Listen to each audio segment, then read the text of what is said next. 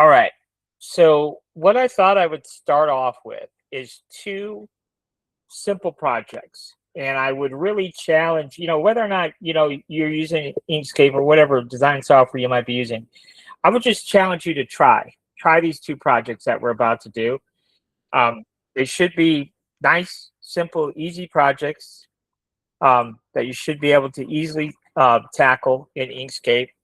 And not focus so much on all these buttons and gadgets and gizmos.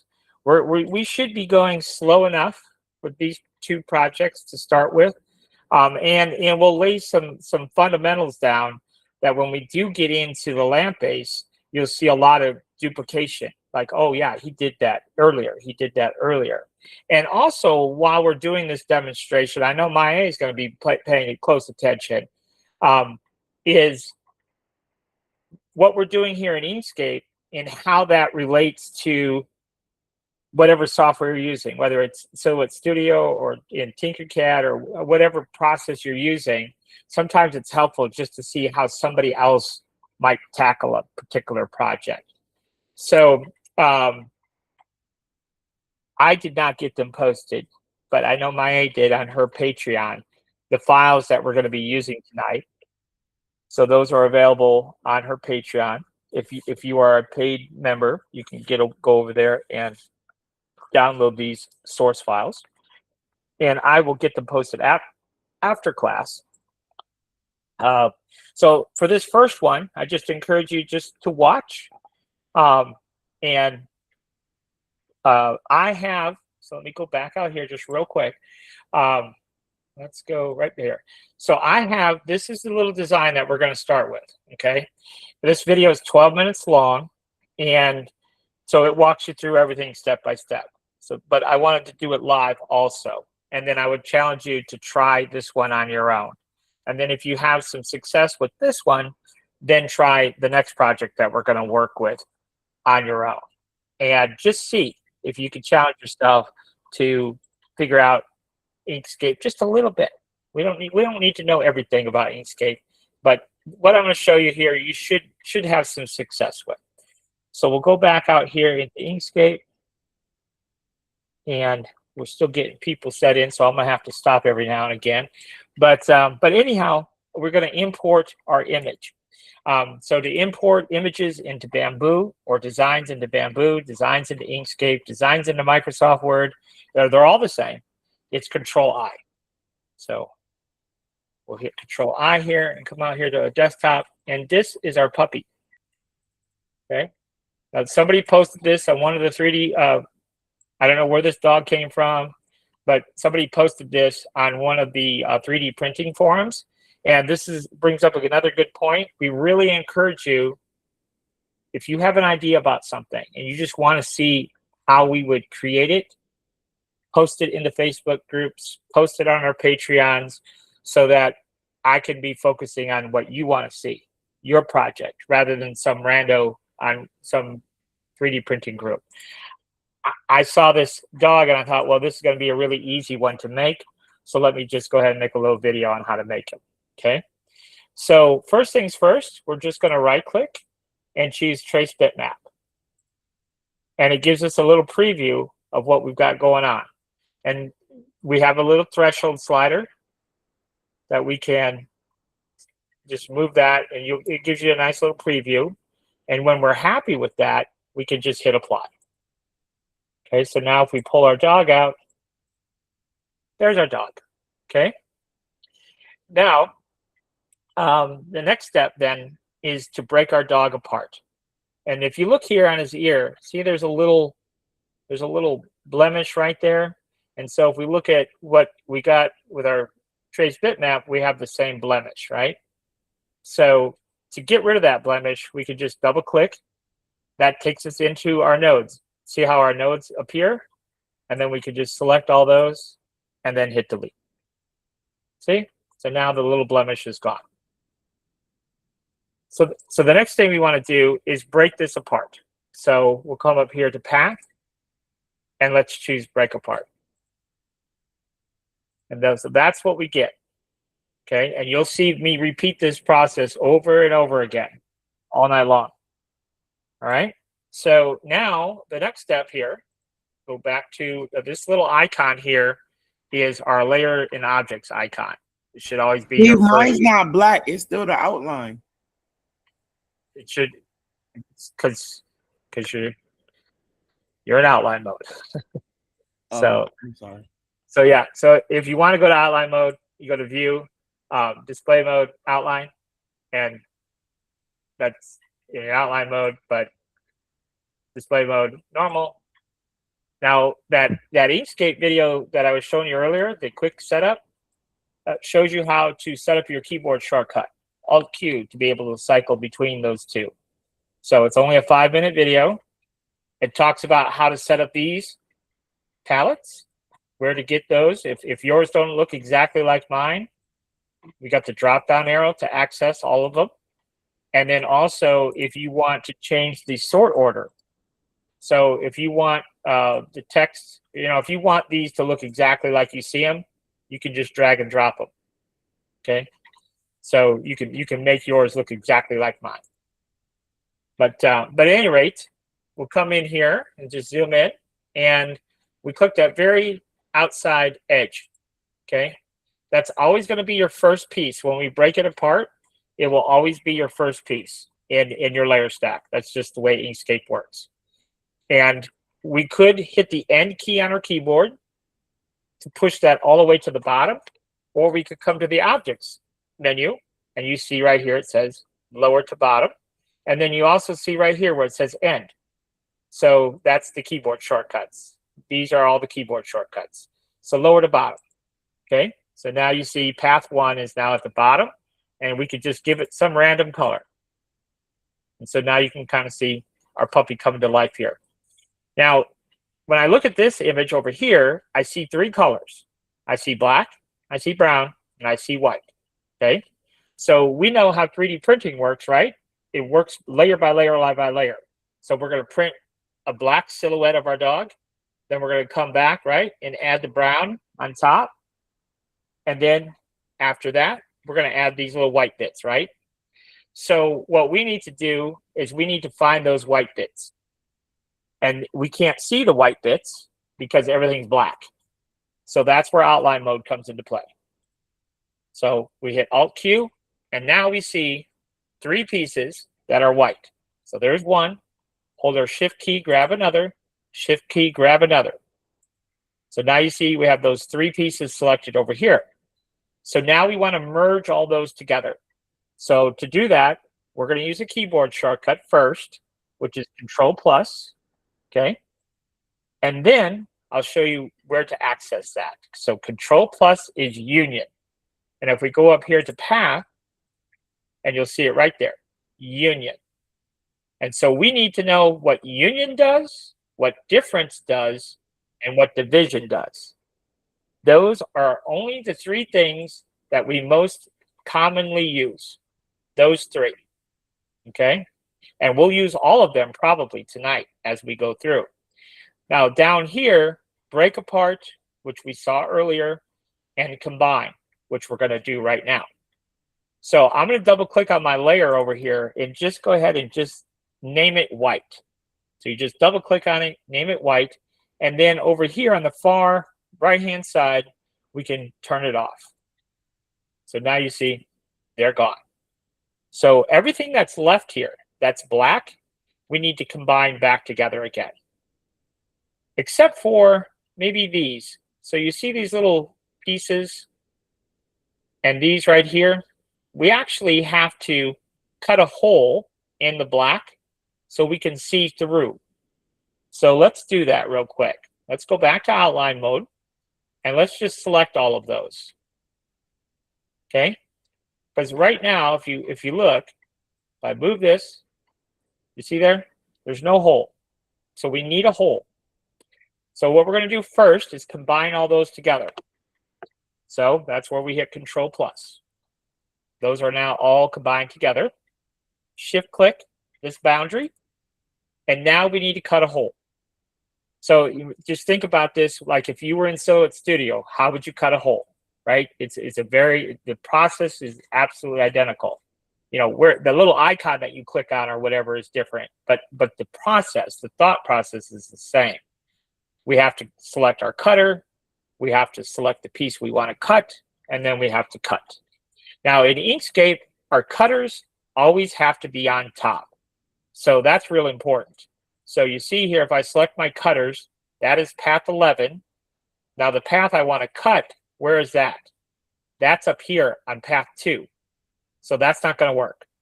So what we have to do is make sure the cutters are on top of the layer stack. I wish it would do it based on the last selected. In Corel Draw, when we're doing this function, it's based on the last selected item is the item to be cut. And I so wish it worked that way, but it doesn't. So we have to move these to the top of the layer stack. And so to do that, we have to hit the home key on our keyboard, or we could go back to the object menu and you see where it says raise the top, and you can see right there it says home. Okay, so if you don't remember all them keyboard shortcuts, that's how you get there. Raise to home. So now that is on top, and now we can shift click the piece that we want to cut, and then we can proceed to cut. So I'll just do it by menu here, path, and difference. Difference means cut. So we'll hit that. And now if we go back out into normal mode, you see where those pieces were. Now they're cut through to our background shape. So now what we have to do is look for other pieces that are islands, which this is an island. So we can't see through to his mouth right here, right? So we can't see through to that, and then we can't see through to his eyes, and we need to. So anything that's an island, we're gonna select, and we're gonna cut through. Now we see we have a bunch of pieces selected here, and we can only have one cutter. So what we have to do is we have to first combine those pieces together. So Control plus first. Now they're combined together. Now we can cut. So then we'll shift click right here, Control minus. Oh, look what happened. Look what happened. Disaster, right? And why did that happen? Well, we probably can guess. Our cutter was not on top. So we have to make it on top. Object, raise to top. Then we can shift click. Then we can Control minus, which is difference. And now if we look, you get that. Okay. So let's go ahead and change that to a brownish color. Let's change the green to black and turn on our white. And then the white, we want to make sure is up top. We can drag and drop here in the layer stack, or we could have used that. And our white is not actually white. So there you go. So now you see our artwork looks just like the original. Not too painful, right? Not too bad. So now for our can opener, we have to finish this. You know, I would go ahead and resize it to our finished size here before we get into Bamboo. So we can go ahead and select that and turn on this lock. See there? Because when I change the height, I want the width to change proportionally. So I'm going to say, let's just do 75. 75 equates to 3 inches tall. Okay. So there's roughly 25 millimeters per inch. So that's it. So now let's go ahead and save it. And desktop. And let's just call it class puppy. Now I'm going to give you the completed SVG here. So if you, and I kind of almost encourage you to skip Inkscape for now. We want an SVG, whether we're using Silhouette or however we're getting our SVG. We buy it off of Etsy, whatever, right? Now you can't just take any old SVG from Etsy and make a 3D model. It has to be purpose made for 3D printing. We just took this and purpose made it for 3D printing, right? We have a black and a brown and a white layer. But the main thing here is get your SVG, go to Bamboo, create your file. It's just an easy process. Whether you're using Silhouette, Canva, or any number of other programs to create the SVG, edit the SVG, ultimately we want to go from SVG to Bamboo. That's it. No middleman. Okay. So now we can go into Bamboo, and there's my finished lamp. Let's go ahead and yeah, we'll save those changes.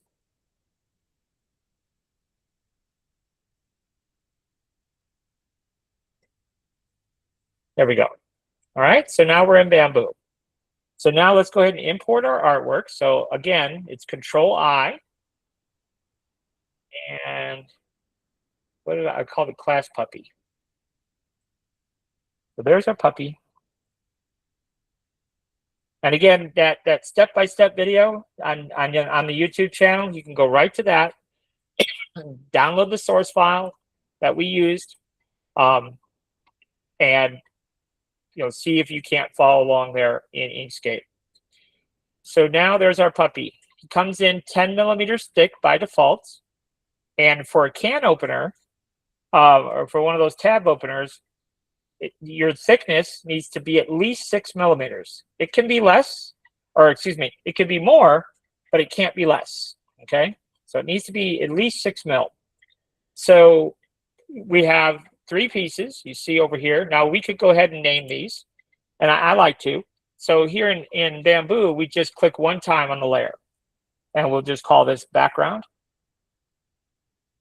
Or we could even just, on this one, we could just do black, maybe. And then this one is brown. And this one is white. On this particular one, you probably wouldn't even need to name them because there's only 3 pieces. But on bigger models, it's real important to name them. So black needs to be 6 mil thick. So we go to our scale tool. I do like using keyboard shortcuts. So normally I would hit S for scale, R for rotate, and M for move. But in this case, we're going to scale it, and we want to make sure uniform scale is not selected, and just change the thickness of 6. Okay, okay, you can already see our puppy. Isn't he cute? All right, so that's 6. And then brown needs to be 1. And then white needs to be 1. Okay, so there we go. So now let's go ahead and make brown brown. So let's go ahead and set our filament to brown, and we already have white. So brown needs to be color number 3. So we hit number 3 on our keyboard. Sometimes we will hit number 3 and nothing happens. And in that situation, we just have to click on it again and then hit 3. So I don't know why, but sometimes I run into that situation. And then we hit 2. So now the white is 2 and brown. Now, I'm not going to bore you to death because I was talking with somebody earlier, and they said they didn't like to use mathematics. So I'm not going to bore you with the math, okay? But I'll show you how to put brown on top of black. So if you're used to using Tinkercad, right, the way we do that in Tinkercad is what? We add a work plane on top of the black, right? And then we hit D to drop whatever part we have on the work plane. Well, it works kind of similar here in Bamboo Studio. So we'll go to the Move tool. We know we need to raise it up, but we don't know how much, right? I know how much because I understand how the math works. But if you don't understand how the math works, we can just select the whole assembly, go to the Assembly tool. The first face we select is the work plane, okay? So think of that as the work plane in Tinkercad. There's our work plane, okay? And then that's the face that we want to drop it to. And we just hit 0. And there you go. So now that's been dropped to the work plane perfectly. No math, okay? And we do the same thing here with the white. So we could go back to the Move tool. Now, you don't have to manually move it up, okay? So in this Z value, we could just put 100, okay? So look at where our eyeballs are way up here in the sky, okay? But you get the idea. So then, once we have it moved up, then we can go ahead and select our assembly, grab the Assembly tool, and we have to select our work plane. So we want to select black. The black is our work plane. That's where I need those white pits to be. So I've selected my work plane here, and now we're going to come up on the underneath side, right? Let's come in here so you can see this a little bit, but see how it's any one of these faces. It doesn't matter which one I select, but the bottom, that's where we want that to be, at the bottom. And we can zero that out. And now our white bits are right where they're supposed to be on our work plane, okay? Now, what might we want to do from here? We could modify this a little bit. These little guys right here, they're microscopic, right? In real life, they're microscopic. Those are not very big. But you can see they're kind of tall. But the surface area between the white bit and the black is not very much. So in that particular scenario, on little pieces like that, I like to embed the white inside the black, okay? So to do that, we're just going to hit the Alt key, and that will isolate just the white bits from the whole assembly. Okay, and then we'll go to the Move tool, and see this value?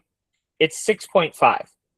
If we back that value up to say 6, now you can see that that white part is half in the black and half out. And so now we've got that black is totally surrounding the white, and so it's like giving it a hug.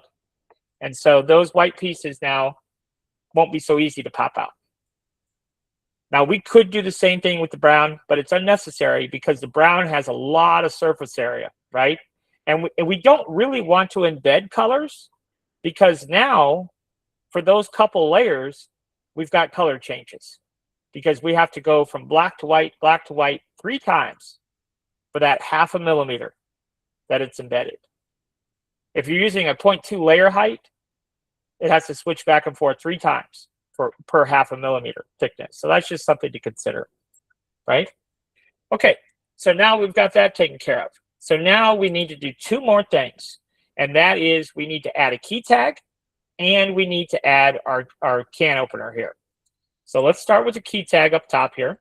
So we're going to hit Control-I, and we're going to go to our desktop and just type in key. Now, this file, nothing special about this file, but this file is available on the free Patreon of mine. So if you're not a paid member, you can still get that file.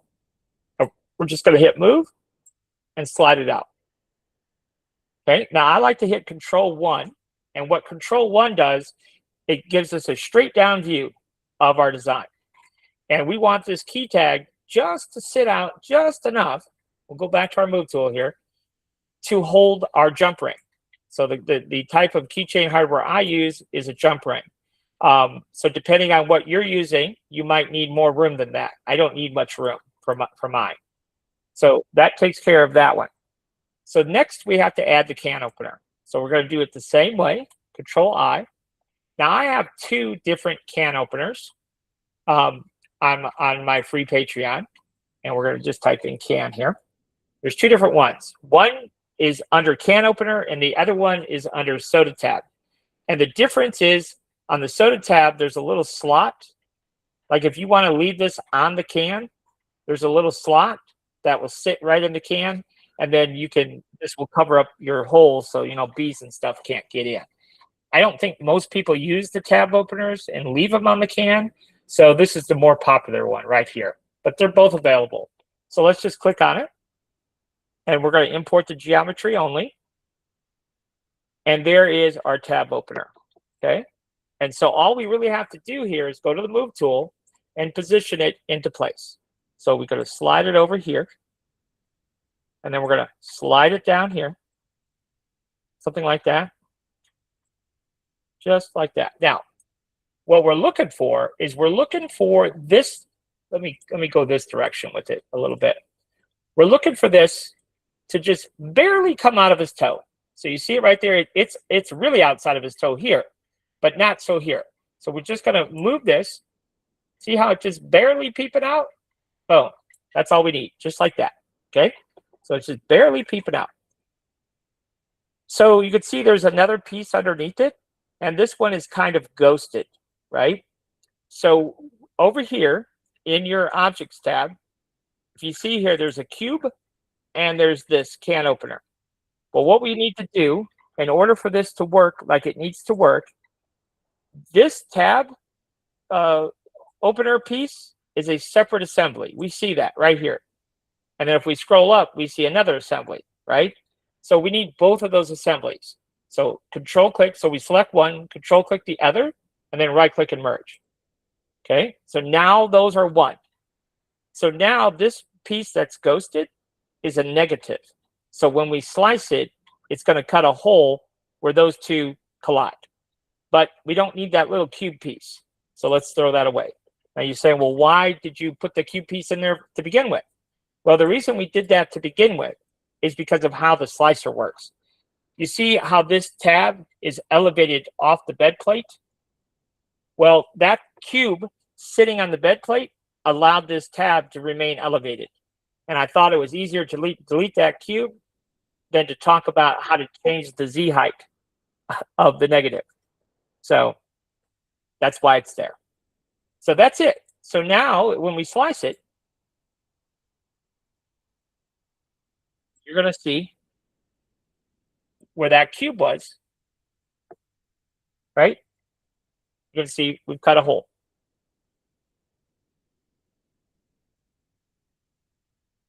Now, we've got some warnings over here. It says, serious warning, conflicts of G-code paths have been found. My bad. And then it says, it seems object assembly has floating cantilevers. You know how many questions that we see about those exact error messages? All the time. All the time. So what do we got to do to fix those error messages? Well, the first one, where it's saying conflict of G-code paths, it's referring to the fact that the key tab is not connected to the rest of the assembly. And so it doesn't know what to do because there's a conflict right here. So we take the key tag, shift control the assembly, right click and merge. Notice that warning message went away. Okay. Now we still do need supports for our slot. Okay. So all we have to do is come over here. We'll select it and then come down to supports. And we're going to enable supports. And we're going to on-build plate only. And then I always change the top Z distance to 0.28. And I change the interface layers to 4.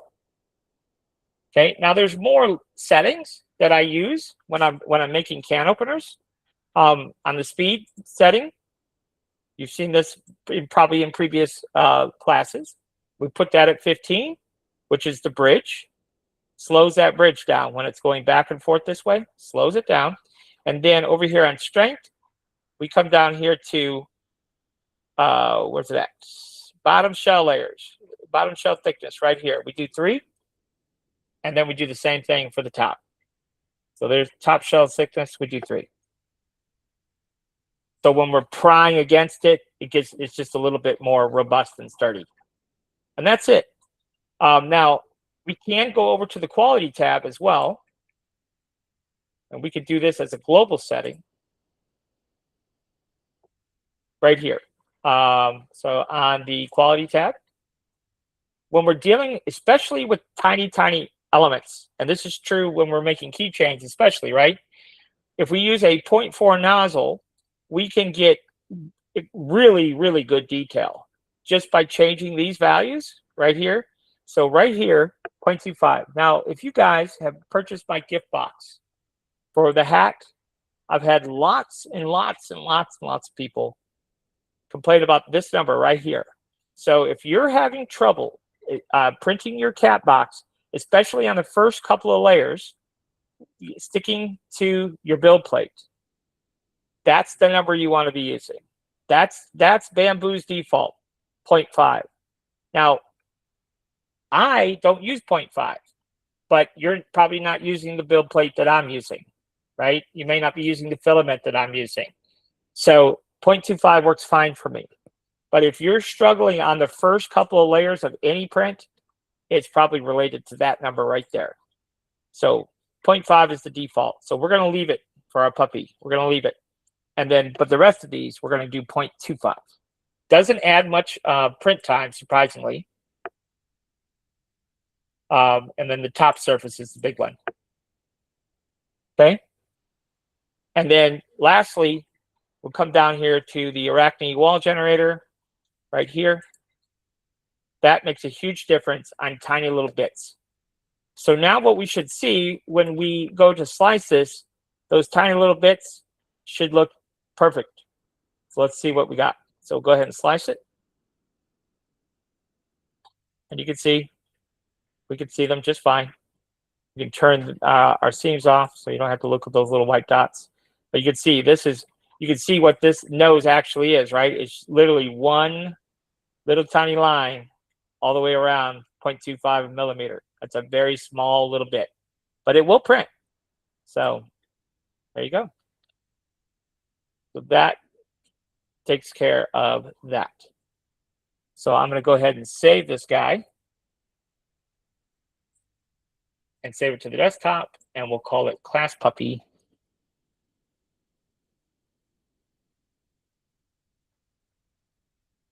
And hit save. Now, anything that you want to cover in Inkscape will roll back. Anything that you want to look more into here in Bamboo, we could do that too.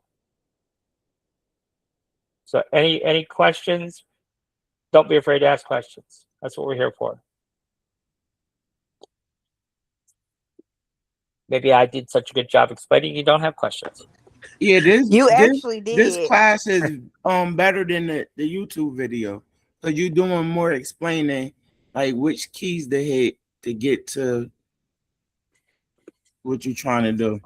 Well, we really want you to be successful. We really do. So if When you're in YouTube, it's like you in your zone. Like, yeah. So yeah, this it was good. Yeah, she made it understandable that I could follow you along real good. Yeah, this is really nice. All right. So if you're ready to move on to the next like introductory project, then we can move on to that one. And then we'll turn it over to Maya for her magic. I have one question, Kevin. Do you change any slicing settings, or is it just the basic setting when you get ready to print this out? Well, just those settings that I just talked about. So on the quality tab, I like to have all of these set to 0.25, except that initial layer, right? But the rest of those, and then stop right here at sparse infill. And so just those to 0.25, and then on the strength, now this is just for the can openers now. We did 4 top shell layers and 3 bottom shell layers, okay? And then on speed, the only change that we made there was on the bridge. So wherever the bridge went. Let's see there. Oh, it may not show it. Yeah, bridge. It shows 50 here, but you know, these settings can be made globally, or you notice how objects is turned orange. That's an indicator that something changed, a value changed in object mode. So while globally it says it's 50, we overrid it with the object. So when we select our objects and go to the object tab, you'll see that that bridge is now, so when we go under speed, the bridge is 15. So it overrides the global when it comes across the object like this. So we could have assigned that bridge speed globally or by object, either way. But sometimes we want a particular object to have one setting, but the rest of the objects on the build plate, we don't want that setting. So that's why we have that option.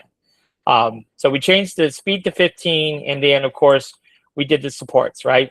We added supports on the build plate only, and then we changed the top Z distance and the top interface layers. Now we made all these changes for our can opener. So what we could do is we could go to the global tab, and you see right here, it says that this is the draft, the basic draft default that Bamboo gives us for my A1, right? But we could change that.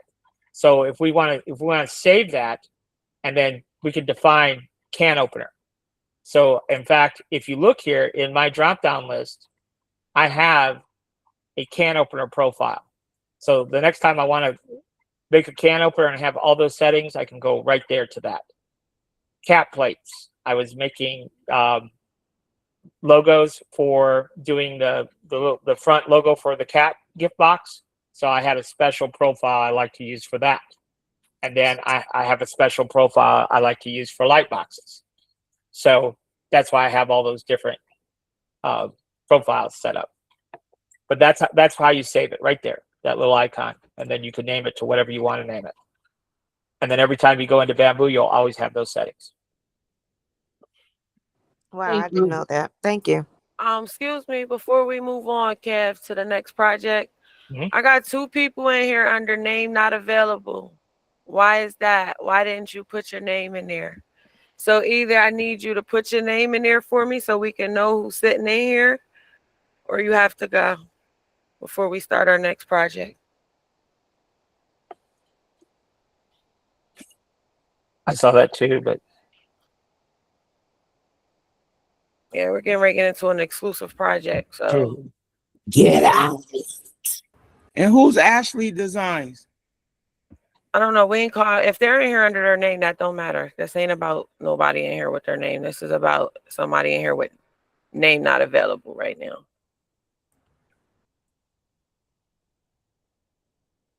Go ahead and kick them, Kev. okay. Any more questions about our puppy? We're gonna have to name them. We have to think about naming them. But if you guys could do this for me, for real, so I know you're actually trying. If you get time in the next few days before next class, if you could try making them, and then post it to the group and say, "Hey, I did it." Even if you don't want to ever use Inkscape again, at least you made this little puppy. Okay, so I came in a little late. Is this going to be on the YouTube to follow back over? yes, Okay. I have a quick question as well. I'm a newbie, but I wanted to know, like the part that you use, like for the can opener. How do we get access to that square that you use for like the can opener? yes. So it's available on my Patreon. It's on my free Patreon, so you don't have to be a paid member. You can search for can opener, or you could just scroll through all the posts till you get to the can opener. I will tell you this: there's no picture in the posts. I really should put one, but there's no picture. But the key tab, this little thing right here is on there, and then the can opener piece is also on there. Thank you. Yep. Hey Kevin, I had a quick question. So I played around with Inkscape last night and I was able to import, but for some reason when I went to Bamboo, my SVG showed empty. Do you know like what could have caused that? It was just showing maybe I saved it wrong or The only thing I can think of is if you had an outline applied to your shape, yes. it does not like that. So when we go from Inkscape to Bamboo, we turn off all outlines and we only have fills. Because if you have an outline on a shape, it will just come into Bamboo empty. Gotcha. And then the other question, I know Maya before showed that tool at the bottom where it would auto fix certain things. Mine doesn't do that. It shows I need a third-party browser or some kind of third-party website that doesn't open. Is there something you would recommend to get it to fix in Bamboo when it comes over fixable? Right here, Yes. as it relates to a model or as it relates to an SVG. So when I imported, I think it might have been an SVG still. Because I will tell you this, if you try to go from Silhouette to Bamboo. No, it was Inkscape. I did it in Inkscape. Okay. But when I got there, it said something was messed up and it said try fixing. But when I fixed it, I didn't have whatever link she had to automatically fix it. It tried to send me to a web page that never opened. So I don't know if there's something else I need to download to fix it. It's hard to say. The SVG that you were trying to import, was it something you bought, something you created yourself? I made it in chat and then I took it to Inkscape and turned it into an SVG, and then I tried to put it in Bamboo. Okay. I've not experienced ever having an issue going from Inkscape SVG into Bamboo.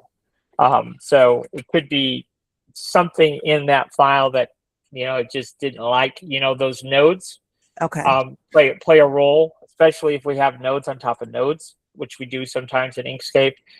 Does weird things. So yeah, so no, you shouldn't need any type of like outside conversion thing or anything like that when you're bringing in SVGs, most typically. Gotcha. Okay. Thank you. But I will say this. I will say this: when you go from Silhouette Studio to Bamboo straight, from Silhouette Studio to Bamboo, you will run into issues fairly often. So you have to go from Silhouette to Inkscape to Bamboo. Inkscape can open Bamboo Studio files, no problem. But for some reason, there's something in Silhouette Studio sometimes Bamboo doesn't like. Gotcha. So. Can you type your Patreon in the chat, or if anyone knows it, can they put it in for me, please? Yeah, Key will do it. She's got it memorized. But yeah, we'll get it in the chat for you. Okay, so there's a puppy. So he's looking lovely. Let's go ahead and start a new project. Goodbye, puppy. And then come over here and we'll start another new project. I'm gonna have to minimize this window. Let's see here. Find some files.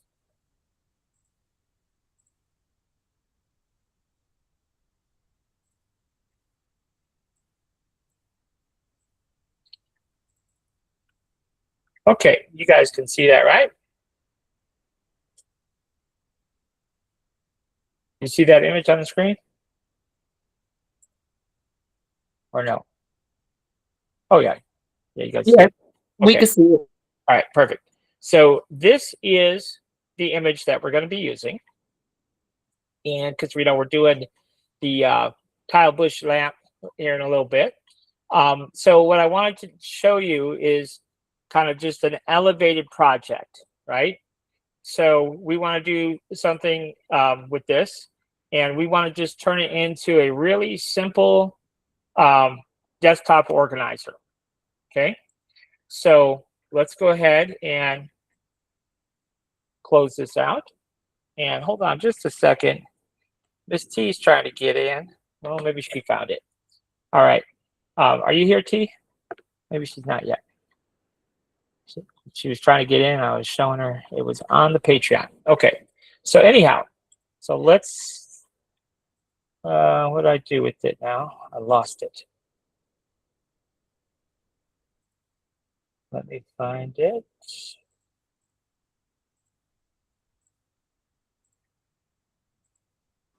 Kevin, is there a way to lock that window in Inkscape so that white box don't float all around the world? The one in the middle? No, you can hide the white box. Okay. But the white box, what did I do with that? I guess we will. I guess I'm gonna have to search for it. Let me find it. And I'm going to show you something about that white box. I'm glad you brought that up. But yeah, you can hide it so you don't see it, but I don't recommend doing that. I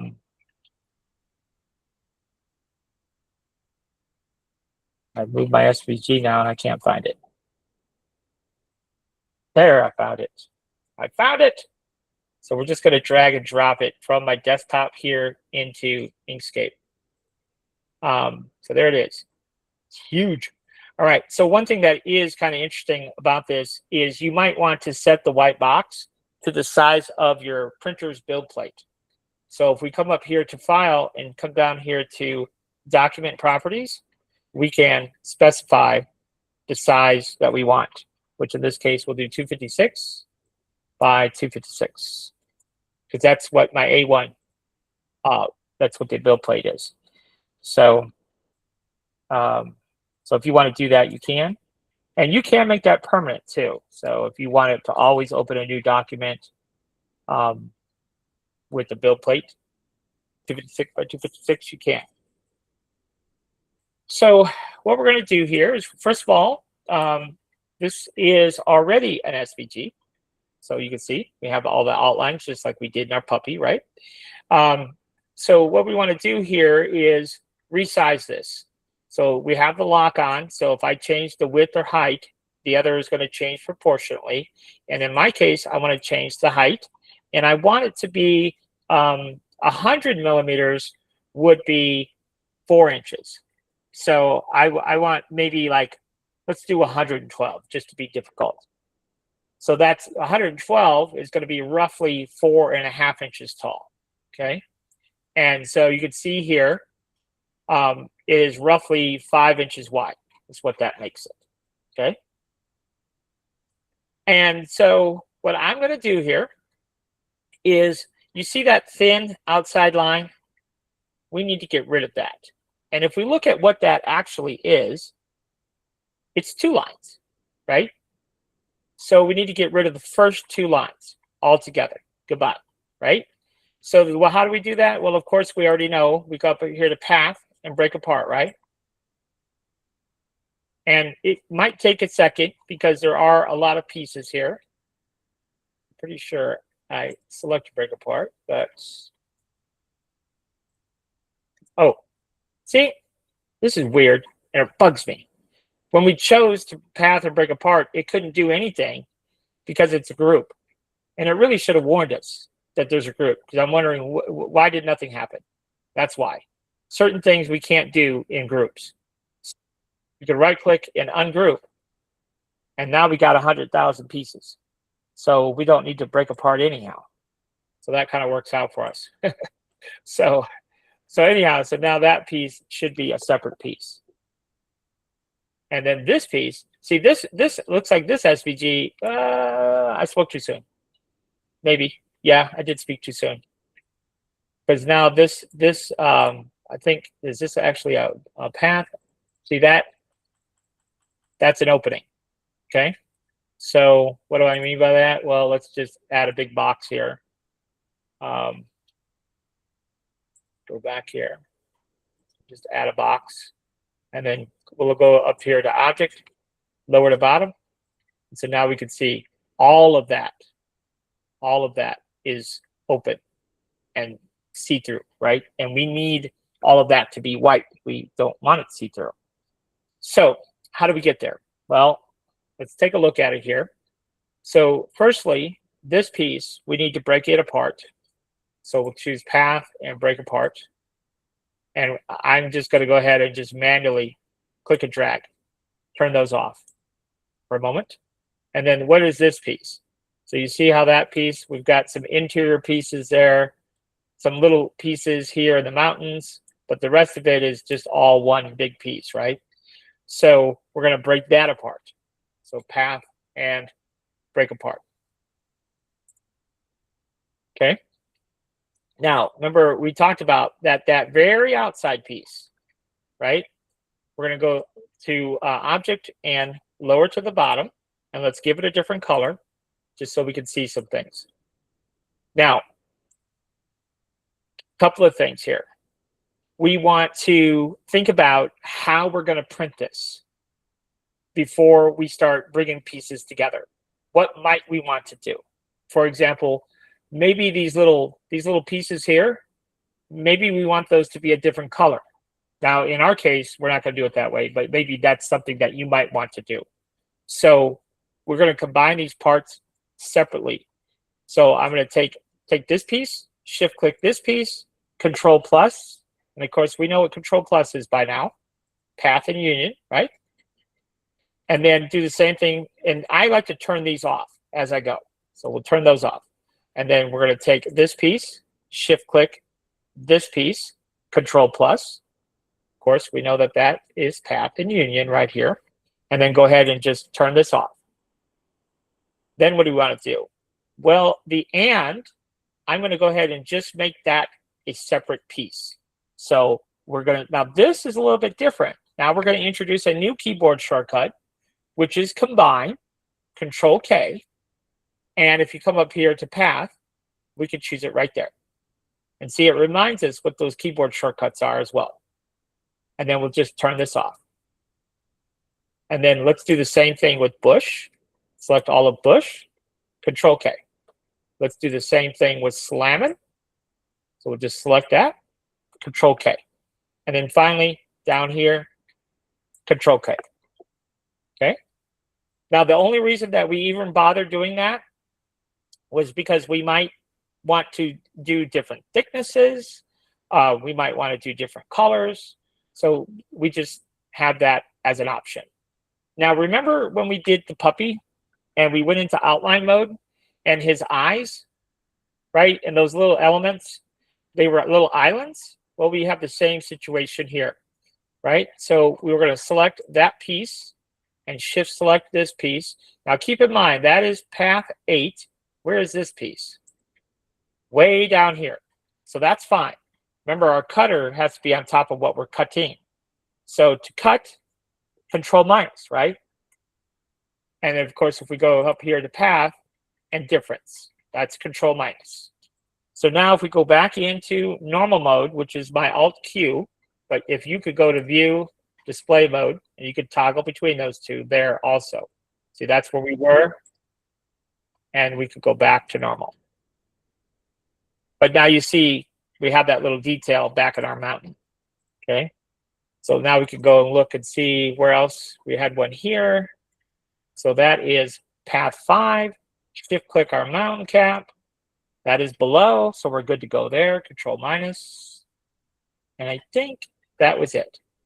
That little guy probably won't even print because he's pretty microscopic. Let's just get rid of him. All right. So there's our little mountain caps now. So now we can go ahead and take all of our mountain caps and bring those into one piece. And that is, we could do Control K, which is combine, or in this case, we could also do Control plus, which is union. So you got your choice there. All right. So that is that. And then, so what is this piece? So that is Bush. And that's pound and tush and slam it. Perfect. Okay. So I'm going to go ahead and turn off all those pieces. Goodbye. Now, this next part, it wouldn't matter if we're using Tinkercad or Silhouette Studio or here in Inkscape. All those programs we have to do, somehow we have to do the exact same thing that we're about to do here in Inkscape. So think about, well, what is a pen holder, right? It's a box. So it has a back, it has a front, and it has sides and a bottom. So somehow we have to make this have a front and a back and sides and a bottom, right? So we have to account for all those surfaces. So this piece right here is, let's just call this the back. So we're just going to go ahead and type in back. Now we need a front. So we'll duplicate the back and just click and drag and double click and type in front. So now we have a front and a back. But what we don't have is the box. We don't have the sides or the bottom. So how do we make the sides and the bottom? Well, that's the next trick. So to make the sides and the bottom, what we're going to do is we're going to duplicate the front. We're going to start there. So let's go ahead and duplicate the front. And that is, you could right click on it here and choose duplicate. We could hit Control D and duplicate. We could right click over here and duplicate. Lots of ways to duplicate. Okay. So we're just going to right click and duplicate. And anytime you do a right click and duplicate, it always puts it to the top of the layer stack. I wish it didn't work that way. I wish it would put it right on top down here, but it puts it on all the way to the top of the layer stack, which is fine. So for right now, let's just turn off front and turn off back. We want to just focus on what we're working on. And this is a really good workflow. If you're not using it, hide it. But remember, it's hidden, because if we go move stuff, all the stuff that was hidden is not going to move with it. So be careful of that. But I don't like to have a bunch of stuff in front of me, just what I'm working on. So here is what we're going to use for the sides. All right. And so what we have to do is we have to duplicate this again. So Control D, and let's give it a different color. Doesn't matter what color, just something different. And then we have to offset this. So if we're in Silhouette Studio, we're offsetting. If we're in Tinkercad, I don't know how to offset in Tinkercad, but you got to offset, right? It's the same exact process. So we're going to come up here, which in Inkscape, it's called Path Effects. Now, this is not installed by default when you first install Inkscape. So you have to use the drop-down arrow. There's Path Effects somewhere here. Where did it go? Should be, what in the world? This looks different for some reason. Not what I was expecting. And I don't know why. I don't know. It's not because I have something selected. Maybe because we're already in Path Effects. That's probably what it is. So if we go over here and then come down, that's what I was expecting right there. It's because we are already in Path Effects. But anyhow, that's where you would get Path Effects if you don't have that little icon. So back over here, back to Path Effects, this drop down arrow, and we're going to offset. So offset how much? Well, in this case, I'm going to use 3 millimeters for my offset, so we have to do -3. Okay, and as you can see, took care of that, right? So then, once we're happy with the offset, we have to set it. And so we go up to Path and Object to Path. All right, so now what we're going to do is take the green, shift-click the purple, and we have to do a difference. So I'm going to use my keyboard shortcut of Control-, but of course we could come up here and choose Path and Difference. And that just, okay. So now we have our hole cut. And so now I just come in with a rectangle tool and we're going to whack it right there. So we come in with our rectangle tool. That's the R key on our keyboard. Draw a rectangle wherever we want to whack it right there. Grab our selection tool here, shift click what we want to whack, and Control-. So now we have our sides and our bottom. And if you think about what we did, all we did was duplicate a shape and offset. That's it. So we're not using hardly any tools up to this point. You know, yeah, we did move some tools up and down, and yeah, we did break it apart, but that's basically it. Our artwork portion of our pen holder is now complete. So we're going to turn all these bits and pieces on. So let's see what it looks like complete. So I select my first one, shift select the last one, turn everything back on. Okay, now that's what I got. Now let's maybe give this one a different color. There we go. Now we can kind of see things a little bit better. And I'm going to go into outline mode because I need this. So you see that? I need to figure out exactly, I need this to be 2 lines again, if that makes any sense. So I have to do a little dissection here. Firstly, turn off that path. Okay, that's good. And let's go ahead and turn off all of this stuff for a second. And now I got to look at what we got going on here. So what is this? This is our fronts. And this is our back. Okay.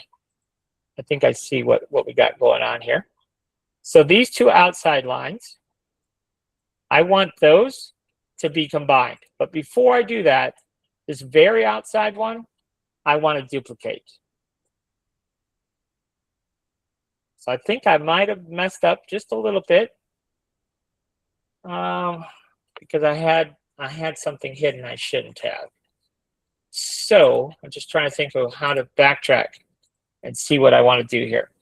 So anyhow, I'll select those 2 first of all. I do need those. So let's go ahead and we're going to hit combine, Control K. And let's go back out and take a look at that, what we just created. So we just created that outline. And then this, let's just go ahead and move it up here temporarily. And back to this. All right, so that's what it should have looked like. And where did I mess up? Well, I messed up with the front. The front is this magenta piece. Okay, that's not actually the front of our pen holder. This outside edge is the front of our pen holder. So we've got to backtrack just a little bit here, but that's okay. We can recover what we did. We go over it again. So we don't need the front, and then we also don't need the back. So we'll go ahead and get rid of those two. So what we have is this outside edge. So maybe call it outside edge or something like that. Eventually going to be white. And then let's see what else we've got here. So then we have this green piece. This green piece is the full silhouette. That is our front.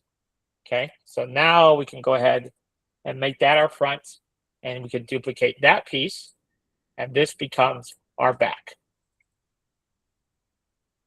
Okay, so now we have our true front and back. Now we have another problem in that we created some sides that are too small. So let's go back into wireframe, and I don't even see the sides. Oh, because they're turned off, that's why. So let's turn everything back on for a moment. I don't remember which one was my sides. So this piece here that we created, we don't actually need that now, because now we're going to create some new sides. So all these pieces that are sitting on top, we'll just turn off for right now. And really, these outside edge, we also don't need. All we need is one of these fronts. So we'll go ahead and get rid of that one, and we're going to duplicate the back. So Control D. Now, if you remember from previous, what did we do? We duplicated it again, Control D, and then we offset. So we come up here to offset,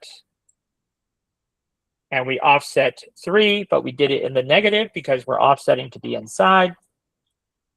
There we go. So we can hit path and object to path, and then we're just going to connect those two together. So that one, shift click that one, Control K. That's combined. And if we look, now you see this is what we have. Now, why do we have that? Well, this is a weird kind of anomaly that happens sometimes, in that we've combined two shapes, but we still have a solid shape. But if we double click on it, you see we do have interior nodes. And so, like I said, this is just a rare thing that happens once in a while. So we can click on any one interior node, and we go to path and reverse. And that's it. That's how you fix it. So be mindful of that. That sometimes does happen, and that's how you fix it. But now we're going to go back and just grab us a box. And we can go into outline mode here and see exactly where this edge of the box is that we want to cut it. And I say I'm going to cut it right there, right where it starts to curve. And so I'll shift click my outline here, Control minus. So now we have our 3mm sides again, but now they're the proper size. Okay, so let's go ahead and turn everything on. So we'll take our first one, go down all the way down to the bottom, shift click, and turn everything on. Okay, now the order that these are right now, it's not really important. Not really important at all. The color that they are, not important. So let's go ahead and save this. And we'll save it to the desktop, and let's just call it class pen holder. And save. Okay. So before we build this monster in Bamboo, do we want to cover anything? Anything else here about that whole process? So can I ask a question? Lay it on, Mikia. So to cut, you gotta Oh, I forgot. What if you gotta go to object and difference, right? So yeah, so if let's just say we want to whack off a piece off the bottom here. We're going to grab a rectangle. Okay. Now the cutter has to be on top of whatever we're cutting. So make sure of that. But now we shift click whatever we're going to cut. So we have our cutter. We're going to shift click whatever we're cutting. And then I use Control minus, which is difference, or you can come up here to the path menu and you can choose difference. Okay. And now we've whacked that off. Now there's some extra parts behind it. You can see that, but that Right. it did cut it. All right. So that's where I was messing up at. So yeah. All right. Thank you. So now I'm going to go ahead and save that. Any other questions before we head over to Bamboo? All right. So let's just get over to Bamboo, slap this together, and we'll turn it over to Maya. So here in Bamboo, this to me is always the easy part. So I don't know if I should use math on you folks or not. Maybe not. I won't do math. I'll just do it the assembly way. That's what it's for. So this is what do we call this? Class pen holder. There it is. In a future class, remember I posted the pen holder that lights up? In a future class, I'll show you how to light up the front end of the pen holder. It's really cool. So we have our parts here. So I like to come over here under objects and just start in. Now what we can do here is I'm just going to grab, I'm going to move this to my other screen and cheat a little bit because I can see what is what here over in Inkscape. So let me, okay. So the first piece here is going to be our front. So we'll just call it front. And then the next piece is back. And I like to just go through and name everything first.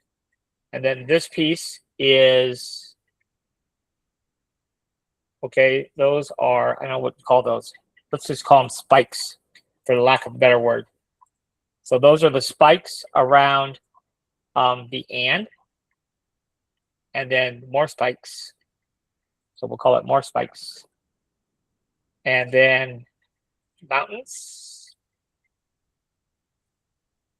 And then bush. And then tush. And then slamming. And I deliberately, made a little bit of extra work by, so this is our outside edge, by having all those separate parts.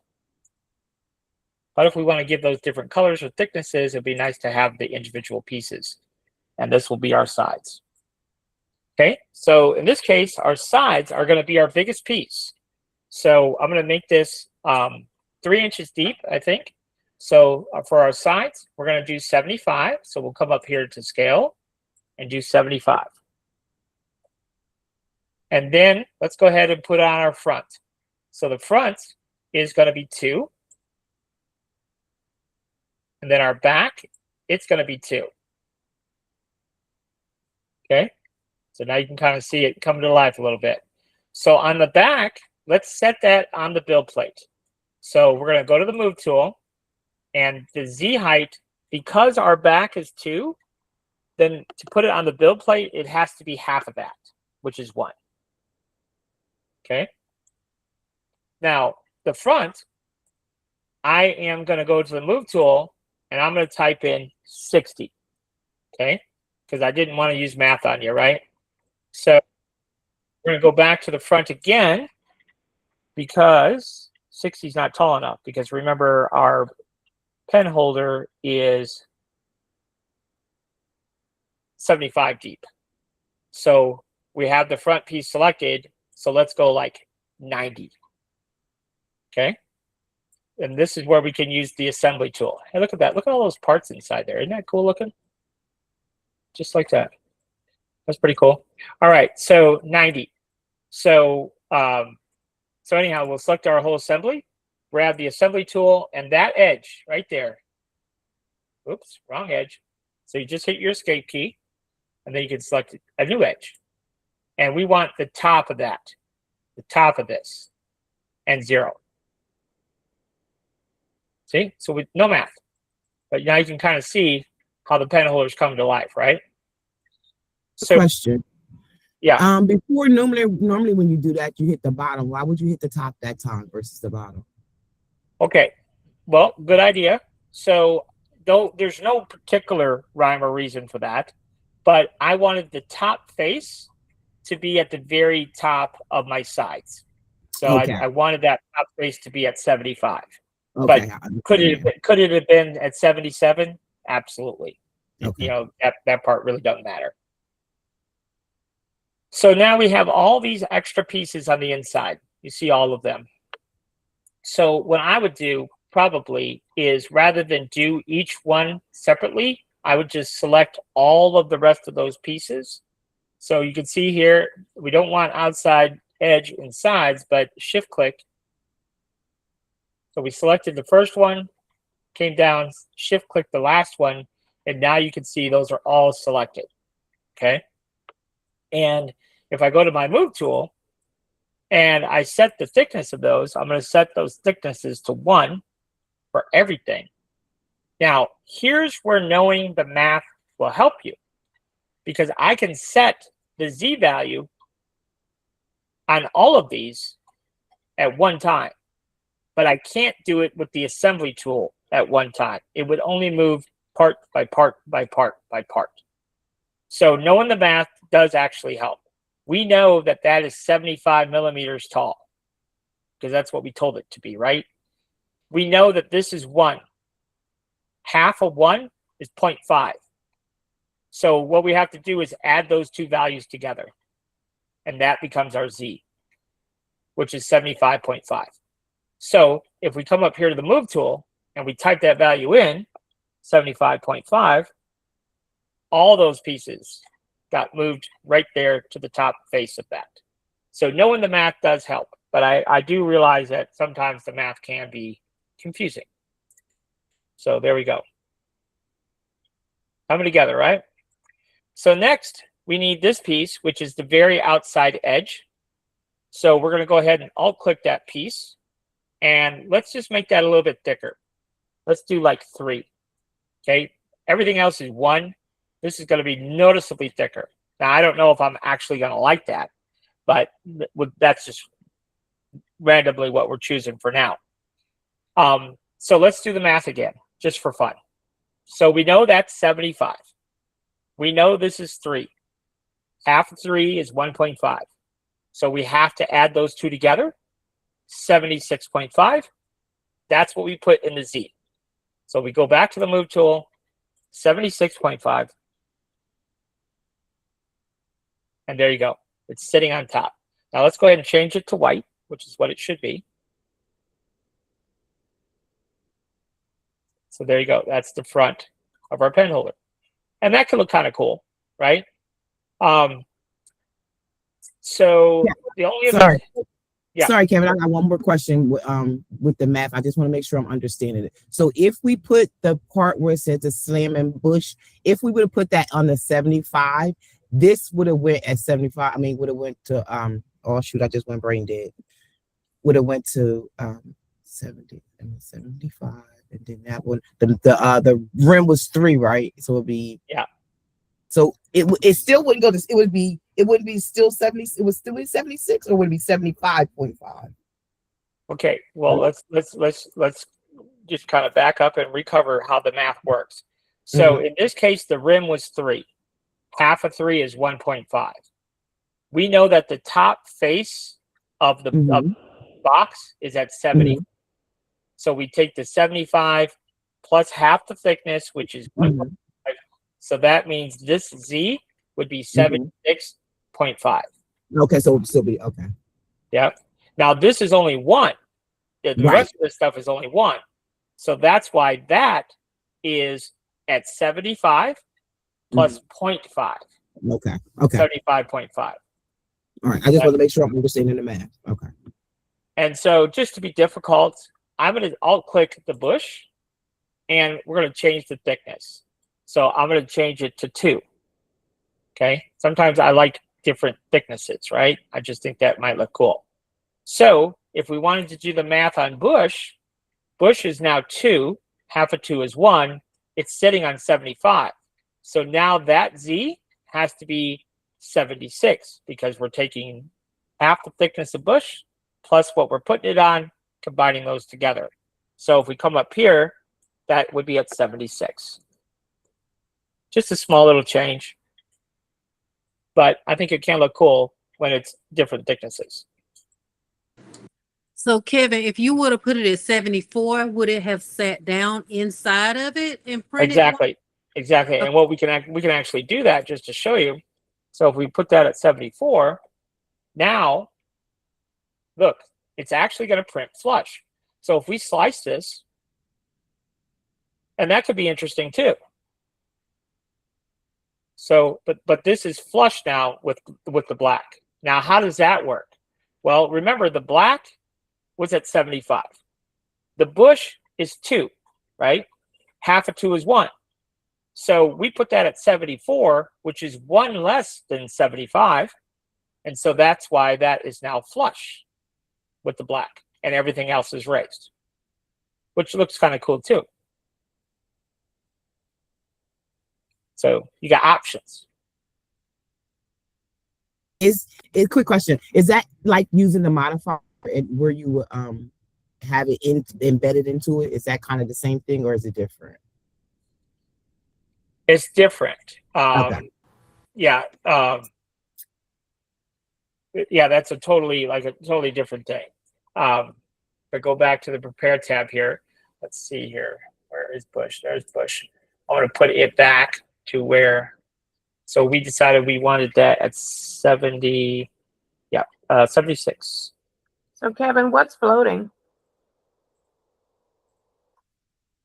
When I sliced it, it said something was floating. Before you change that back to 76, it had that cantilever, blah, blah, blah. Yeah. Oh, that is that's not that. Well, I mean, it could be floating, but what it's saying is got a big gaping hole here. You can't have a big gaping hole there. So what it's saying is that you need supports, and there's no supports. That's basically what it's saying. So, and we could have, and I didn't really think about doing this, but we could have made this so that top plate prints separate, and that's probably how you would actually want to print this, is that top plate being separate. But I'll show you how to set that up here in a second. So now we've got this situation, and I just want to put in a couple of dividers here to divide this big gaping hole here. So to do that, we could have done that in Inkscape. We could have created some geometry in Inkscape to extrude the dividers just like we did for the sides, right? But we can also do that here in our slicer. And so I deliberately left them out so we could do it in the slicer. So to do that, all we're going to do is we'll add a primitive cube. And we're going to set the thickness of that cube to 4 mil. So we'll go to scale. And so that is in the X direction. So we'll just set that to 4. There's no special number there. That's just what I normally do. Now the plate here is 2 millimeters, this plate. So we need to lift this cube up 2 millimeters. But we also need to think about, well, how much space is there in between? Well, we know that the very top is 75 and these two plates are 4 together. So that means this has to be 71. Okay. So if we go ahead and do that, let's go ahead and scale it up to 71 in the Z. Now this divider will eventually go from point to point. but we got to get it into place. But in order to move this divider up in the Z, we have to merge these two together. So select that one, shift control, the assembly, right click and merge. And we're going to just move that up 2. So we can alt click on that, go to the move tool, whatever it is, add 2. So in this case, we need that to be 37. Now that's exactly 2 millimeters up off the build plate. So I'm going to move this in to my box here.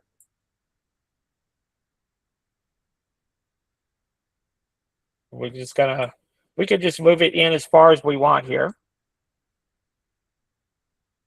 And sometimes, especially if it's a different color, sometimes that helps other than black. We can actually see where it's intersecting our back wall. See right there? It almost looks like it's floating, doesn't it? But it's a little bit deceiving, but it's not. It's not floating. But I don't know if we're coming out the backside here. See there? See how we're coming out the backside? So we'll just go ahead and move it up. Something like that. All right. So now I'm going to go ahead and scale this. So I'm going to hit S to scale, and then we can scale this, whatever we want, as far as the height goes. So when we're scaling, if we select that, you see when I pull, right, it also pulls the opposite side. Well, we can hold the control key down to avoid that. See that the back stays put, and then we can just raise it up whatever thickness we want. So let's just do that again. So scale, S key on our keyboard. We're going to raise it up some more. And I wish I would have paid attention to how much we should scale it, but we can scale up as much as we want, really. Create that. Let's go ahead and escape. And so now you can see we have that divider there. And do we want to add one more? I think I will. So we're going to alt click that, copy and paste, and then hit the M key to move, and we'll just slide it on over. Something like that. So now we have 3 compartments for our pen holder. Now we're not out of the woods yet because we want to set this up for printing. So we'll go, I like to use 6 build plates. I don't know why. But so this first one, when I'm working on the first one, if you ever buy any of my files, you'll see that this model, this first plate, always stays together. I wish, you know, when we get download models or buy models, I wish this first plate would have the model together, so that we can get screenshots. We can make our AI marketing images, you know, whatever we want to do. But leave that first one. So, you know, look, we'll be able to get a screenshot. Now, what I usually do to eliminate the prime tower, I just drag it off over here.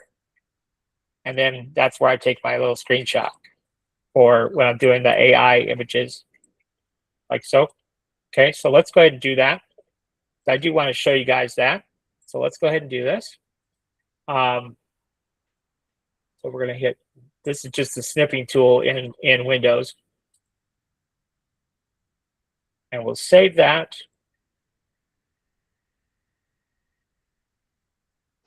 To the desktop. Let's just call it pen holder. And hit save. All right. So let's go ahead and go back and set it up the build plates here, which is real simple. So we're just going to take the full assembly, copy it, select the new build plate and paste. And we only need 2 build plates. The front plate needs to be separate from the rest. So that way we don't have any supports. So we just alt click the sides and delete it, hit the delete key, and alt click, alt click, alt click, and delete. Okay, that's all we need to do. And just move this and it'll slam to the build plate. So now this will print flat. So now we need to get rid of those components over here. But I don't want to sit there and click and click and click and click. So I'm going to click the whole assembly, come over here to my Objects tab, and look at this. So we don't need the front, we do need the back. So I'm gonna go ahead and select that piece. We don't need a spike, more spikes. We don't need mountains and bush. We don't need tush, slamming. And we don't need the outside edge. We do need the sides. And let's leave it at that. Okay. So there you go. So that can print with no supports. And that can print with no supports.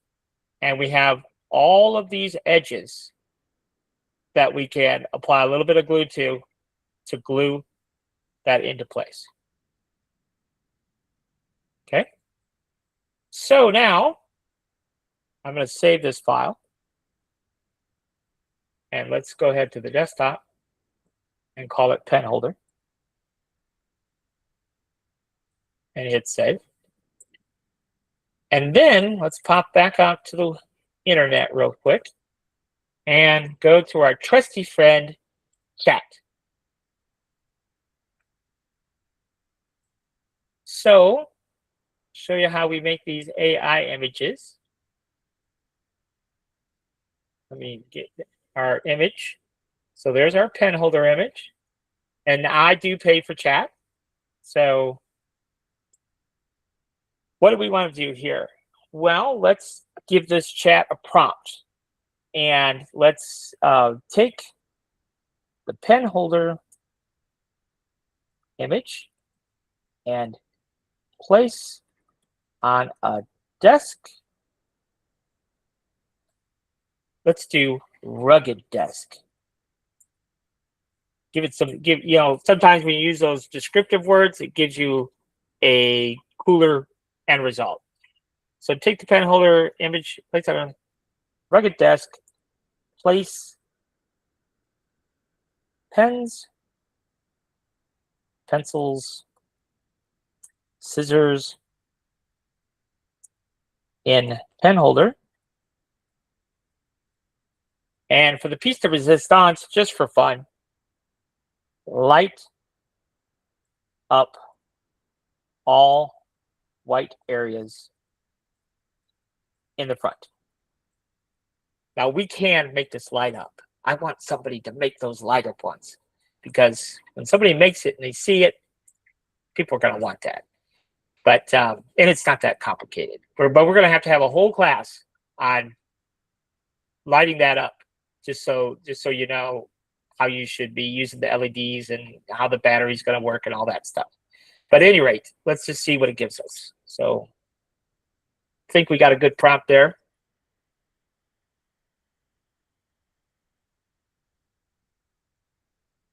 So it's $20 a month for chat, and it's totally worth it. Like, it's totally amazing. And once you it almost seems like it gets smarter, right? Because I've done like a bunch of, I've generated a bunch of these, so it almost like it knows what I like now. And so usually, first time out the gate, it usually gives me something that's usable.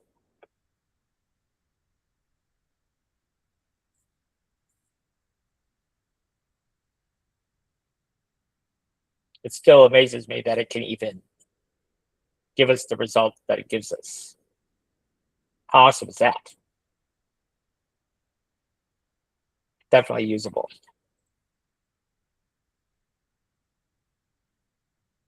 So we'll just say that. Lighted pen holder.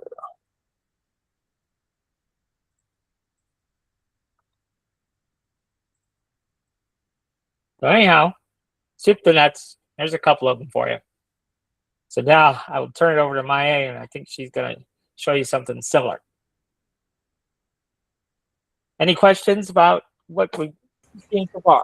Good job, Cav. Good job. What about the This is lamp? really awesome. The lamp, awesome. Kev, Yeah. the lamp? Well, yeah, but I thought you were going to show this in silhouette and tinker before we delved into the lamp. I didn't know. No, I wasn't doing the puppy. I was doing this one and the lamp. I'm not doing the puppy. But I was thinking, do you want to go ahead and do that for? You want me to? If y'all want me to come on, I can. Or if y'all want him to finish up the lamp and then I come in, it's up to y'all how y'all want to do. Here's what I'm afraid of. I'm happy to stay as long as we need to stay tonight. I'm not worried about that. But what I was thinking was, if you could do your portion, And then for those that do want to see the more involved stuff with the full NASCAR lamp, then they can stay. All right, cool. Right? But the other people can go if they want to. All right, cool. Are we gonna have the images to go along with you, Kev? Or Yes. So Maya already has them posted. So if you are a Patreon member of hers Mhm. or a Patreon member of mine, either one, we will have the same images that I just used to create this, and the puppy is part of that collection. She already has them posted on her Patreon. Okay, I didn't know that. All right, Yeah. thanks. So yeah, either one of us got you covered.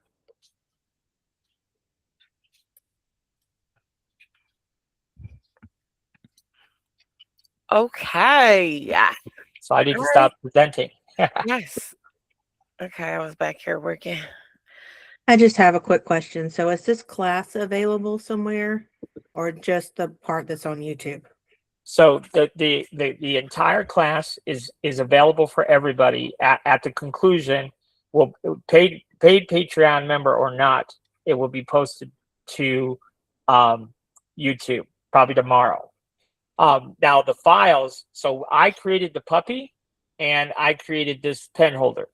These completed files will be available to paid Patreon members. So on the $20 tier, you will get this completed file, and likewise Maya's completed files. But if you're not a $20 tier member, then no files are included, just the training itself. Okay. I'm at that tier. I was just I got wondering. you. This is my first class, so Oh, I okay. wasn't sure. Very, very, very informative. Thank you. Okay, and for the paid Patreon, where do you find the files at? Okay. You want me to just pull it up? Pull mine up real quick for you. Go ahead. Yes, please. Oh yeah, I better share my screen. So. And guys, if you just came in and didn't see the comment, you can get the files on the free side of my Patreon for what I'm getting ready to do. Yeah. So what Yes. we do, if you scroll down here, because I just posted some. So this is on my Patreon page, and so you're going to scroll down. It'll say like live class files. There's the puck.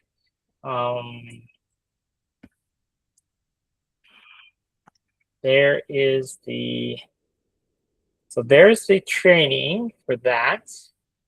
And I know we have those files posted because you guys were bugging me about it. New custom lamp we just whipped up, but I don't see. Let me look here. I didn't see them.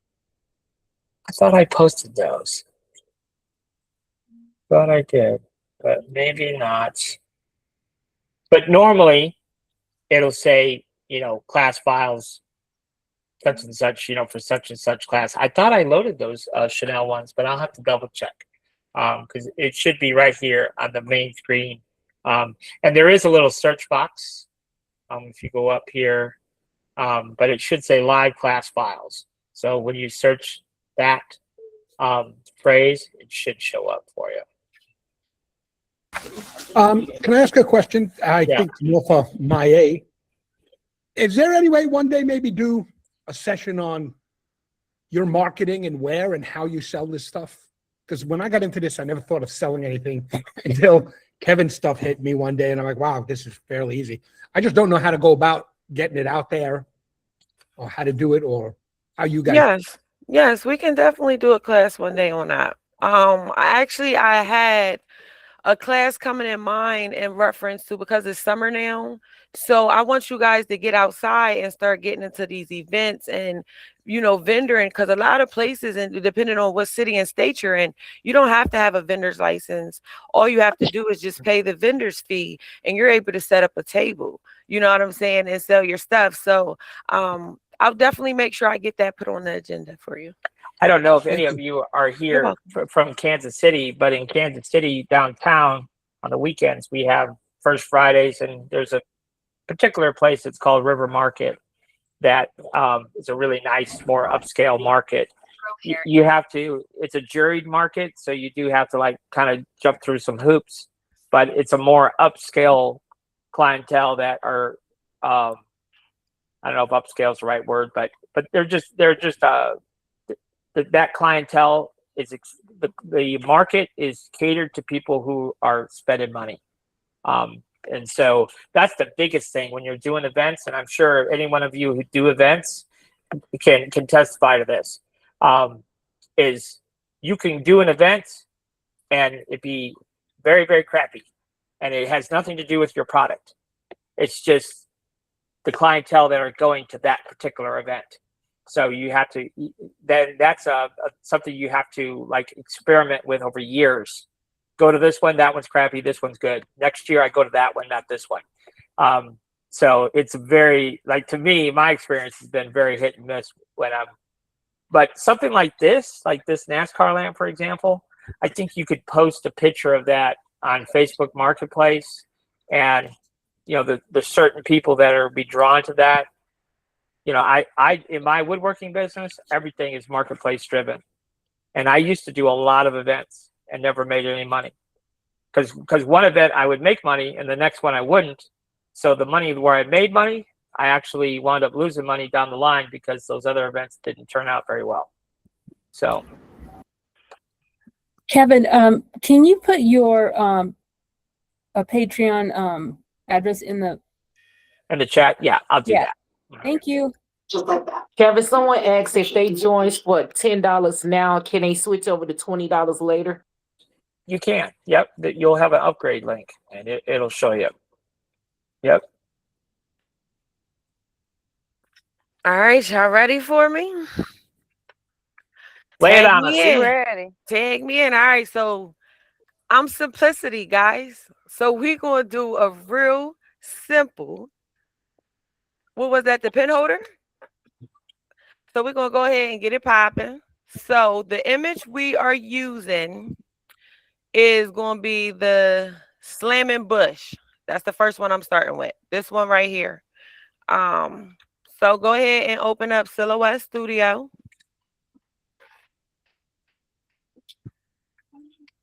All right. We're going to come over here and go to File. We're going to go to Merge. We're going to click. My folder was already selected, the class folder, but I'm going to click on the slamming bush and click OK. As we can see, it came in pretty big. So let's go ahead. First, I'm going to right click and group it together because it's all one color. So let's go ahead and group it together. And then I'm going to go ahead and shrink it down some.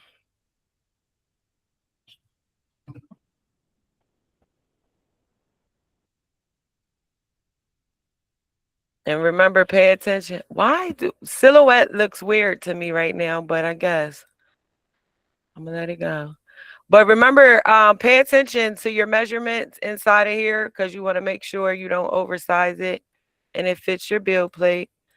So we're going to go down just a little. Go down just a little bit more. I think I'm okay with that. I'm okay with that. All right, so I'm going to size it down to about 5.5 wide, about 5 tall. We'll come and highlight it. On the right-hand panel, we are going to get the offset tool. Once you get the offset, let's go ahead and zoom in. I don't know why my screen looks like that. You can check your offset out. That looks fine. That's 2 of them. Go back. That looks fine for me. So I'm basically just going to close that out. We're going to zoom out. And let's go ahead and color that. Let's just color it black.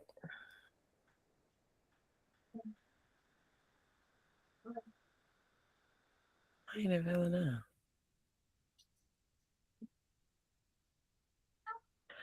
Silhouette strip. Oh, what the hell?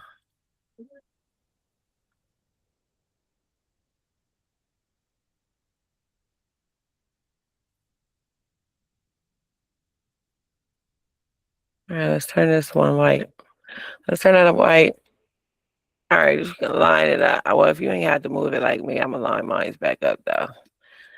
All right, so once I color the offset, I'm gonna just click on the black offset, click on File, Save Selection, Save to Hard Drive.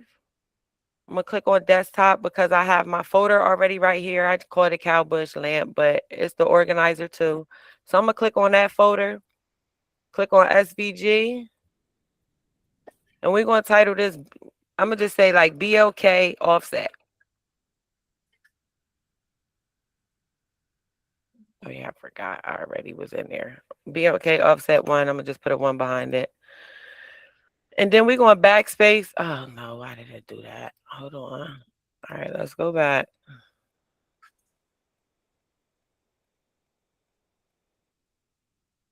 All right, File, Save Selection, SVG. Let's say back offset.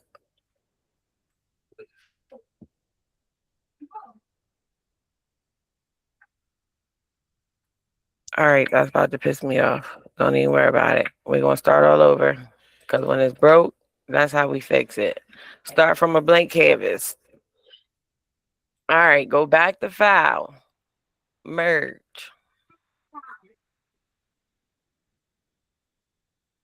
Get my image. Okay. All right, now let's group it together. Okay. Now let's go over here. Let me size it down. Why do the measurements not look right to me? Do it look smaller to y'all? Y'all see it say 16 inches, but that don't look like it, do it? That's because your work area is probably sized bigger. Yeah, your canvas. You look at the top. You say the numbers on the top.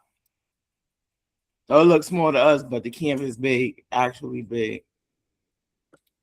Okay, I was about to say, hold on. As a matter of fact, you know what? Don't worry about it. There we go. There we go. Thank you.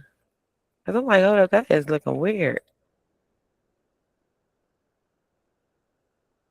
All right, now let's go ahead and size this baby down.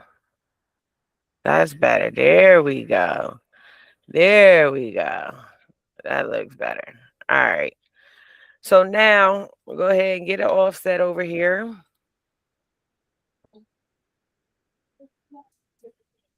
And we're going to pull.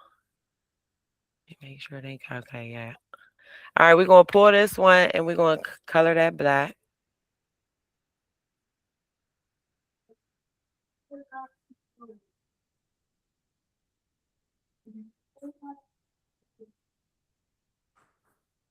Bring that to the front so when you color it, it don't go black on you. You know what? Why don't you just turn it white from the beginning and then go in the back and turn that black? We ain't got time to be playing with them. There we go. All right, so we're going to click on the black offset. Let's click on File, Save Selection, Save to Hard Drive, SVG. We're going to the desktop inside our cowbush. We're going to call it, you can name it whatever you want, but I'm going to say back 23. And then backspace. I know why I was tripping. I do that every time. So listen, when you're dealing with white, just come over here and color your color your page, okay? Because it will dry. I do that all the time to myself, and I'll be going crazy. Like, where's my white? Why is it doing this? And the whole time is because my page is white, guys. I'm human. I make How did you mistakes color your too. page? So click on page setup on the right, and then right here under media color, and just change your page color. That's all. So, all right. Yes. I have a quick question. I just Yeah. kind of lost of how you get the black when you did the offset. All right. So let's go back. All right. Also, So, what size did you do your offset? it's kind of I really it's to your liking for real. Like, so you might not like. I sometimes depending on what it is, I like a thick or a small offset. It depends on what I'm designing. So it's really up to you. It's really nothing like in particular. But yep, we're gonna go back. So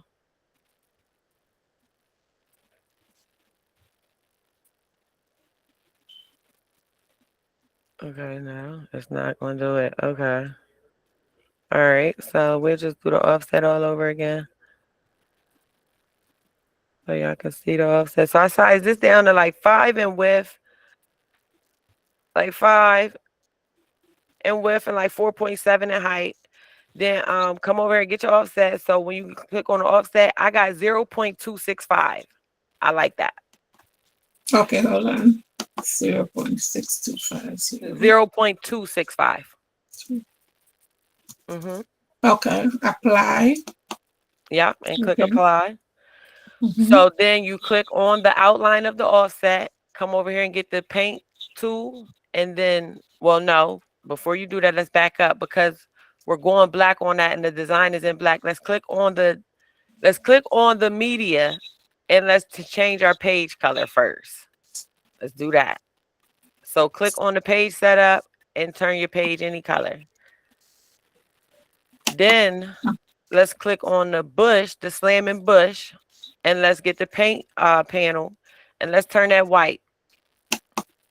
So once you turn that white, then let's go ahead and get the outside of the offset and let's turn that black.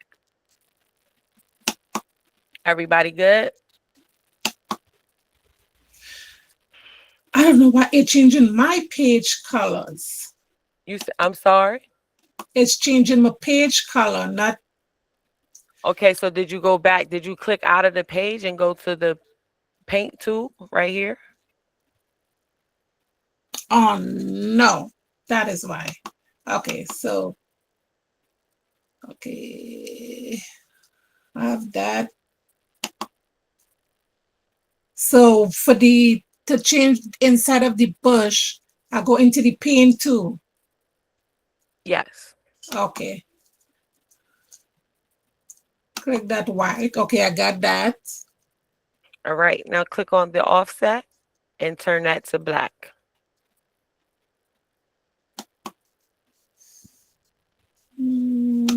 Okay, got it. Okay. All right, so once you get that done, now we can go ahead and export from Silhouette and bring this into Tinker. It's that simple. So let's go ahead and click on the black offset. We're going to click on File, Save Selection, Save to Hard Drive. We're going to turn it to click on SVG, and then whatever your folder is. So I'm going to name this back 24, and then save, and then delete it. And then we're going to click on the white, click on File, Save Selection, Save to Hard Drive, SVG. And we're going to name this, we're going to call this Top 23. Just say Top 23.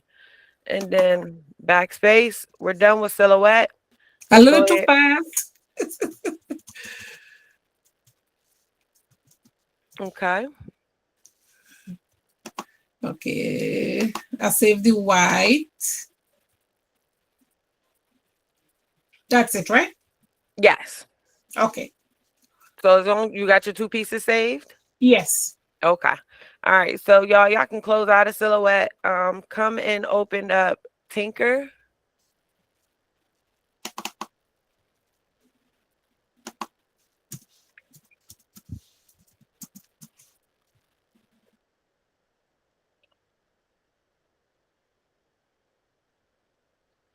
All right. So let's go ahead to create 3D design. All right, we got a blank work plane. So now let's click on import. We only got 2 pieces to click on. So we got, let's come with the back piece first. So mine was back 24. So click on import. And I'm gonna go ahead and click on it. I'm gonna bring my quality up. And I'm gonna go ahead and turn the color to black now. And then let's go ahead and get a work plane and drop it right on top of there. Then come back to import. And let's go get our white piece. So mine is called Top 23. Click on open, import.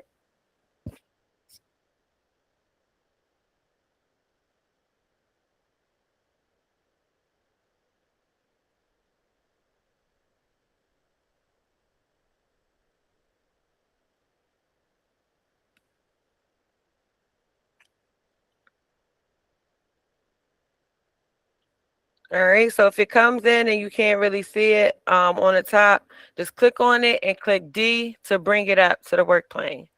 And let's take our quality up to 24. And then we're going to go ahead and color this white.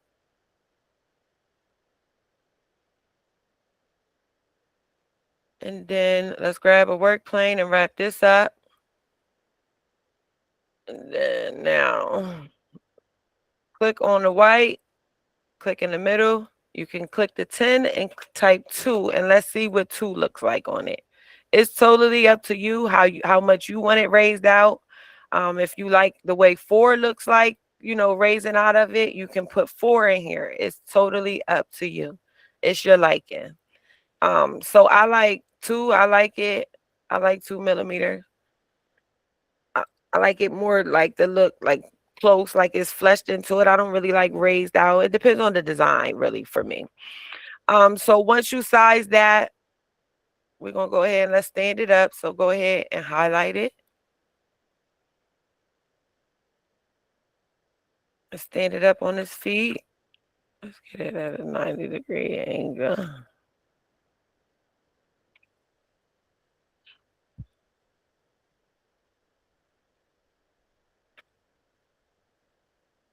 Why do I keep doing that? Okay, there we go. Now we got it flipped over. Now go ahead and highlight all of it and press D on your keypad to bring it back up to the work plane and click off of it. So now you can start seeing it form together, right? So now let's go ahead and let's open this up. You lost me at when I'm sorry, you added another work plane and then you stood it up. I was trying to see how to add, I guess, the other work plane. All right, so once you're done bringing in that piece, then you just go ahead and grab a work plane and just throw it down anywhere on there, on there. And before I stand it up, I'm gonna go ahead and size it. So I'm gonna come to the back right here, and we're gonna let's do. Let me see, 65.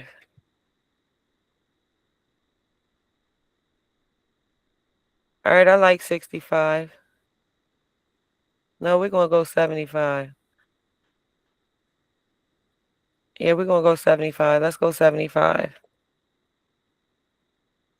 All right, so I like 75 right here.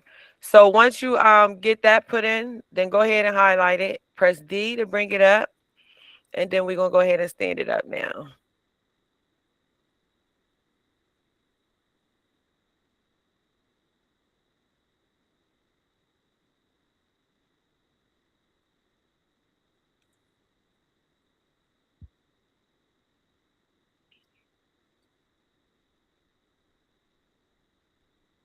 I think, why do that look so big though? Let me see. Turn it over. Inches. Let's see what we working with. Okay. All right. Okay. I'm all right with that. All right. So now is everybody here? Is standing up for everybody? Yeah. Yes, ma'am. All righty. So now we're gonna go ahead and start playing with the inside to get our cutout on the inside to open this bad boy up. So come to the right hand side in basic shapes and just get you a cube and put it down here. And let's see, let's do, let me go back to millimeters. Okay. All right. Let me see. Let's do 75 in the cube once.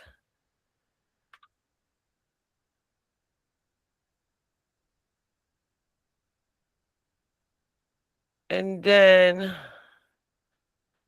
we're going to go,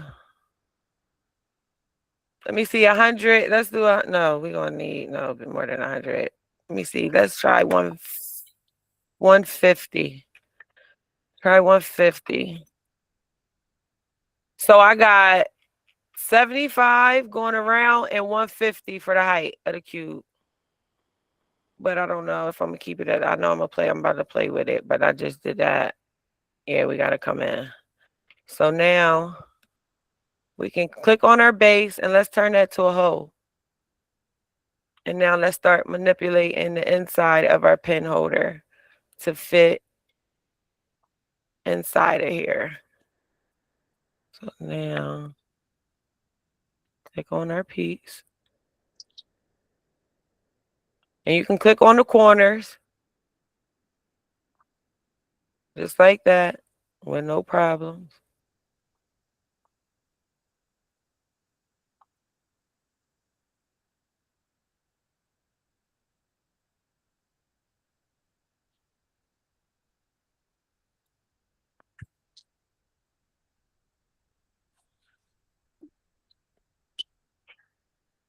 And you just play with it and to your liking, how you want it to look, how you want your cutout to look. And this can be used as a pen holder. You can do the same process with baskets, you know, things of that nature. Real simple, real easy.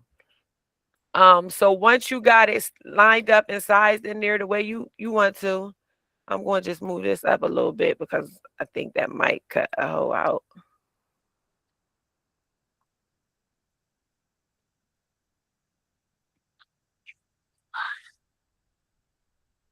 All right, we good. All right, so once you got it to your liking, we're going to go ahead and click on our base, turn that back into a solid. Now we're going to turn our inside into a hole. And once you got that done, we are going to click on the hole, hold down the shift key, click on your base, and then we're going to click on union group, or you can do Control G. And just like that, there's your cutout.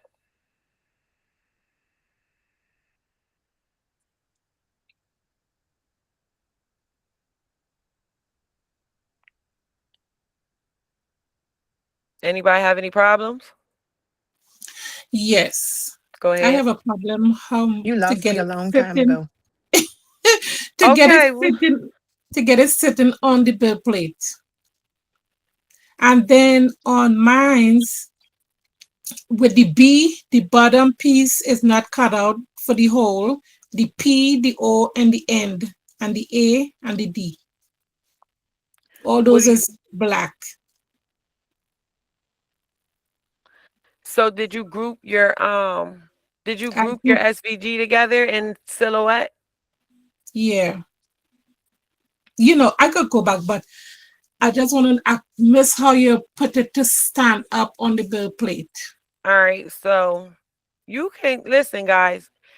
You don't have to use the short keys that I use to like stand it up. You can click on your base. Make sure you have everything. So you can click on it. I'm gonna highlight everything, and you can move it with these arrows and stuff right here. You can move it yourself.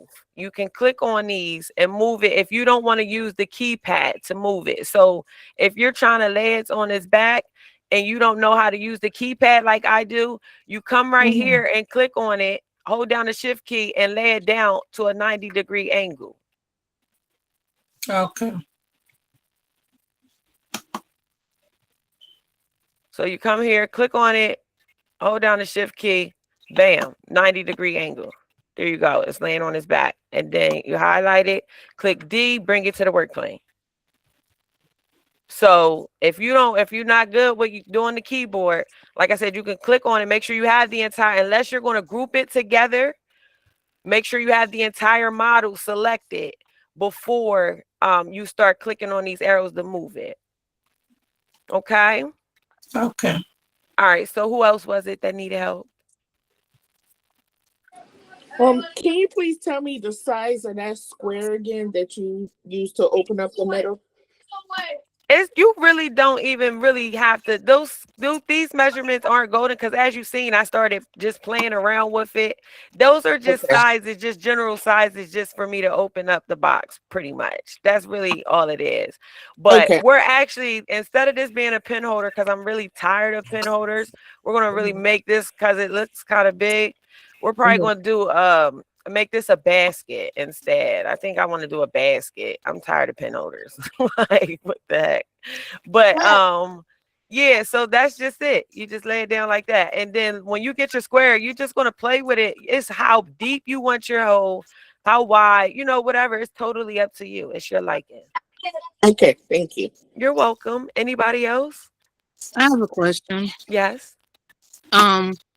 Okay, with the pen holders, I don't know if you've seen sometimes people take the top part off and like print it separately, and that You cuts can down. this part right here.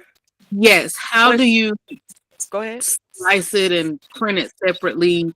I Well, guess we that. was gonna get there. We gonna Oh, get there. Yeah, we still in Tinker. So that's bamboo. okay. All right. Can Thank you you. go to the Nope. part where you made the base part bigger, like from the bottom? That's where I got lost. Okay, so don't worry about it. That's what we're gonna do. Because each one teach one and no one is freaking left behind. We're gonna go ahead real quick. I'm gonna click on import, choose file. We're gonna bring in it was back 24, open, import. All right, so now I brought that in. Okay, I'm gonna turn my quality up to 24 and I'm gonna turn that to black. All right, so then I'm gonna grab me a work plane and I'm gonna put it on top of here.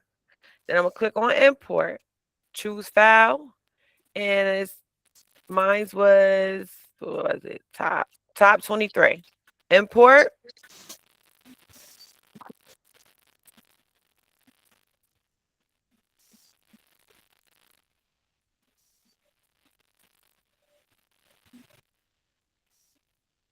All right, so now we're going to click on this and we're going to click D to bring it up to our work plane.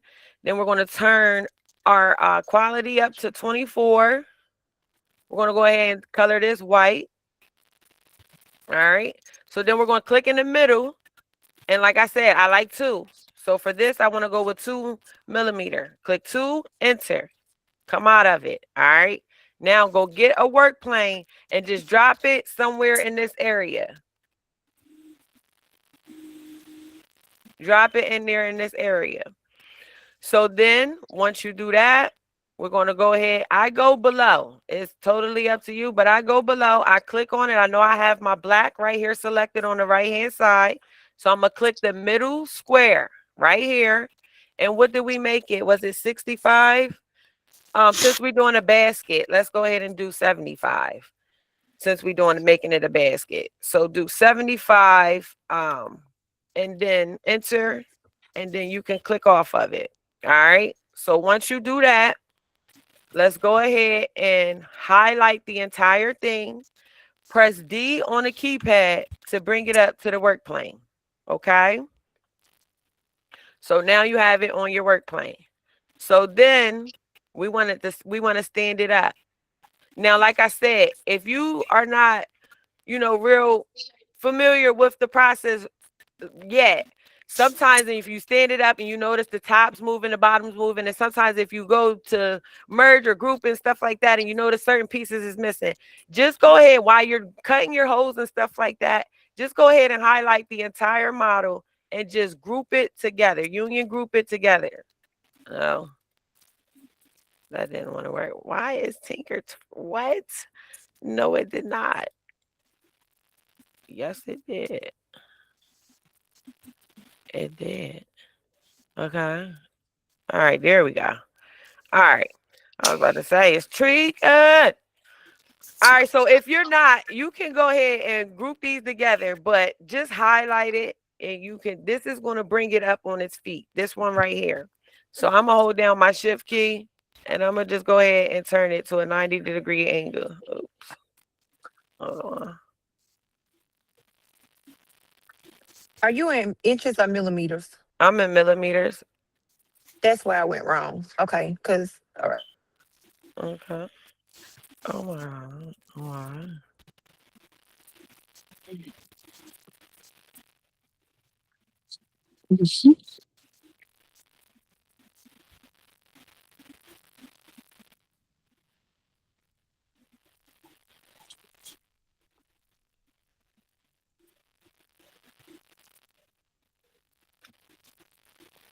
Yeah, tinker gets on my nerves sometimes.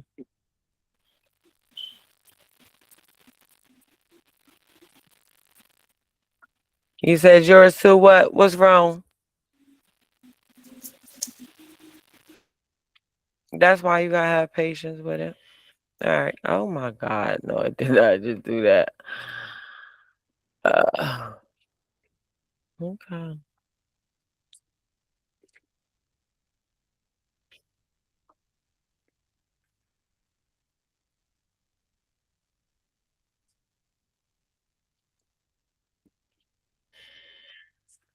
All right. There we go. All right. So go ahead and select all of it and bring it up to your work plane. So then we're going to come back over here and get us a square. And like I said, it's to your liking. You size it how you want to. No size is, golden or anything. But I'm going to just move around like that. And we're going to come over here. Go ahead and click on just your base and turn your base into a hole. So you can see how to size.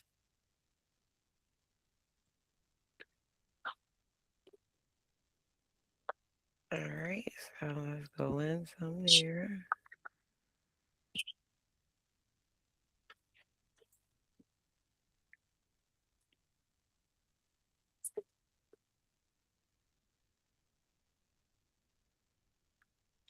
Okay, and just like that. And then I will come over here to this side. And I would just size it up like that.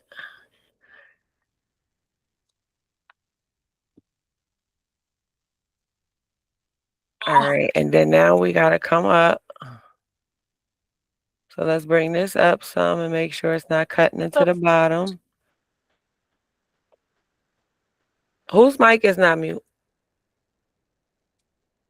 Sorry, it's me. I'm sorry. Oh, okay.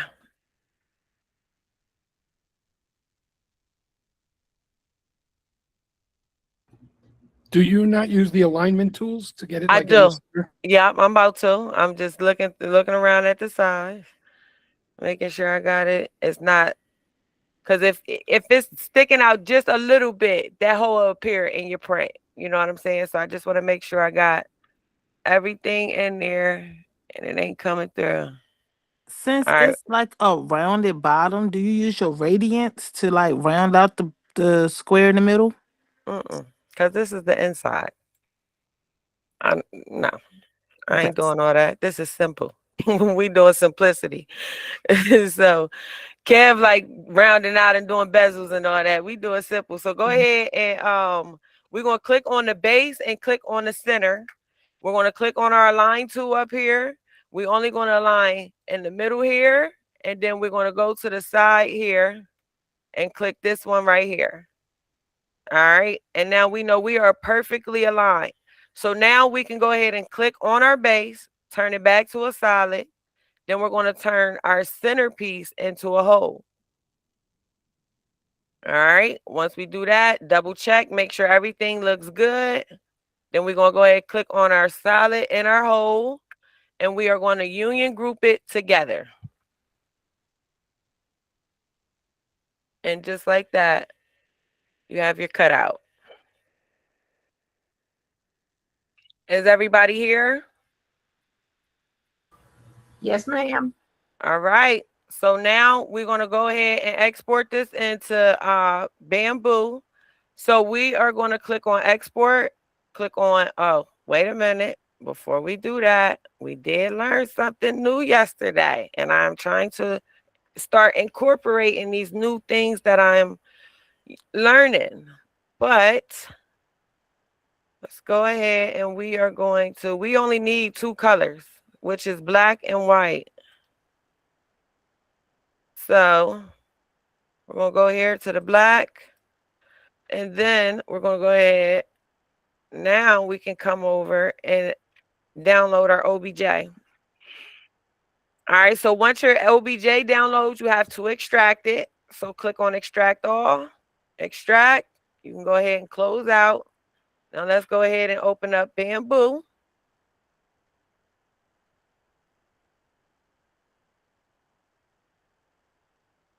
All right, click on prepare.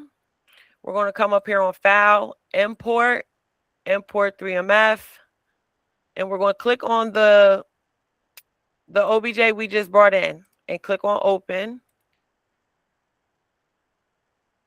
And you see how it's bringing it in with our colors automatically for us. We ain't got to do no painting. And just like that, there we go. Our triangles are low over here on the right-hand side. This is real simple. So simplicity, real simple, basic, to the point. It does not take a whole bunch of nothing to accomplish these. And that's, like I said, this is pen holder or, you know, a basket.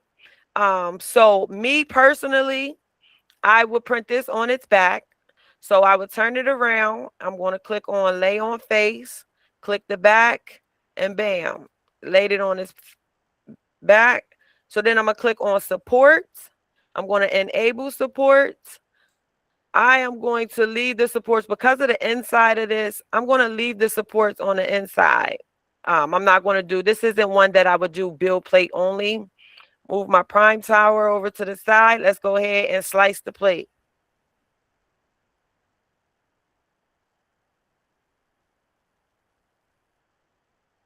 Now, because Kev did a pen holder, I'm going to go ahead and back out, and we're going to do a 2-compartment pen holder, but a simple way. I'm going to still give you a pen holder, but we went on ahead and did this one as a basket. I would still use this for the desk too, though. You could, because scissors, markers, all kind of stuff. Measuring tape could fit in there. But let's see how long it takes to print. All right, so we're looking at 8 hours and 4 minutes for this basket. Not bad. Yes. What was your final size? So we are looking like, I mean, it's really totally up to you. We didn't really have no real measurements, but I am, all right, it's looking like maybe like 6 inches wide, about a little over 5 in height, and about 3 inches thick. And that was in millimeters, guys. I'm learning. So every 25 is an inch.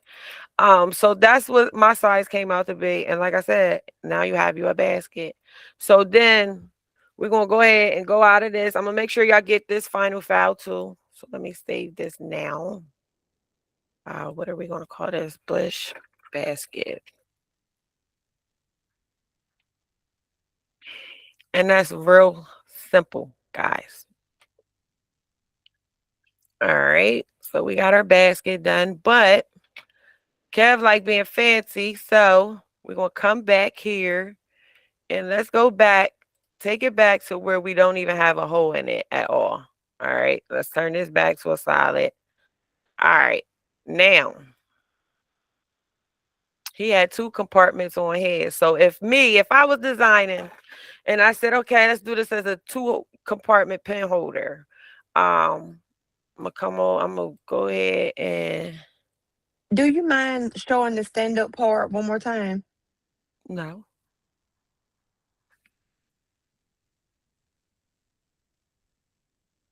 So you basically make sure you got to highlight it. And this one on this side right here, you basically either you type in at a 90-degree angle or you can hold down your shift key.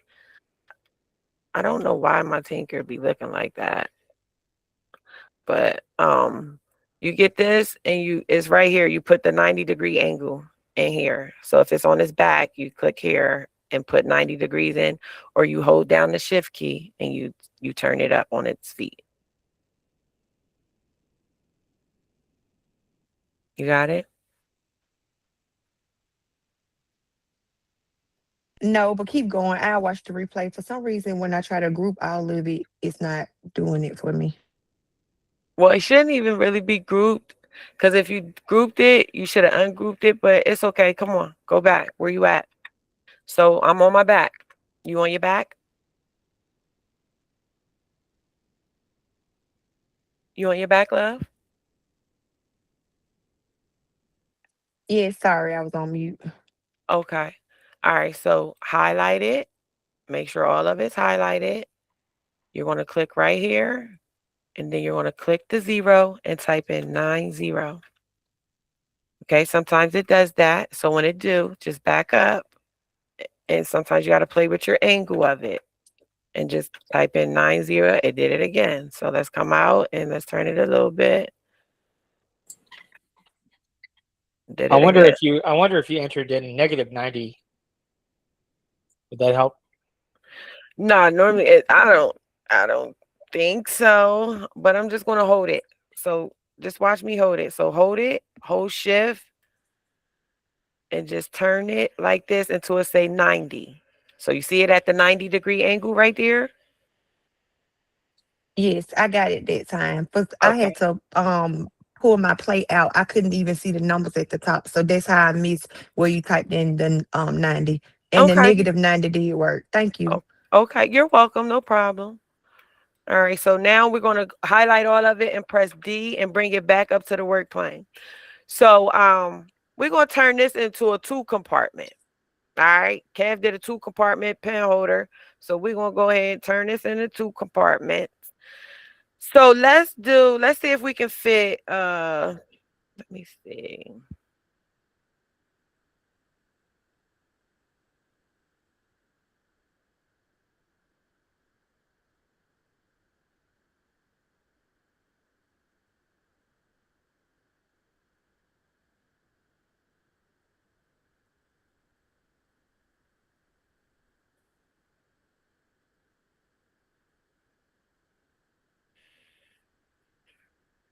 All right, so basically you would just come and play around and just look, and it's totally up to you. Nothing is golden, but you size it to your liking. You could say, all right, well, maybe we'll use this little compartment right here for this, or candy, or jewelry, like rings and keys or something.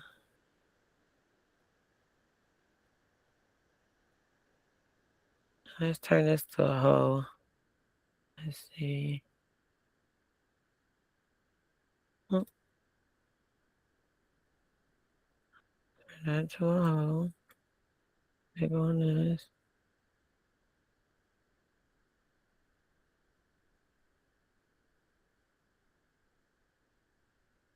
All right. Now I'm gonna bring that in a little bit. All right, so once I get this size the way I want to, I'm just going to click on it and I'm going to duplicate it. That's it. It's that simple, y'all. Simplicity. So we're going to duplicate that, and then we just going to come over here and just play around with the size and like how we want it aligned in here. Or you can come up here and play with the align tool. It's totally up to you. Sometimes the align tool, I don't like using the align tool sometimes because of the way the model is made itself. Sometimes it might look off a little bit. So it's totally up to you. There is nothing that's golden that says how you come in here and you design and you do what you do. I come in here to show you the simple ways that I get, simple things accomplished. So once you got that where you like it, then you could basically turn your base back into a solid. Okay.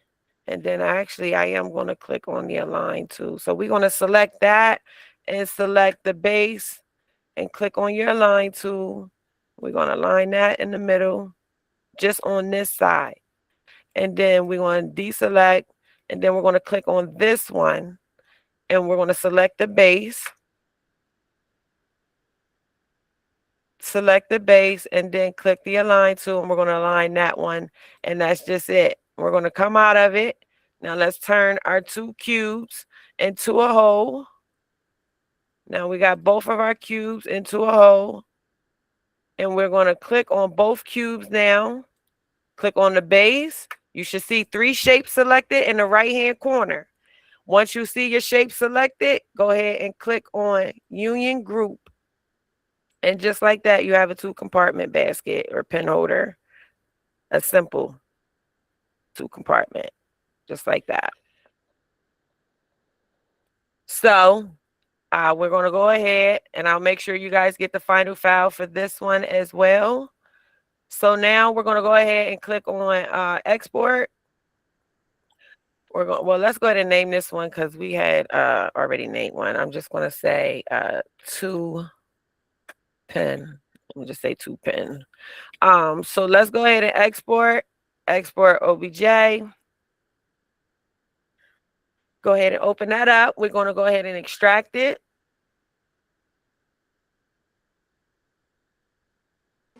I'm so sorry. I have a quick question. Yes. How do you duplicate that cube?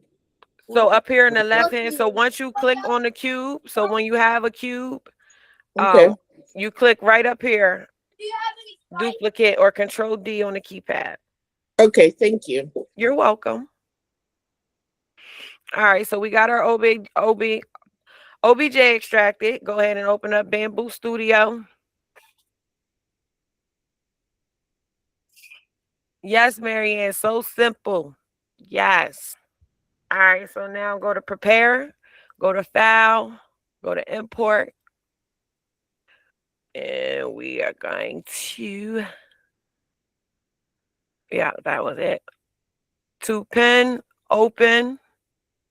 Let's color it. 1, 2, okay. And bam, there are 2-compartment pen holder. Just like that. It's that simple. So they can put pens and stuff right here. You can put your scissors and stuff like that there. You know what I'm saying? And then, like I said, I would definitely lay it on its back. I would not print this standing up. Okay, Quick now somebody had a question. Yes. Did you export that as an OBJ? Yes, ma'am. What? Yeah, I was wanting to ask that too. Was it a reason or just? Okay. I was little trick she learned yesterday. Okay. Yeah, that's all it was. Yeah. Just saved us some time, a step. That's all. From having to paint inside of here, we brought it in already painted. So somebody had a question about something, and I said that's a bamboo question. So come on, where you at? You up next. It was me. It was about slicing the top off to print Okay. Pieces. Okay. All right. So bam. We're gonna come over here to objects, and we see we have one object, right? So what we're gonna do is we're gonna right click on it, and we are going to split 2 parts. Okay. So once you do split the parts, now Kev, I've been learning this, so you know, I think he's sitting back smiling right now. I know he is. I know he's smiling right now, but it's okay, Kev, stop smiling. But so now you're gonna come over here, and when you do that, we're gonna have to group all the white pieces together on this side. So you're gonna have to come and get all your white pieces. So Kev, you want to step in a little bit and help me get all my white pieces? If Hey, Anya, real quick, if you don't mind me saying, this yes. model, I would not split it for the person that's asking because it's printing on its backside, and regardless of what, you're not having as many filament changes. Now, if this was one that was standing upright, I would split it to cut that top off. But for something that's laying back like this with only probably 5 layers of color changes, I wouldn't model this to cut the top off. And that's actually a fact. I will print this straight, but since you wanted to know, I was going to show you the process. But I would definitely, I agree with Swan because, it's going to print regardless. It's still not. I would rather print it in one piece than versus taking the extra time to have to glue this together when I could just print it in one piece and it's still going to be what 5 hours to print it. Let me if we want to, just for funsies, just for people to know, can we back up to where it's not split to parts? Yes. All right. So just for fun, let's just do an experiment here. Oh, I know. I'm sorry. I know what I was supposed to do. I know. I'm sorry. Yeah, let's go ahead and use the cut plane tool. I know what I was supposed to do. And that little yellow, yeah, you could, yeah. But no, not to the top there. Go. So spin it around to the back of the model, and what we want to do is we want to whack off that whole thickness. Which one? Which one you want me to touch? Spin the whole model around so we can see the back. All right. Okay, so you see the whole thickness of what we call the front plate. So we want to lower it down and slice it down. Yeah, like that. Yeah, somewhere around there. And then, yeah, you want to make sure you tick the cut to parts over here. Yeah, and then go ahead and cut it. Now what that does is that whacks the top off, right? But the top doesn't look like it's whacked off. So go ahead and add a new build plate. And then copy and paste that to the new build plate. You could just hit Control-C, Control-V. All right, now Alt click the bottom of the duplicate. So you see the bottom piece, and then delete. No, you got both of them selected. There you go. All right, maybe not. Maybe just go ahead and try and delete it. So it should just leave just the front. Nope, just the front. Because you have two parts there. See over there on the left? I know. I see the parts there. But remember, you had a problem with alt clicking on it before yesterday. I definitely did. I definitely had that problem. So Okay. I could say you could go over to where the objects are and delete it. But now I think you just have the one. So. Oh my God! No, and did that yesterday. Just go over to the on the left hand side and just pick the object there. No, on the objects tab. Yeah. Which one? B. The lower one. All right, B. Yes. Yeah.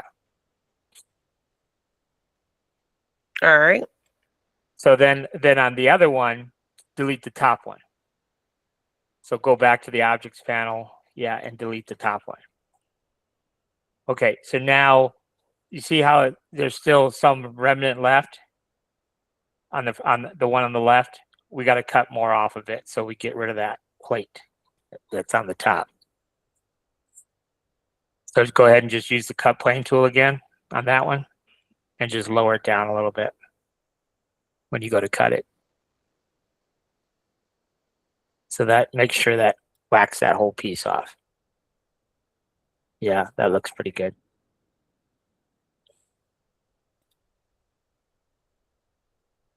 No, still there. Gotta go down more. Oh, it's still there because we didn't delete it. So over on the objects panel there, we could delete the top one. I think that's the top one. Yeah, delete it.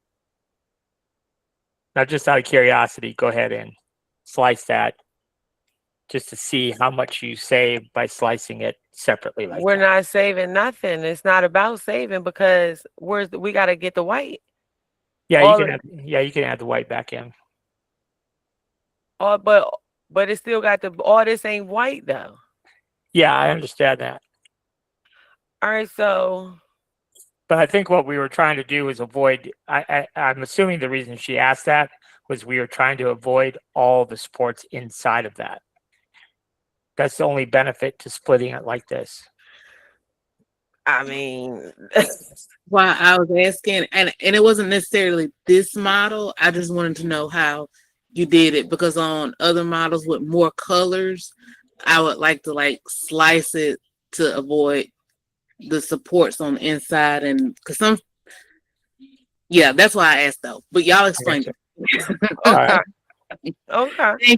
Thank you so much. You're welcome. All right, so we didn't chop this one up. Where was we? You can undo a few times. Where was we though? Okay, so we finished it. This was our 2-compartment pen holder. Okay, I think that was it. I was done with that. Did anybody have any questions? I wanted to ask, is that glued back together once you split it? Yes, you can. Yes. Okay. Yeah. And 3D glue. I have an Amazon link up with I have a post up with all the links of the stuff that I use. And that glue works perfectly fine with me.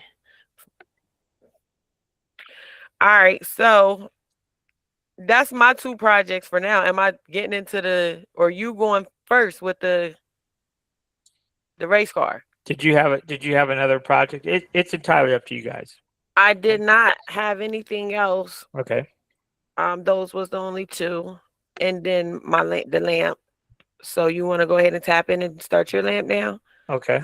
So this lamp that Kev's getting ready to do is going to be the NASCAR lamp. I'm going to do a version of the lamp as well. So he's going to do it beast mode in Inkscape, and I'm going to do it the simple way in Tinker and Silhouette. So without, I don't have nothing else, I'm going to go ahead and let Kev take back over.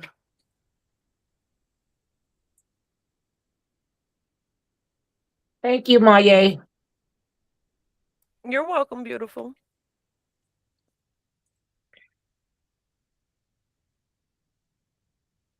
All right. So we want to make a lamp. So there's 3 pieces that we gave you in the downloads. They were already available in Maya's Patreon, but I have not uploaded mine yet. But the first piece is this SVG. Okay. And so there's our first piece. And basically, you know, obviously the first part of design is figuring out exactly what you want for a design. And so I was trying to think of something that would be really cool, that, you know, had some flair to it, had some functionality to it. But on the flip side, something that we could actually print, because, you know, it's one thing to create a model, but we got to be able to print it. And then secondly, not only print it, but, you know, we have to figure out exactly all the parts that it's going to take to make it. So I have this SVG, and then I thought of, now this is not an SVG. This is a ping file. Okay, so I thought of this, and I thought, well, that'll look kind of cool on top here. So I just, you know, I just kind of, and then I thought, well, you know, this would be probably suited better if we put that on the bottom behind that. And then I saw this. This is just a random image off the internet. So actually I have to convert this because I did get it off the internet. So this is a good little tip. I just found this on the internet. So you see, a lot of times when we save graphics off the internet, it has this WEBP extension. I don't really know what that is, but all I want is that number 8 right there. Okay. So to get that number 8, what we're going to do is just save this as a JPEG. So we hit save as. And we're going to go, I've got my files at number 13. And so instead of that, we're going to do a JPEG and just hit save. Yep, I've actually put them in there. Yep. So that's it. Okay. So now that that's been saved, now I could just drag and drop from my desktop into Inkscape, and there's my number 8. Okay. So I need to convert this 8 into a vector file. So that's going to be our first step. So we're going to right click, and we're going to trace bitmap. And we get something that looks like this, and we're going to invert this image because that's all I really want, is that right there. So I can hit apply. And you can see, if we look here, and I go into vector mode, you can see we have a perfect number 8. Now, this is an extreme example, but I just wanted to show you, like, sometimes when you think outside the box a little bit, stuff can come from the most random place, right? So now we have this, and we actually have a whole other lamp, right? Because look, this Kyle Busch and this, all that came out perfectly. We could definitely use that for a lamp base down the road if we wanted to create something. And that's just from some random image off the internet. So anyhow, we have to extract this number 8. So to do that, we're going to break it apart. Now that, because it has so many pieces, there's a lot of paths, might take a little bit to break it apart. So you can see it's thinking about it. It's working. It will eventually do it. So now you can see it's been done. So what we're going to do is go into outline mode. And remember, that's under the view menu, display mode, normal and outline, right? So we're going to just select the outside path right there. And then we're going to hold the shift key and select that one, and the shift key and select that one.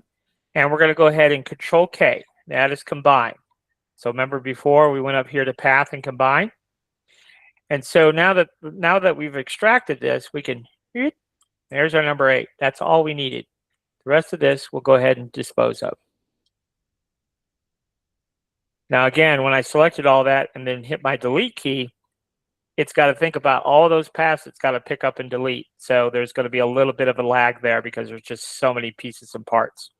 But it will do it. Okay? So that's for later. Now, if you remember on the lamp, we did the number 8 on the light post. Okay? So now we've got our SVG here, which is fine, but we have this other piece. Let's take a look at this. Now, this we've got some issues with, don't we? You see how ragged and jagged and jigget that is? That's not very good. And then you see all these little bits and bobs.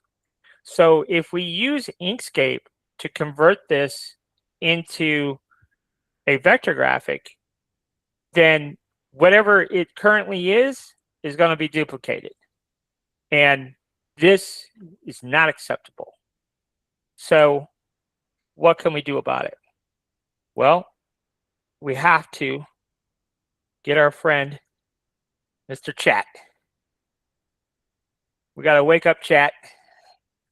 And we're going to drag and drop the source image that we give you. And we're going to ask Chat to fix our problem. So we drag and drop our source image into Chat here. And we say this, clean up image and make a black and white image. Just like that. And we'll make it go to work. And hopefully, after it gets done polishing it up, we'll have something that we can actually use. And this is one part of AI that actually is amazing. Like if you know what to ask for, and it can be a really amazing tool.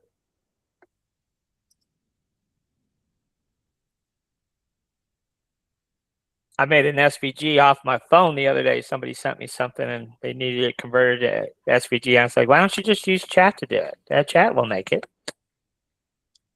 But what he sent me was a picture of a little toy ray gun, but he wanted to make it flat and make it into a keychain. And I just told Chat to take the image, make it flat, and turn it into an SVG. So now, if we click on our image here and save this, go to the desktop here. Now, one negative is for whatever reason, and I don't quite understand it, is the PNG files that are created here in Chat will not open in Inkscape, and it drives me bananas. But so what we have to do is just double click on the image here on our desktop and hit File and Save As, and just save it as a JPEG again, just like we did previously. Okay, but if we look here, we zoom in here, you see how nice and crisp, like it's totally cleaned up image. So that is going to convert beautifully when we get into Inkscape. So now I'll drag and drop that image back into our drawing. So now this is what we have. And you can see this is our result. So we're happy with that. And just hit apply. And then this is what we get. So we don't need that anymore. But if we look at what the end result here, you see how nice and clean the geometry is, this outside line. Nice and clean. Yeah, it does have a little bit of rounding here. We could fuss over that. But generally speaking, we have certainly good enough artwork for what we're trying to achieve here. So what we could do here, I guess, is let's slide this down a little bit. So I want to roughly size this to this. So let's just kind of get a rough idea on what size we want that to be. If we pull from the corner, it'll pull proportionately. And that's roughly the size that I want it to be. So I think we're good to go there. So now what we're going to do is this secondary line right there. I don't actually want that secondary line for what I'm going to do here. So let's go ahead and get rid of it. So we're going to go to path and we're going to choose break apart. And of course, we've seen it with the puppy and we've seen it with the other design that we did. We just want to get rid of that right there. That line, delete. Okay.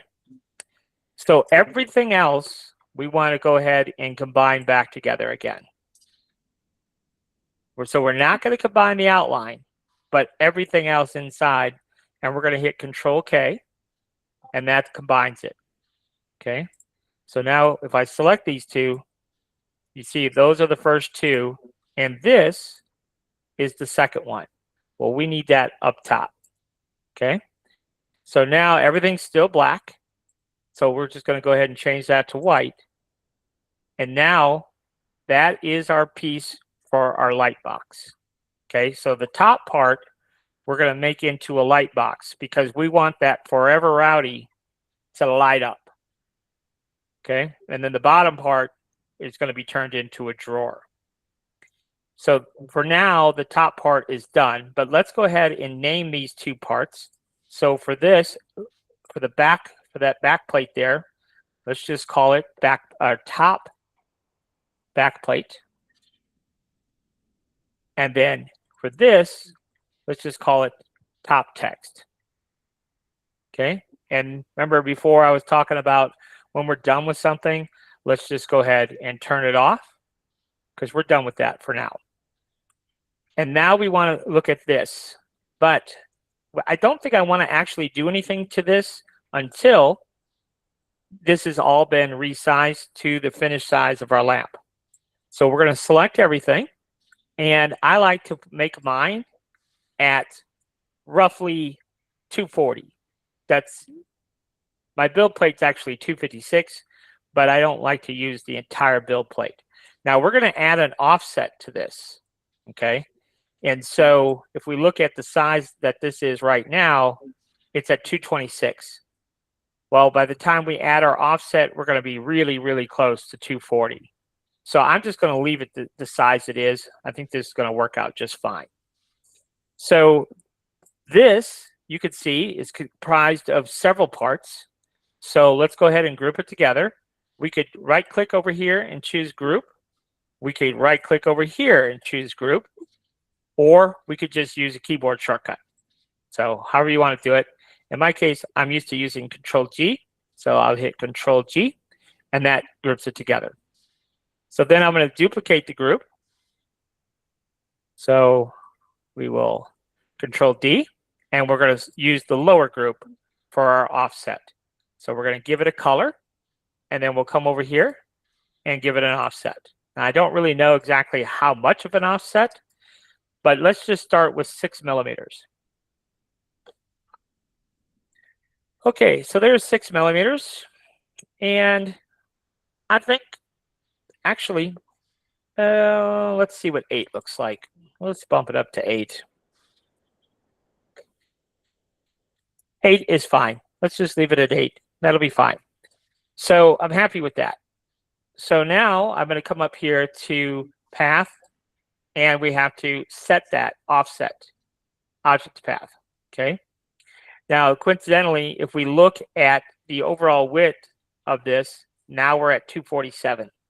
So we might go ahead and scale this all back down just a little bit. But so that's where we're at up to this point here. So now what I want to do is on the top of this, I just want that to be totally flat and square up top there. So what I think I'm going to do here is just go ahead and grab a rectangle and just click and drag it all the way across the top there. Now I do have my snapping turned on, so that makes it easy to create rectangles and snap to whatever point you want to snap to. But if we look in the outline mode, you see how that's overlapping a little bit there? Not so much over here, but it is over there. Okay, so that's what is ultimately going to get trimmed.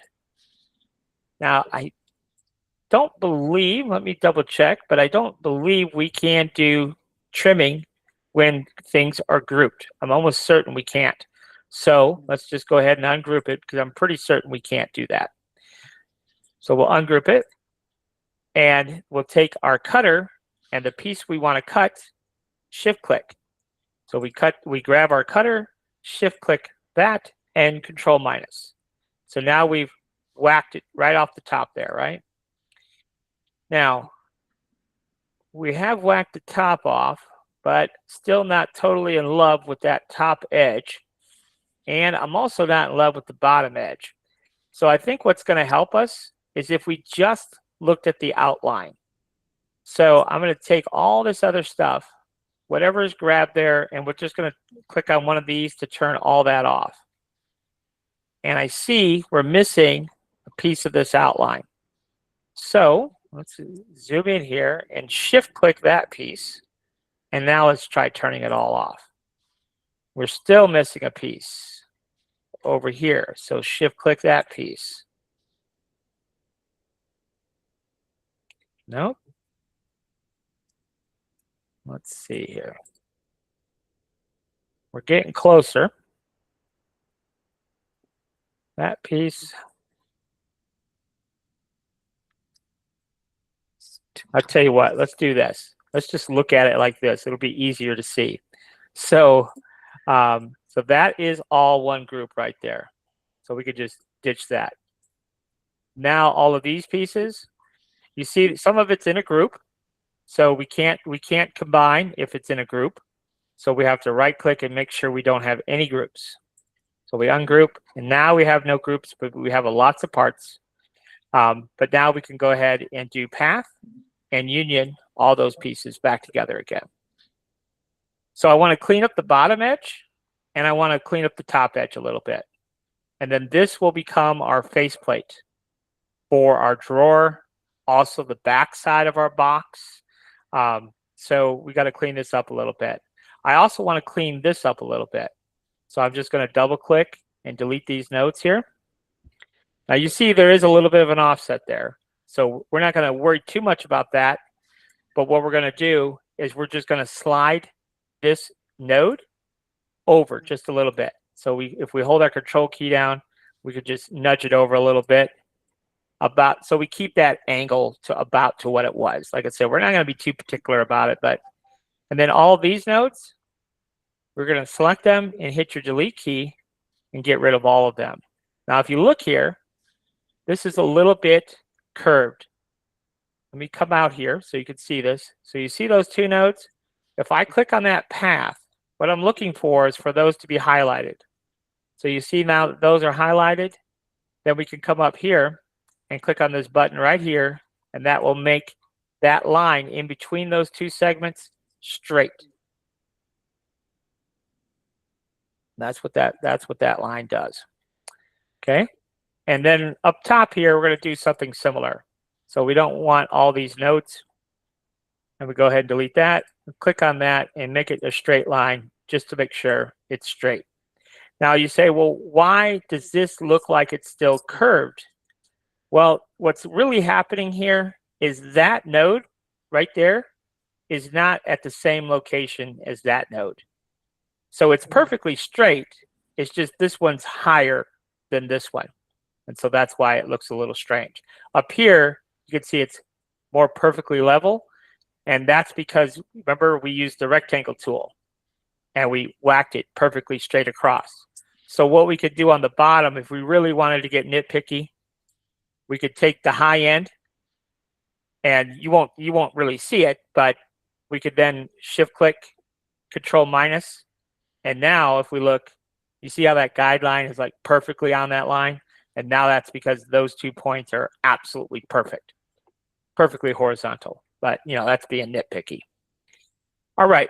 So now we have the front plate of our box and the back plate of our box. So let's just call it that. So let's just call it front plate. Okay. And then let's duplicate that. And let's bring the duplicate down, just drag and drop. And then let's do back plate. Okay. So now what we have to do is, well, what's our next piece that we need? Well, the next piece that we need are the sides of our box. We need a top, a bottom, and a left and a right. We have the front and back, but now we need the rest of it. So how do we get there? Well, what we're going to do, yep. Kevin, you're not going to do the right side of it. You're going to leave it with that little edge on it. You're not going to straighten it out. Okay. No, over here, we're going to leave it just like that. Okay. So, and I don't know, you know, I think, let me turn that back on just so we can see this. I don't know. I think it looks better like that. I don't know. In architecture, when I went to school for architecture, it was all about the reveals. Like when you look at a building, there's lots of like steps, you know, depth. So I just think, you know, this, because if you look over here, the geometry is very squared off. You know, that's why it's straight here, but here it's not, you know. Okay. So anyhow. I only asked because you did the other ones. So yeah. Okay. So yeah, that's just, you know, you could obviously make it however you want, but right. but that was my thought process behind it. Okay. All right. So so let's go back and turn that off, our text there. So then what we want to do here is we want to create our sides. So we're going to go ahead and take our back plate and duplicate it. And then this back plate, let's just turn that off. And I'll try to only work with what, you know, the only thing I really have on right now is I'm going to go ahead and actually turn this off because I don't need that on right now. So the only thing that, what is this path to? Oh, that's my number 8. We can turn that off too. So the only thing I currently have on is the piece that we're working on. So we duplicated the back plate and we're going to duplicate it one more time. We're going to give it a different color and we're going to offset. And we have to offset however much we want our box to be, our sides. So in this case, I'm going to say we're going to do -3. 3 or 4 millimeters is fine. Typically, when we do light boxes, we use 2 millimeter. But for this, we'll beef it up a little bit. So we'll just use -3. And we'll hit enter. And so you can see now we've got this nice border all the way around, right? So now we're going to go ahead and take that brown piece, shift click this green piece, and control minus, which is difference. And that becomes the side of our box. So let's just go ahead and call that box sides. Okay. So now we need to make our drawer sides. The front plate is going to be for our drawer. The back plate is going to be for our box that our drawer is going to sit into. So now we need to go ahead and make our drawer sides. Okay. And so to do that, we're going to turn off that. And we're going to go back to the back plate. And we're going to duplicate this. So there's our duplicate. And then we'll go ahead and turn that one back off. Now this is the part where we just have to think about the geometry a little bit and exactly how this drawer has to function. So we have our sides, and the drawer obviously has to fit inside the sides. So it needs to be smaller than the sides. The sides are 3 millimeters thick, okay? So how much are we going to offset our drawer? That's kind of the question that we have to ask ourselves.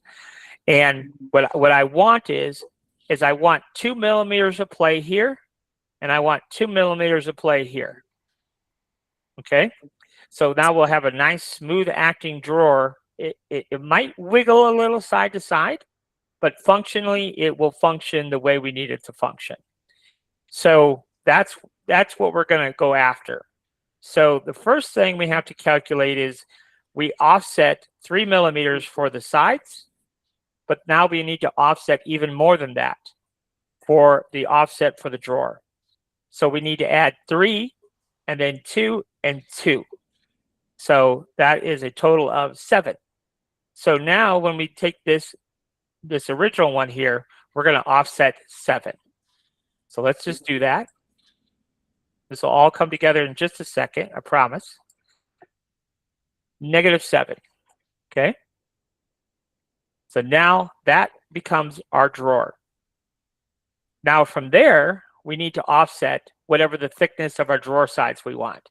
So let's go back to path and object to path, because when we apply those offsets, now I need to apply another one, but I can't apply another one until I've set the first one. So now this we're going to offset again. And so this one we're going to offset, we're going to duplicate it first of all. We do need a duplicate and give it a different color.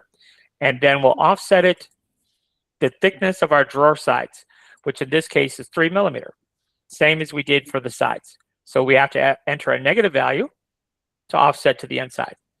Okay, so there it is. So now we're going to go ahead and shift click these two things, and then we'll do like we did before, Control minus. So that becomes our drawer sides. Now, if you really want to get a visual of how this all eventually will work, let's turn on the sides so you can see what we did. Okay, so this is kind of what we've got going on. This is our sides, right? And then this is the drawer. So you can see there's quite a bit of room here, and I don't think I want that much room now that I'm looking at it like that.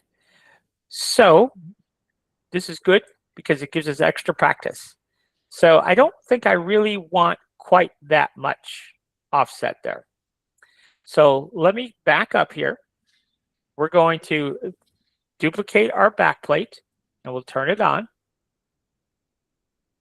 And we'll just kind of go back, we'll run it back. So previously, the first offset we did was 7. I want to back that off to 5 and just see what that looks like. So let's do that. We'll do an offset of 5, and we'll do -5. Yes, yes, much better. So we still have ample room for the drawer to go in and out, but that looks much better to me. So we'll go ahead and set that. And then we'll duplicate it, Control D, give it a different color, and then we can offset our 3 millimeters for the drawer side width. So -3. There you go. And we're going to shift click that one, Control minus, and now that is our drawer side. Okay. So that's pretty good so far. Now, here's what you kind of almost have to like use your imagination, I guess, so to speak, a little bit. Our drawer, this drawer side, really what it needs to do is this needs to come all the way down to here, to right here. It needs to sit right on top. So this is our box, because this drawer side is going to be connected to our front plate. And as it is right now, it would fall down this space, and then the top of our front plate would not be equal to that. So that's what we're going to kind of modify a little bit. This is the part that it's not that complicated. It's just kind of hard to explain exactly what to do here. So let me just kind of follow along here as best you can, and hopefully this will make some sense. So we just need to cut this bottom piece away at the end of the day. So here's what we're going to do. We're going to grab our pen tool, which is the B key on our keyboard, and we can access our pen tool right here. And we're just going to come up here and click, and we have snapping turned on. So it's going to snap to this geometry. And you can see all we did was create a path. And the reason I did this was simply to like extend this line. So I want that to snap right to the center of this path. And so now you can see how that goes down just like that. So we're going to do the same thing over here. So we just click here, click here. That's the existing angle. And then we're just going to slide this down. And then if we zoom in here, it will, by default, it's going to snap to the center of this. If we look at it in outline mode, you can see those two line up perfectly. Okay. So now that we've done that, we're going to take this one, shift click this one, and Control K, combine those two together because we want to perform a cut operation. But remember, we can only have one cutter, so we had to put those two together. So now if I shift click what we want to cut, and then I hit Control /, now we've cut. Okay. Now I realize you don't know what those keyboard shortcuts are, probably. So let me run those down for you real quick. So under path, that's where division comes in. So remember earlier I said we need to know what union does, difference does, and division. And yes, for extra credit, we need break apart and combine. But if those are the only 5 functions that basically we use in every design that we make practically. All right. So now that we have that in place, now this piece right here can be moved down. So sometimes it's a little bit difficult to get it to snap where we want it to snap because it wants to snap somewhere else. But you see now that's right there on the bottom plate, and that's what we need. Okay. So you can see here, we could just double click and you see these control nodes here. So we just select those and just pull them over to that, and they'll kind of connect there. And then we're going to do the same thing over here. So we take these two and we're just going to drag them over and connect them right there. If we use our control key, we could only move horizontally. So you see how that drawer is now going to be just like that. So now all I need to do is connect those two. So we select both of them and connect them, Control+. The only problem is we have a top to our drawer and we can't get into our drawer just yet. So we got to whack that top off. So to do that, we're just going to grab our rectangle tool. And I was thinking about where we're going to cut it. Are we going to cut it up top here? Are we going to cut it right there at this line? You know, where do we want to cut it? But for right now, just to give you the idea, we're just going to grab a rectangle and whack the top off of it. So there's our rectangle. Shift click our box side, our drawer side rather, Control-, and now we can get into our drawer. So this will be our drawer sides. Now, we're not quite out of the woods yet because we have the front plate. In fact, I think I might even, let me think this through a second. I think I might even back up a step. Let's back up here. Because we don't have our drawer back. We have the front plate, which is the front of our drawer, but we don't have the back of the drawer. And so I think I'm going to go ahead and duplicate this piece. And for now, let's just turn off that duplicate. And then we're going to cut it, just like we did just before. So now we'll go ahead and do that. And then we will go ahead. I'm going to duplicate this box a second time. And then we'll go ahead and Control-. And then we can change this to drawer sides. And turn that off. Okay, so that's what we got going on. Well, actually, we turned it off so we can't see it. But at any rate, the top part of our drawer sides has been cut off. So now I need to figure out what I want to do with the secondary one. What I need to do here is this plate, this right here, I'm going to go ahead. You can see right now it's comprised of two lines, the inside and the outside. So we're going to break it apart. And so now you see it's all filled in. And I don't know which piece is which. So let's go ahead and see if we can color this. We can't, so it's the other one. So that one we know is the back side. Let's see if we can see this in outline mode. Let's just delete this interior one. We need the outside one. But we duplicated our box because we're going to cut this to the same size. Shift click and Control minus. Now, if we look at these pieces, it'll make more sense.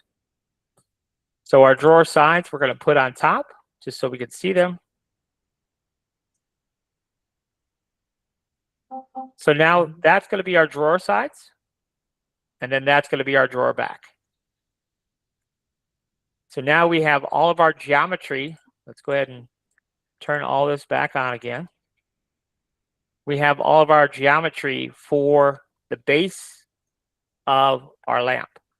Now, everything's stacked on top of one another, so it doesn't make a whole lot of sense the way we see it right now. But I think what we'll do is we'll go back through and organize this a little bit better. So this will make a little bit more sense. One thing that can help with the organization when we're doing a more complicated layout like this, you can see we got things going every which direction here. First of all, what is this? So I guess we don't need that one. So let's go ahead and just get rid of that one. That's an extra layer. Nope, again, we can't do that. Oh yes, we can. So that we'll just get rid of. So what we could do is create some extra layers here and get some organization going. So let's go ahead and do two layers. You did way too much stuff. Way too much. Well, it's when we're doing a project like this, it is complicated. It's not a super easy task. So unfortunately, there's not really a good way to simplify something that's complicated like this. This is a little extra.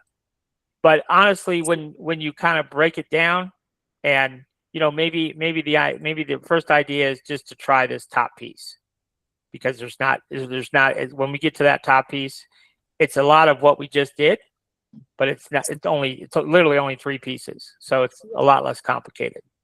This was a little bit more involved to make it all function. But we'll take our number 8 here, and so we'll go ahead and create a new couple layers, and let's just put that on layer 3, so we can right click and move to layer 3. And then this, we'll go ahead and move to layer 2. And then that way we can turn off layer 1 because we have all those parts taken care of. We can turn off that because that's taken care of. And then we can focus back on this. Okay. Now we do need to turn on layer 1 because we need to put this in position. And then we're going to use this front plate to trim off the part of this that we're not going to be using. So let's go ahead and move this into place. We can move this whole layer down.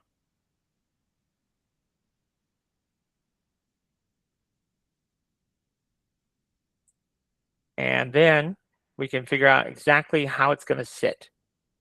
So let's go ahead and do that.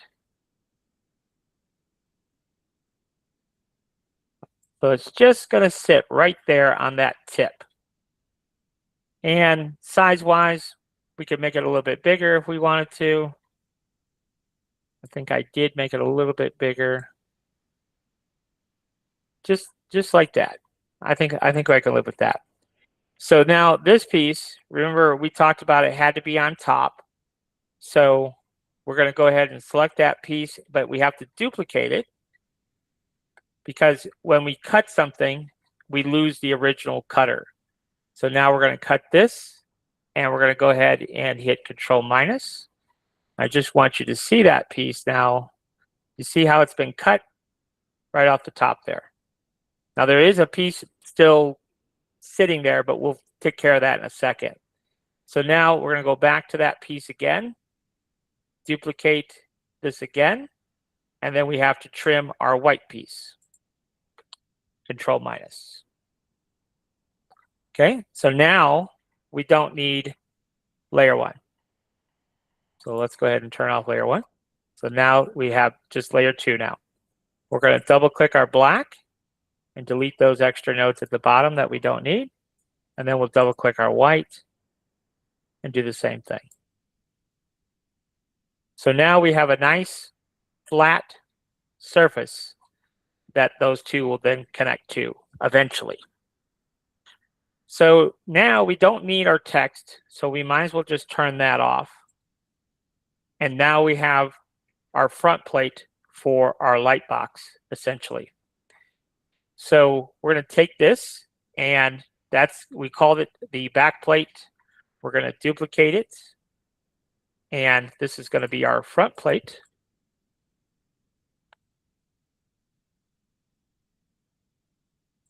Okay, so there we go. So there's our front plate. And then we have to make the sides of our light box, right? So to do that, we're going to go ahead and let's turn off our back plate. We're going to duplicate our front plate, Control D. And we do just like we did previously with our lower box. We'll duplicate this, give it a different color, offset it 2.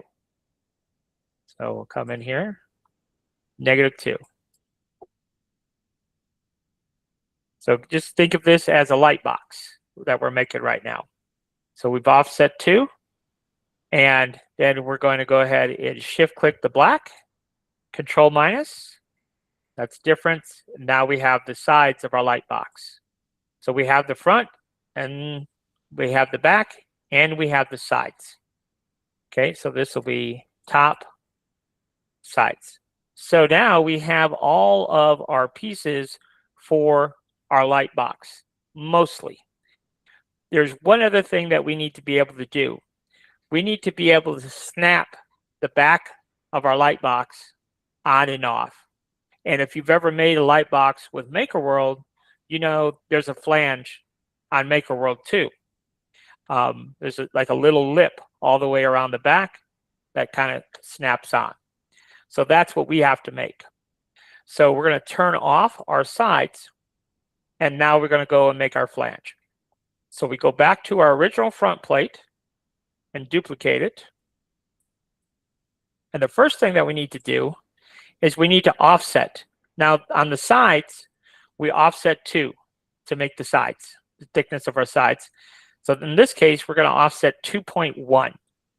So when we're making the flange, we want it tight, but not tight that it won't go on. So 2.1 will get the job done. So that's what we're going to do. So we're going to come up here to offset, and we're going to offset 2.1. This is how I make all my light boxes, same way. So minus 2.1. Okay, so now it's been gone in 2.1.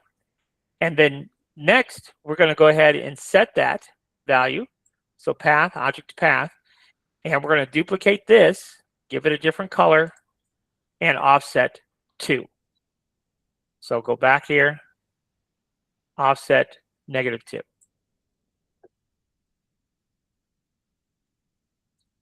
Okay, now we get some weird happenings, and that happens sometimes when we do offsets of offsets. That's kind of to be expected.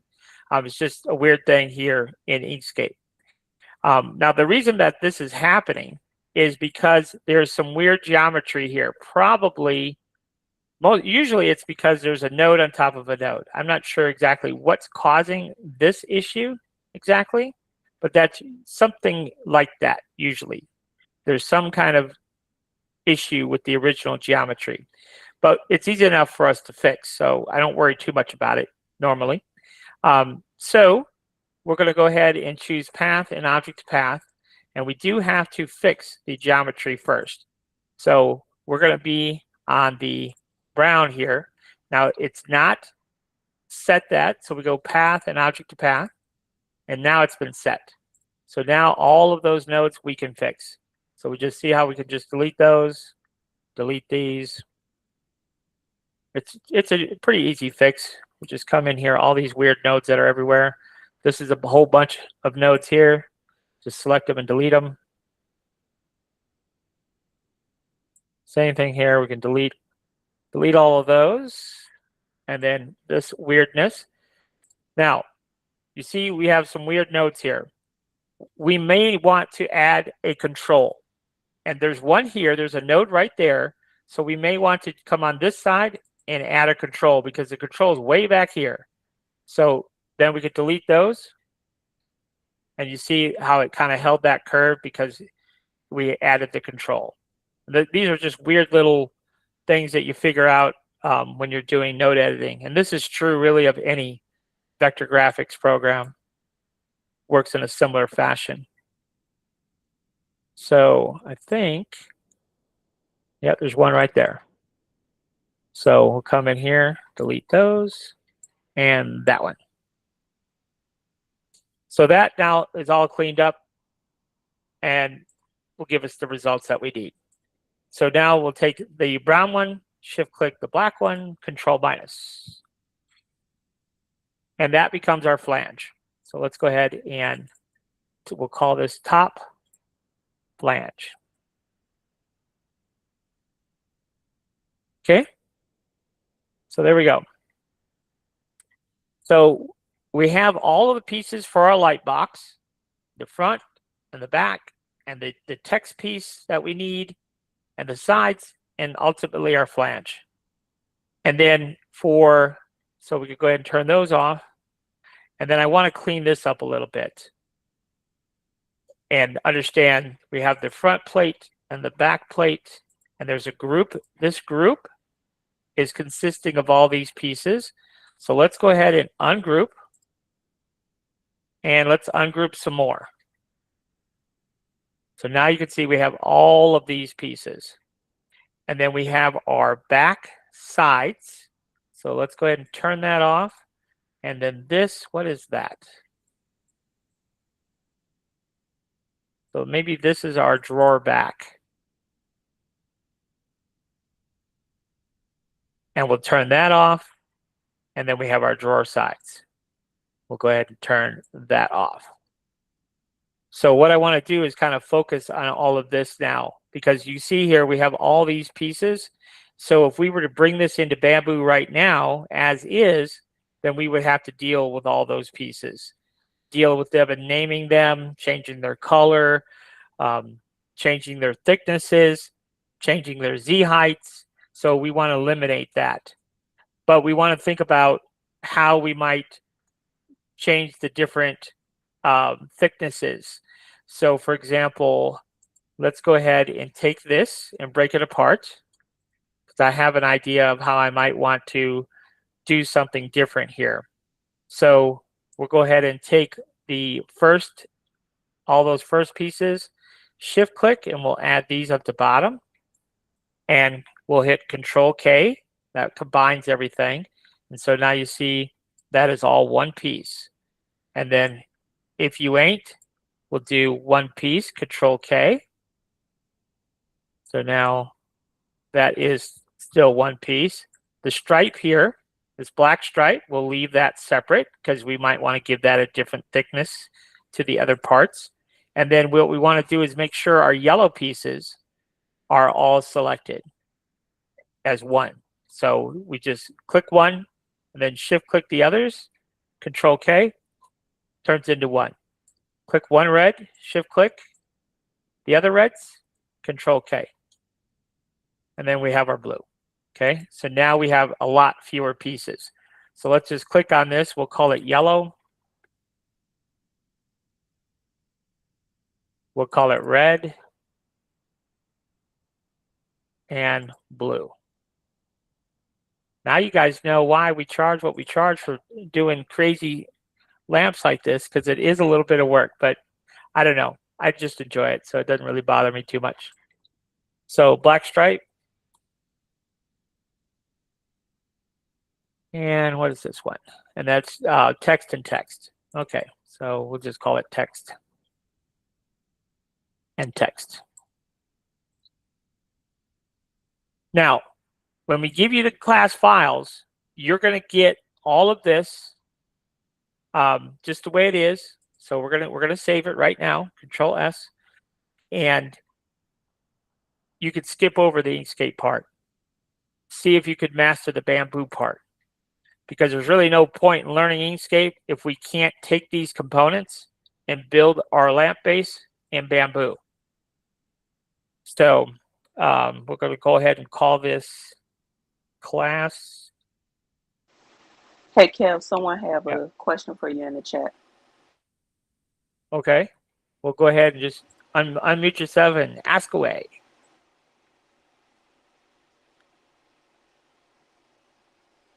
She asked, what is the difference from Control K and Control Plus? Is there a different time you would use them? Oh yes, yes, that's a good question. Let me get this saved.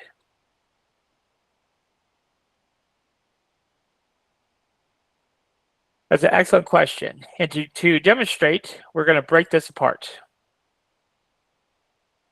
So if we were to take these first three letters, FIR, okay? If we were to, you can see here, we have three pieces, right? Oh, what's going on here? Something's weird. We should have four. We do have four. Perfect. Okay, so we have four pieces. If we were to hit Control Plus in this particular scenario, now we only have one piece. So the center of our R gets welded into the outside of the R in this particular example. So we don't want that, obviously. So when we're dealing with, so if I go back and break this back apart again, so if I make the same selection, and then we have that inner island, when I combine, or Control K, it's the same thing, that inner island gets poked out of the outer shape. So anytime that we know that we have an inner island that we want to preserve, then that's where we use combine, because then we know that it will cut it out and preserve that inner island for us. So that's the same as coming up here to path and combine, right? And path and break apart. So that's where we would use it differently. So just to kind of illustrate the point more clearly, what if I only had these two situations, S and T? Could I use Control Plus to combine those? Sure. Now we're not welding these two together because they're not overlapping, right? But you could still use Control Plus and it still puts those two together back into one shape. But if we come over here, right, the Y and the U, for example, we could still hit Control K and that would combine them too and act in the same way. So really the only thing that's different is when it has an inner island. We want to preserve that inside of our O, obviously, so we have to use Control K in that particular scenario.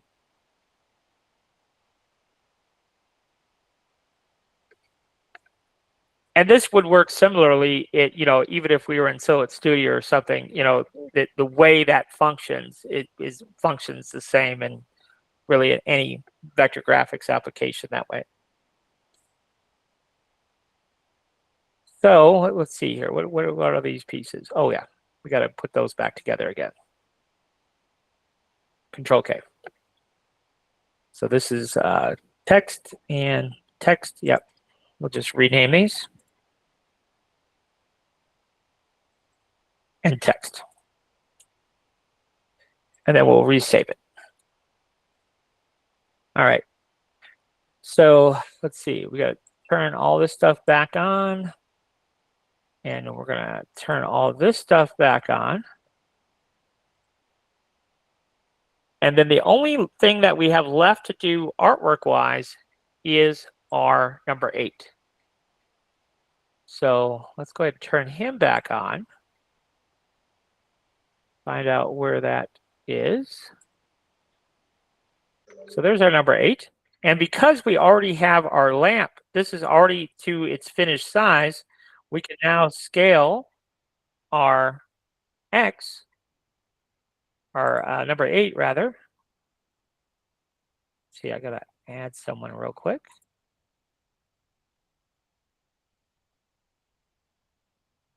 Scale it proportionally to our lamp base here.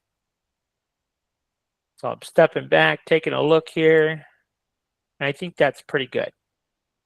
We're going to run with that. Okay, I think that looks pretty good. All right, so then what we want to do here is duplicate the shape and give it an outline.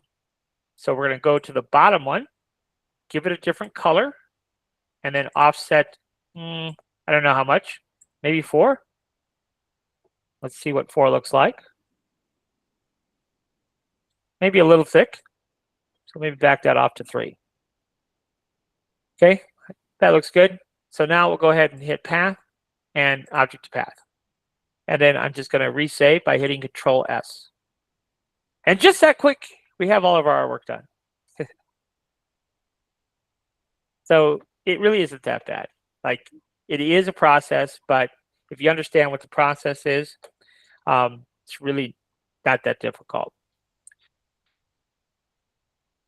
So now we have to see how we're going to build this. And like I said, I would recommend skipping over the Inkscape part, getting that bamboo part nailed down. If we have some success there in creating the model in bamboo with all these pieces and parts, then it's worthwhile. How would we do this in Tinkercad? I have absolutely no idea. I would be absolutely completely lost. So I don't know. So when I first started learning, I went to school for architecture years ago, 35 years ago. I was in school for architecture. And back then, we didn't have 3D modeling software. It was just in its very infancy back then. And so everything we did was 2D. So my brain always worked in 2D. And so that's why I think Inkscape works so well for me, because I can make all my components in 2D. Now we can just extrude all of my pieces and create my 3D model, and we're done. You know, so to me, this process just what I've always done. So it just makes sense to me. So let's go ahead and start a new project. And I feel like this is the easy part. Like this part is, it's not that hard. So let's go ahead and import our lamp and see what we could do here. So, oh, we're in the wrong folder. Class lamp. Okay. So there is our finished lamp. Okay. So we have all of our pieces. Now, probably the most challenging part is, and I have 2 screens. So I'm going to take my Inkscape over to my secondary screen. Probably the most challenging part with this particular project is we have lots and lots of pieces. So that can be kind of complicated, because if we look here, I mean, for a lamp base, it's not terrible, right? But there is 18 pieces to this thing. So we have to figure out, you know, what is exactly what. Well, if we start here, we know that this piece is going to be white. So I just hit the number 2. And this is our 8 backplate. So this is the backplate for our number 8. And so this is, actually, this is the backplate. I'm sorry, because, yeah, I forgot. In bamboo, it's exactly the opposite of how it is in Inkscape for some reason. So this is actually going to be white. And then this sits on top. It's black. So it's exactly backwards. So this piece here is our 8 backplate. And then this is just our 8. Okay. So for our 8, the black piece of our 8, let's make that 2 millimeters thick. And this, let's make it 8. Okay. So because that's 8, if we want that to sit on the build plate, the Z height has to be half of 8, which is 4. Okay, and then the 8 that's going to sit on top, we put that to 2. So the Z height has to be half of 2, which is 1, plus the back plate, which is, I guess we made it, we've got to be in scale mode, 8. So that means that the 8 has to be 9 on the Z. Okay, so I know that's confusing as heck, but we got a lot of other pieces to make, so you'll hopefully pick it up. But see, now that our 8 is 2 mil thick and sitting on top of our 8 mil back plate. So we took half of 8, which is 1, plus this 8, which makes that 9. So that's how that math works out. Okay, so let's try and start with, usually I like to start with the thickest part first. So for example, if I alt click this, and this is where this starts. So this is our back plate. So yes, so let's go ahead and make that however thick we want. But in my case, I'm going to make it 4. And then we're just going to start on down the line. Okay, so that's 4. Sometimes, see how that changes in size?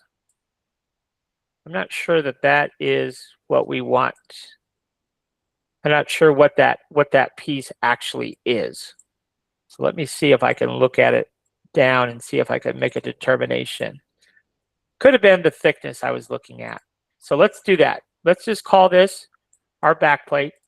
Let's start naming these things. Make some heads or tails out of it. And then this piece here is going to be our front plate. And then that is our stripe.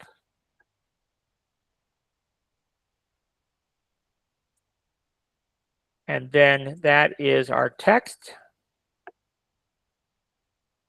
Some of it is you can tell real easily what it actually is. And more text. And this would be probably blue.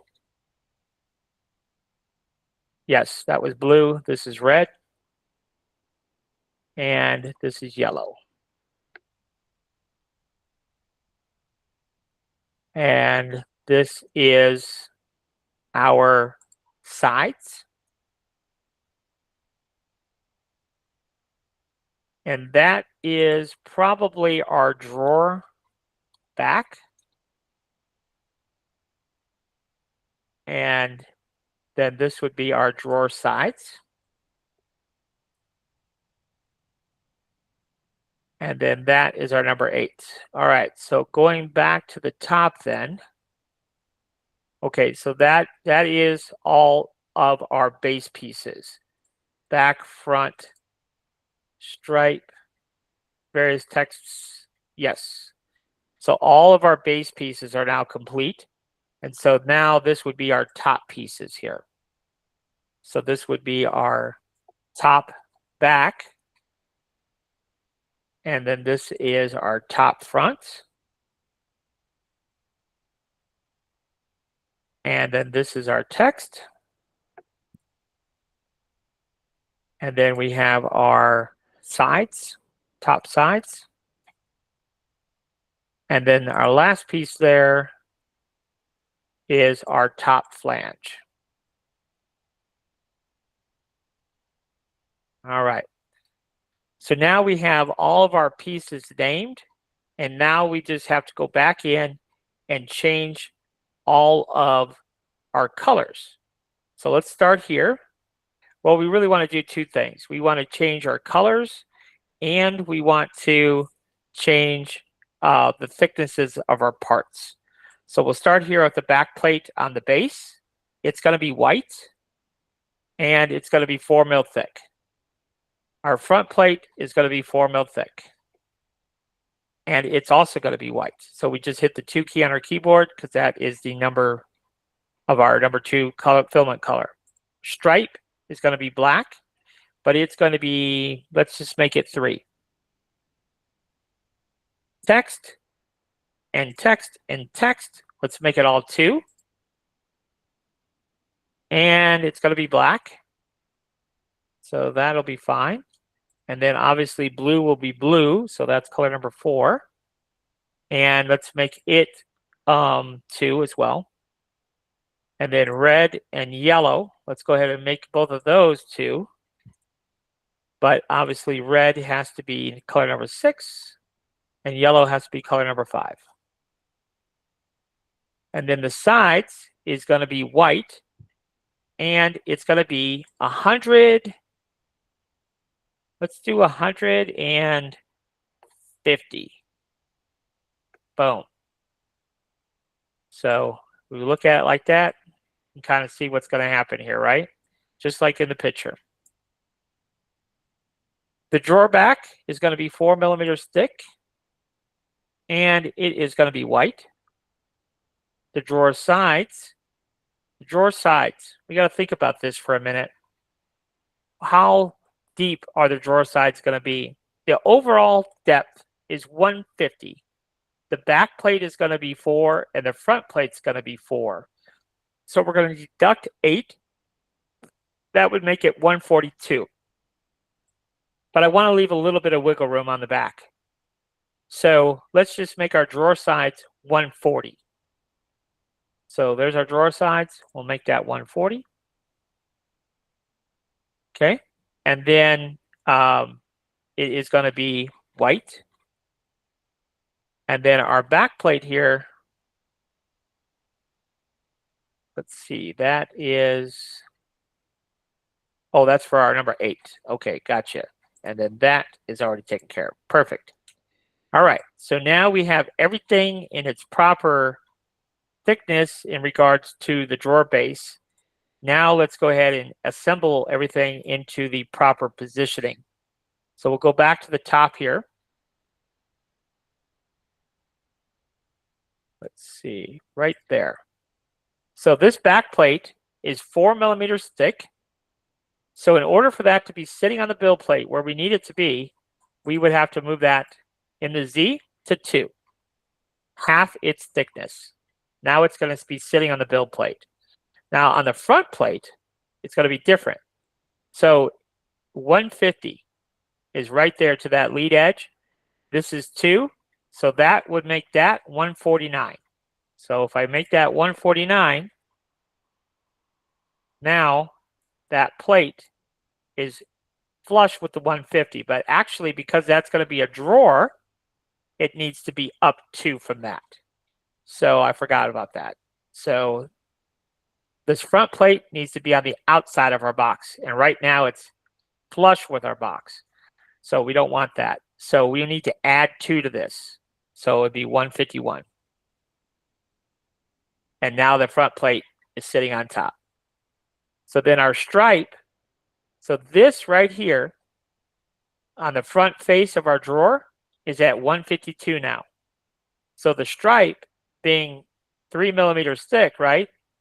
Half of 3 is 1.5 plus 152. So the Z would be 153.5. Now, could we use the assembly tool and not do math? Absolutely, we could. But I'm kind of familiar with the math, so I'll just use the math tool. All right, so that takes care of the stripe. Now the text is all one thickness, it's all 2. So we can select all of them at the same time by control clicking each one and put it on top. So that would be 153, because we're going to add 1 to the top face. So 153.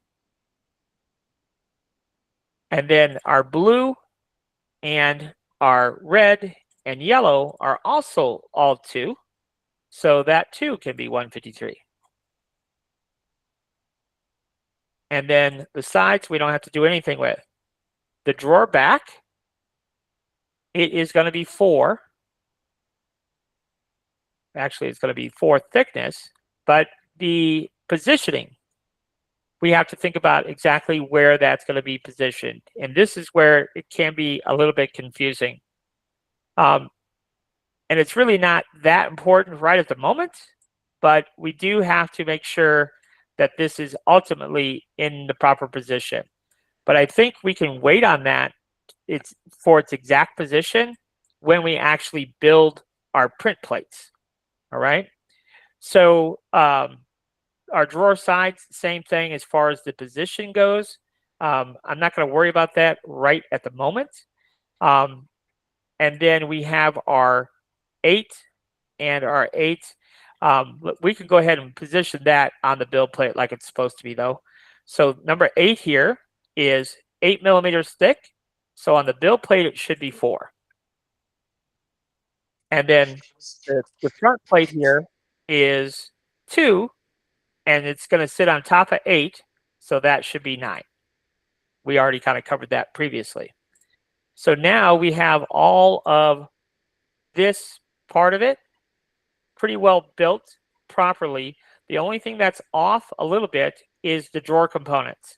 But because we can't see those drawer components, I think it'll be easier when we build our build plates to fully assemble our drawer exactly the way it should be once it's separated from this main plate. But you can kind of see what that's starting to look like, right? So now we can go to the top. So the top back is going to be 4. So we'll change the thickness to 4. The top front, that's going to be a little different here. That's going to be 1. And the reason it's going to be 1 is because this is a light box. And typically when we do our light boxes, at least when I do mine, I make them 1 millimeter thick so the light can shine through. So, and then our text, that's going to be 1 as well. Our sides is going to be 75. That's how deep our light box is going to be. So you can see kind of how deep that light box is going to be. It doesn't need to be 3 inches deep, but I made it that deep because we're going to stick a pole in it. If we were just doing a light box and we weren't going to add a lampshade, you could certainly do that too. And then it wouldn't need to be that deep. But it needs to be that deep to hold our lamp post. And then our flange, those are 12. I always make my flanges 12. And then my back plate here. Yep, so now we're back into our drawer pieces. Now this is not, obviously this is not set up correctly.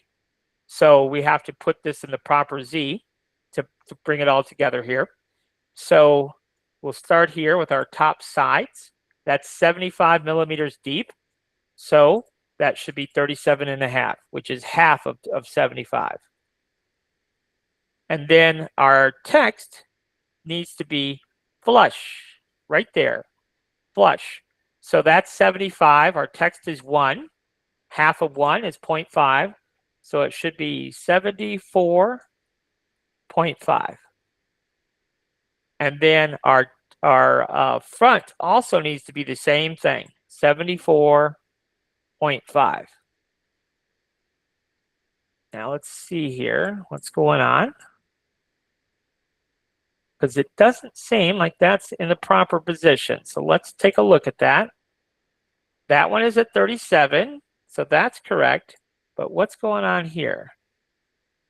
1? That's correct.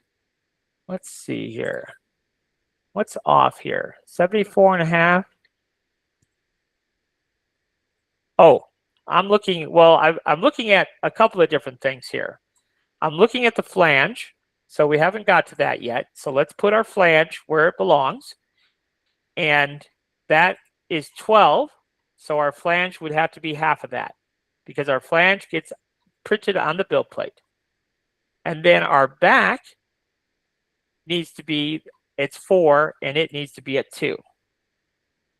Okay, so now that takes care of that. But this is still, something is still going on here. So let's go back to our text. Oh, our text is black. It needs to be white. That's an easy fix. So you see, now what we're going to do here on this light box, we're going to print this face down. So that's why it looks a little funny right now. But we're going to print that face down. Okay. Now, just for a visual, when we're doing, so this eventually is going to get printed face down, but just for the visual that we need, we're going to take our text and put it and just bring it forward just a touch. So you can see here it's at 74.5.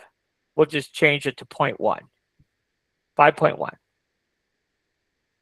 So visually, when we're trying to just look at it visually, it'll sit out there like that. But we'll have to change that when we actually go to print it. Okay, so that's what that looks like. So now we have our whole base put together. So we'll just add some build plates, and we still have to put in our puck assembly. So we'll go ahead and do that. Now this is on the Patreon. Now the puck assembly is only on the paid Patreon. So I just posted that the other day. So we'll go ahead and open up the puck assembly. We give you one laying down and we give you one standing up. And the reason we do that is because the one laying down, I always put my pucks in my lamps laying down. This is the one that actually gets printed. So we come over here and actually we can use Control 1. That allows us to look straight down, and then that helps us align this a little bit better. See how we can position this exactly where we think we want it in terms of height and all that stuff. Okay. So once we're satisfied with that, now you can kind of see, remember we were talking about making this 3 inches deep? Well, that's why we made it 3 inches deep, to accommodate this big puck. So now we can do a bullion and cut a hole in this. We need to cut a hole in that. So another thing that we have to do eventually, I'm not going to worry about it right now, but when we stick this in here, what's going to happen? This hole is going to come way up to here. So what we're going to have to do is we're going to have to extend this pole so it bottoms out inside here. It'll just keep going straight down and bottom out, and then it'll hold our lamp post. But I will fix all of that so that when you get this file, it's ready to print. Something else just to kind of keep in mind is we can print this base by itself, and you could add a whole different topper here. So like if you wanted this and then have the dad lamp on top, or whatever you want to do, you have complete flexibility there. All these things are going to be printed separately. So at any rate, just to give you an idea of what we're doing here, this post has to be connected to this. So it has to be part of the assembly. So you select your post, you shift click this, and then right click and merge. And then we could do a Boolean. So let's go ahead and do our mesh Boolean. Subtraction, and we have to push everything over. And then we're going to only bring back this piece. Okay, so now you see the green is going to cut from blue. We're going to keep the originals and execute. Now, sometimes we can do this and it won't actually cut a hole.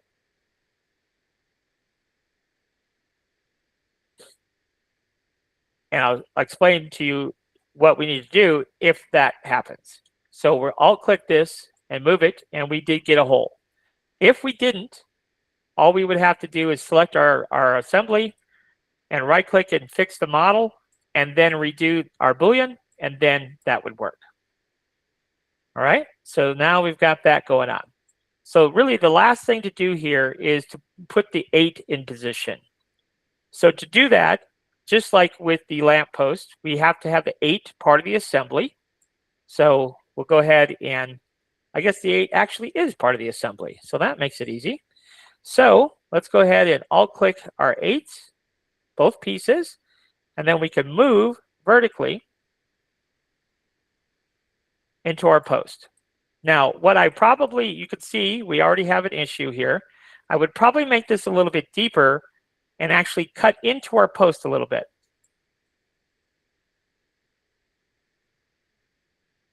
All right. And then we'll go ahead and turn this right side up. So we'll go to rotate.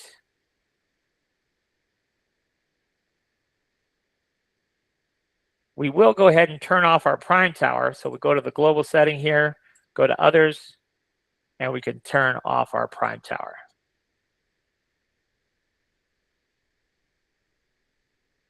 Now, if we want to, just for a visual, this is what I do a lot, is grab the parts that make up the front of this and our drawer and actually pull out our drawer just a little bit. So if we want to do that, just for a visual here, let's go ahead and copy and paste, make a duplicate of this. And I'll just show you how to do that real quick. So to do that, we're going to go ahead and back to our Objects tab. So I have my assembly selected. And one of the reasons that we name all of our parts is so it's easy to select the pieces that we need. So I know I need blue, red, yellow. I need my front plate. I need my drawer back, technically, my stripe, my drawer sides. What else do I need? My sides boolean, I don't need that. 8, 8, 8. We need text and text. Text and text. No, we don't need that one. Let's see. I think that's it. So let's try it. Let's just try moving it forward. And see, we just have our drawer pieces and our front plate. You can see how that drawer is just going to come in and out just like so. And I think that's as far as we're going to take it. As far as setting up the build plates and all of that, we could save that for another night. So I need to step away just for a second, so I will be right back.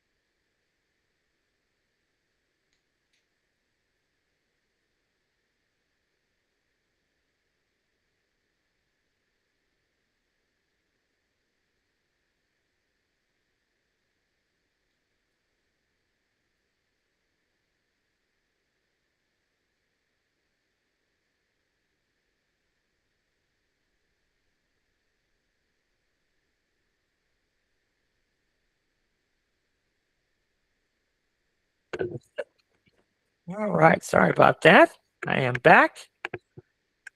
So is there anything, before we turn it back over, is there anything, I mean, do you guys really want to see the build plate creation, or what do you want to do? I know we're kind of running late already.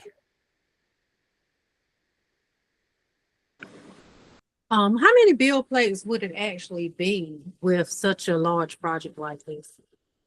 Well, it's not too bad, actually.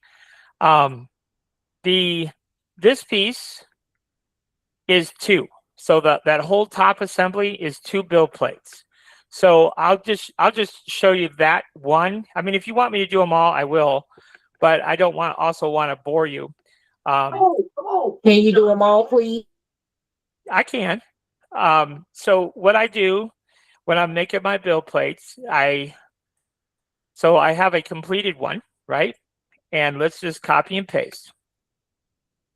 And like I said, let's deal with the top piece because that's the easiest. So what I usually will do is come over here and delete all the pieces that I know is not going to be part of this particular build plate. So I know my lamp, the blue, the red, the yellow, the back plate, the front plate, the drawer back, the stripe, the drawer sides, those sides, the 8. Now the top back, we'll leave those. This one, this one, this one. The top sides we'll leave. The top flange we'll leave. The text and the text we'll get rid of. And so all of that we're going to delete. I just want to make sure I have my top text. Because I feel like maybe one of those texts that I got selected. Tell you what, let's unselect all of those. And let's delete everything else. Hey, we did pretty good. We did pretty good. So you see what we've got left here. It's just that top component there. Let's go ahead and delete that and this. And I'm just alt-clicking and deleting. So you see how that's floating in midair? So we could just move it and it'll crash to the bottom. So now this, we know this is going to print face down. So we'll go ahead and rotate that face down. Okay.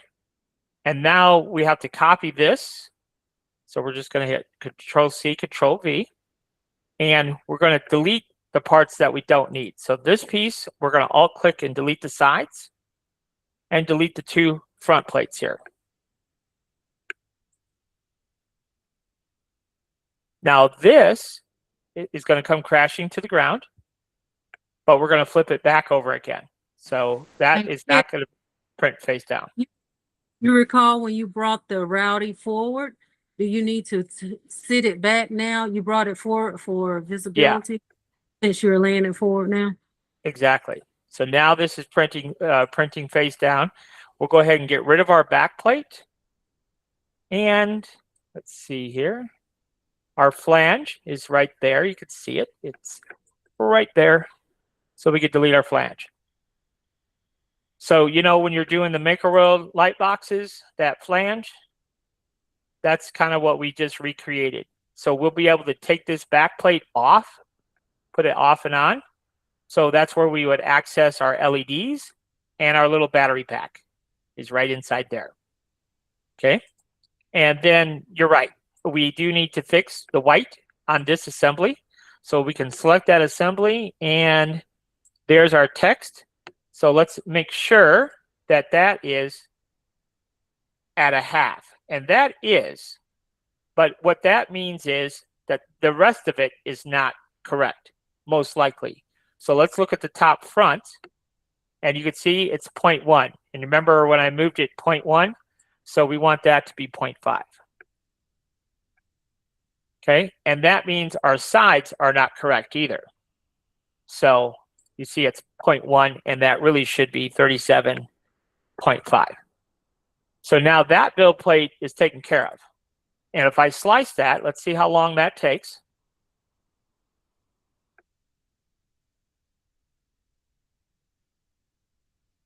So you can see, looks exactly the way we expect it to look, right?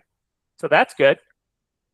And this particular light box here is going to take 3 hours and 16 minutes. Not too shabby. So that takes care of that one. So what's next here? So maybe what's next is, let's go ahead and just copy and paste a new one. So we'll do it down here. Paste. We're going to delete everything but the number 8. So we're going to extract the number 8 out of this. So let's go ahead and do this. There's 8. And that, and that. And that's why it's nice to have things named, because we know exactly what the heck is what now. So it makes this process easier. So we'll crash that to the build plate just by using our arrow keys or just moving it a little bit. And then we can go ahead and lay it flat, and it'll automatically snap to the build plate. So this is done for our number 8. So now we can come back over here and copy and paste it again. And basically what I want to do is extract everything off the top. So I'll select this assembly and I'll go through and get rid of the pieces that I know I don't need. So I know I don't need the lamp post. I also know I don't need anything that has the number 8. So let's go ahead and delete those. Now I have to delete all of these parts. Okay. So our top, back, front, that's not that text. That's not that text. That one's not. That must be our text. Delete. And then we can also alt click if we want to. We don't want to select through the just like that. Okay. So now we have just this box. So this is kind of how I whittle it down here. So on the box, we know we don't need what? We don't need any of the colored sections, so we can get rid of all of that. We need our back plates. We don't need our front plate. We don't need our drawer back, our stripe, our drawer sides, but we need, or any of the text pieces.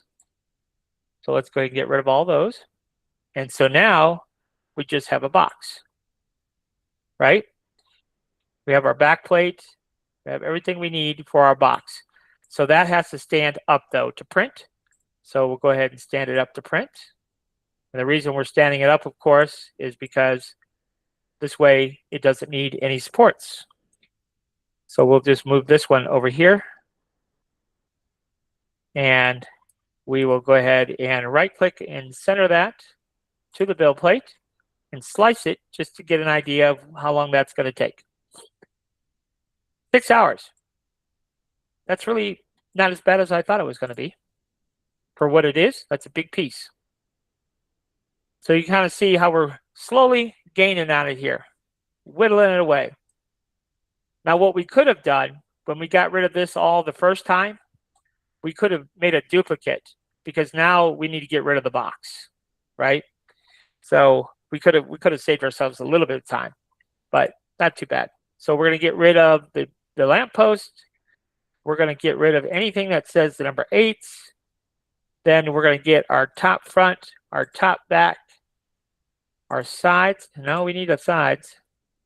So we just control click again. We need top sides, top flange, and get rid of all that. Okay, and then we got to find our text, which is that one. We should have named that top text, and then that wouldn't be such a mystery where that was.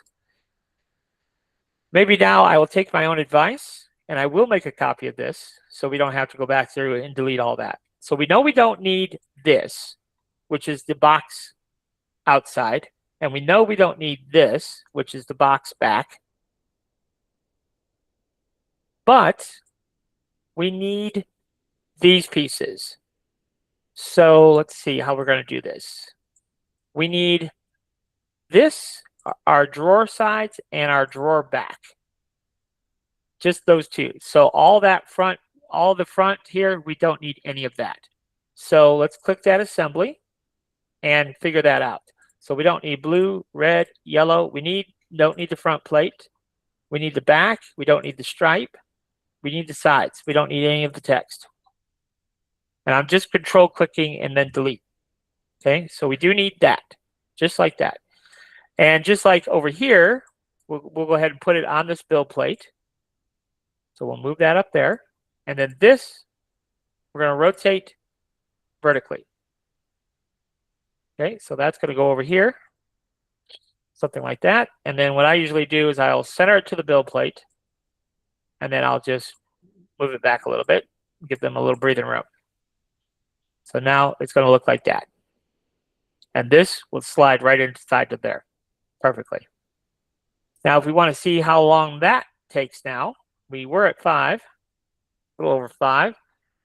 Now we're at 9. Still, for what it is, I don't think it's too bad. So this was 9, and this was 3. So basically, we're at about 12 hours now. So the only thing that's left is a little bit of trickery with our front plate. So let me show you what we got to do there. And this will make sense, hopefully. So we're going to delete our drawer box back. And this is what we got left. So we're going to go ahead and delete this back piece, which is the drawer back. And we've got to deal with the drawer sides. So the way this is going to work is we're going to cut. One of the reasons I made this front plate 4 millimeters is so that our drawer guides, our drawer sides here, could be cut into the front plate. So we get perfect alignment, but we have to print these two separate. This front plate is going to print flat. All right. So, and then what we'll do is we'll have a nice little notch in our front plate where we can put a little bit of glue and glue our sides, our front plate to our sides. So what we have to do is use our assembly tool. So what I'm going to do here is take our drawer sides and I'm just going to back it out. Something like that. Okay. And then we'll select this assembly, go to our assembly tool and click this. We'll spin it around because I need that front edge of our drawer. Just sometimes it's hard to get what we really want. We want that right there. See that? That right there. We need to match those two up. So let's go ahead and zero those out. And now that is not what I expected. I don't know where it went, right? So no worries, that happens a lot. Sometimes that tool is not perfect. So what's our next approach? Our next approach will be to bring out the calculator. So let me show you how this is going to work. So we're going to click that one again, and we're going to find out what the distance is. So you see, that's the distance. The distance is 181. So now what we're going to do is we're going to move this. We're going to move the drawers 181 millimeters. But let me see if I can make this make sense for you. You see the arrow is pointing in this direction. We can see that this is 35.01. What we need to do is we need to move the drawer in this direction. But if I do that, you notice what happens. The value increases, okay? So remember, the distance here was 181. So what we have to do is add 181 to this number. So let's bring up the calculator. So we're going to do 181 plus the 3501 equals 216.01. So this value has to be negative 216.01.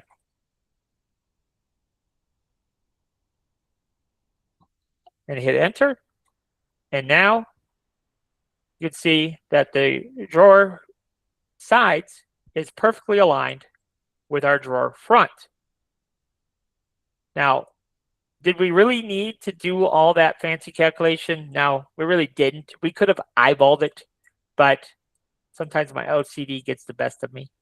So now what we need to do is those two faces are just touching one another. I need my drawer inside the front face 2 millimeters. Okay, that's just what I decided. So that's what we're going to do. So we're going to all click the drawer sides and we're going to move this. Now, we're going to move it and you see that the arrow is pointing in this direction. So this number needs to go bigger. So that number needs to be 218.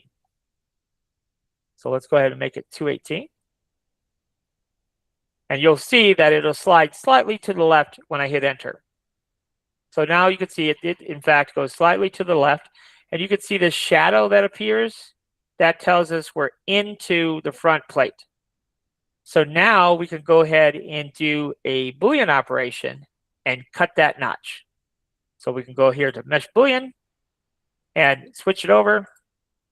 And all we're going to do is peel off our drawer sides. So somewhere in this list, there's our drawer sides and move it out. So this is our green cutter, and this is what is to be cut. We do not need to keep the original models in this example. So let's execute. And you can see what we ultimately wound up with. And this is something else to really pay close attention to when you're doing these Boolean operations is that all the sides actually cut. And look at there. How did I know that something was going to go wrong? Right? So you could see something, in fact, did go wrong. Only the one side was cut. This side was cut, but not this side. And I've run into that situation before. That's why I know to look out for it.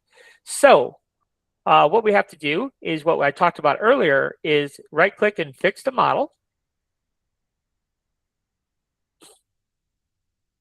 This one thing, you don't know how many times when I was brand new to Bamboo, I was following the videos. I watched all the videos on the Bamboo site, and no one ever said that if the Boolean operator does not work, fix the model. And so here I thought I was doing something wrong, and I was not doing anything wrong. I just forgot that one little tidbit of information I didn't have. And I came across a video on YouTube one day, and they were talking about it, and sure enough, ever since, that always has fixed my problem. Now, you can see here, this does not seem to be cutting. Let's see. Let's take a closer look now. See what's going on here. Let's spin this around. Why is that not cutting? Let's first of all make sure that it is inside our front plate over here. That'll be the first thing to see. We should see that right away. When I alt-click this, it clearly is inside our front face.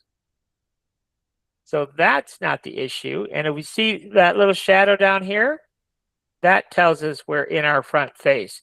If I move this, you'll see this probably more clearly. That shadow will go away. So what we're going to do here, we're going to attempt to do, is because it didn't work twice, we're just going to eyeball it now. We just need some slight recess in there. So we're going to see if we make a small adjustment, if that would have any change. Otherwise, I don't know why that will not Boolean for us. What we can do, if it still persists, so there's our green, there's our blue. Oh, yes.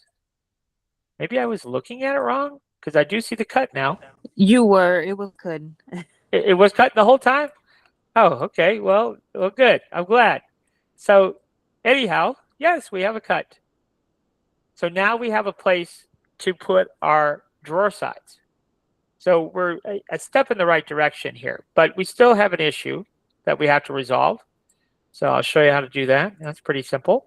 So then we're just going to lay this flat on our build plate, but this time we'll use our lay on face tool and just click it, and then that will lay it on its face so we don't actually have to use the rotation tool. So these two probably could go ahead and be printed on the same build plate.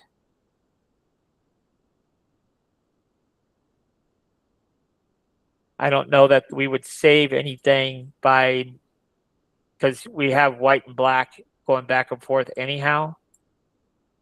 Might save a little bit of time printing it separately, but that's probably how I would print it, except I might go ahead and slide this down, slide that down, and then see if we could get this on that build plate as well, which I think all of it would fit.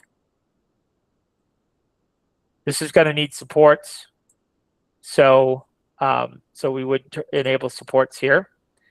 And then I usually, every time I enable supports, I always change my top interface layers or Z distance to 28 and interface layers to 4. And that helps me remove the supports really easily. But so we have our box, we have our drawer front, we have our number 8. Yep, that's all there. So this plate, how long does that take to print? Oh, we did forget one step. we did forget one a very critical piece. No, we didn't either. But we do have to make a slight adjustment here. But anyhow, this build plate, 2.5 hours. That's not bad. So I think so what was this build plate again? This one was 9. And then this one, we added the puck, so we'll have to reslice it.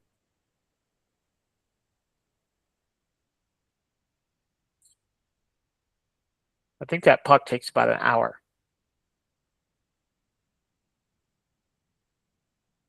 The only thing I really do have to do is I have to go back in and calculate how tall the puck has to be, because this isn't really the right height. So we'll call it 6. So this one's 9, 6, and 3. But we use the drawer sides here, and we cut that little notch, right? But this will not fit inside of that. So we have to make a small adjustment. And we select this piece and we go to the quality tab, and just like with my hat box that some people have been struggling with, we have to allow for a little bit of compensation. This needs to be fractionally smaller to fit in our slot. Otherwise, it will be very hard to get in our slot. So what we want to do for this particular example, because it just needs to be fractionally smaller, is we want to enter a negative point. Let's just do negative 0.3. Okay? And just that little bit of compensation will make this a little bit smaller, and it will fit inside your slot. So negative 0.3. Usually when I'm connecting parts together like that, that will get the job done. So now that is ready for the printer. So it wasn't too bad. And I don't think it's going to be a bad print. And, for what it is, that's not really a bad print time either, in my opinion.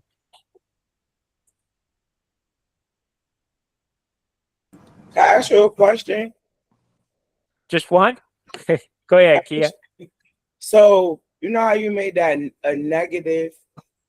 So how do you make it bigger? You just put in like 0.15 or 0.10. Yeah, that's something else too.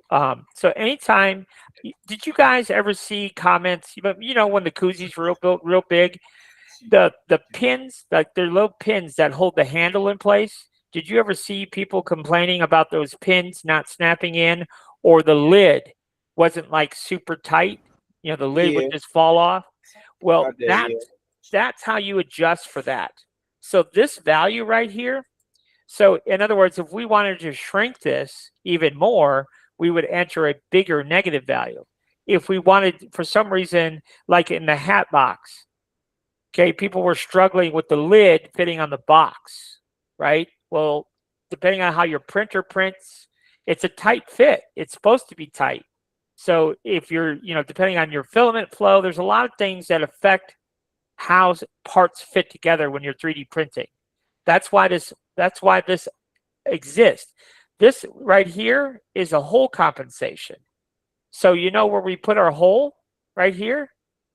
If this pipe didn't fit in the hole, we could make that hole slightly bigger, and then the pipe would fit in.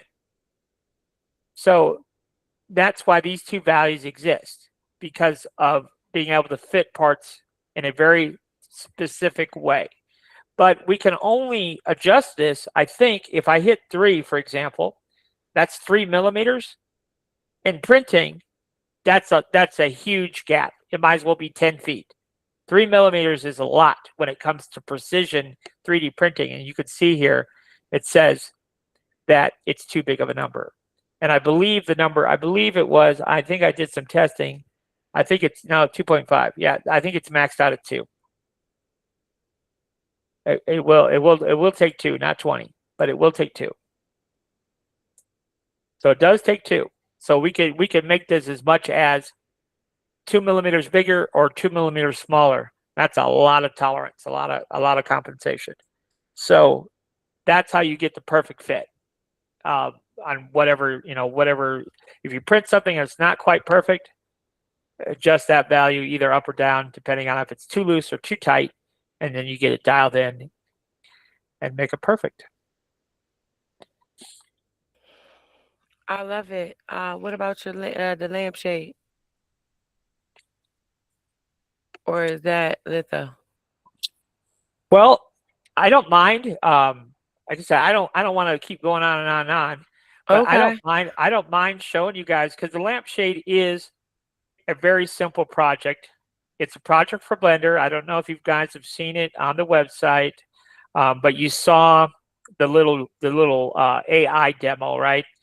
But if you guys want to, I'll just show you because it's a real quick thing, and I will tell you this: I am going to have a separate video, more in depth, step by step.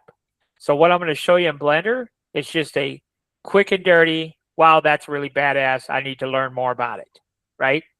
Just to give you an idea, because it really is a very simple process.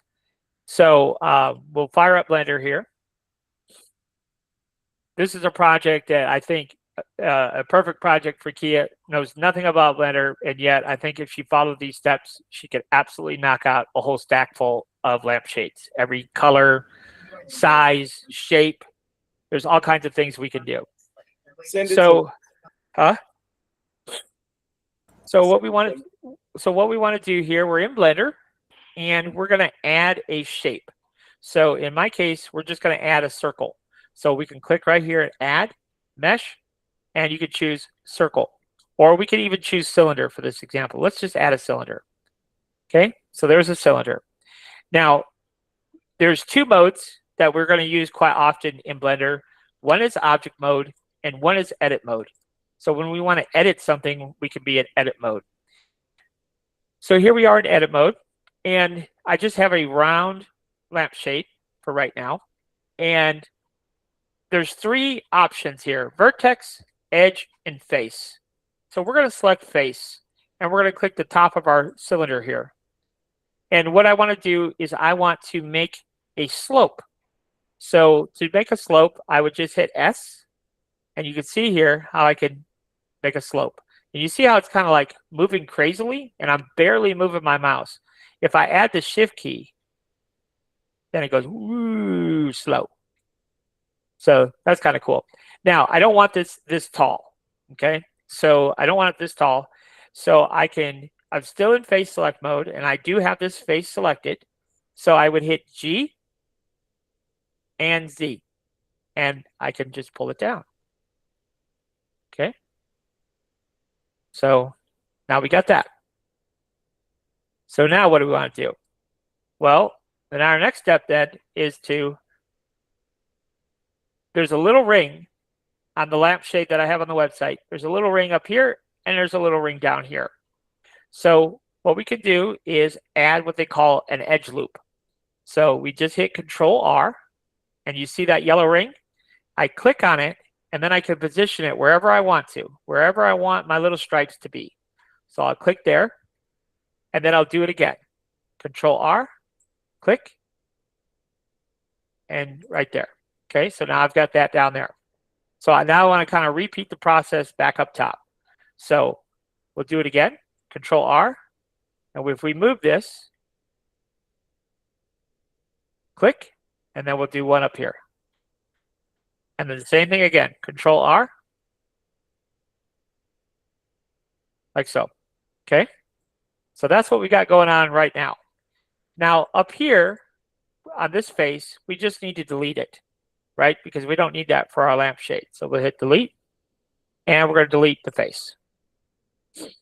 What we got? We're in face select mode. Yeah. There we go. I didn't have my face selected. My bad. Double click to select your face, then delete faces.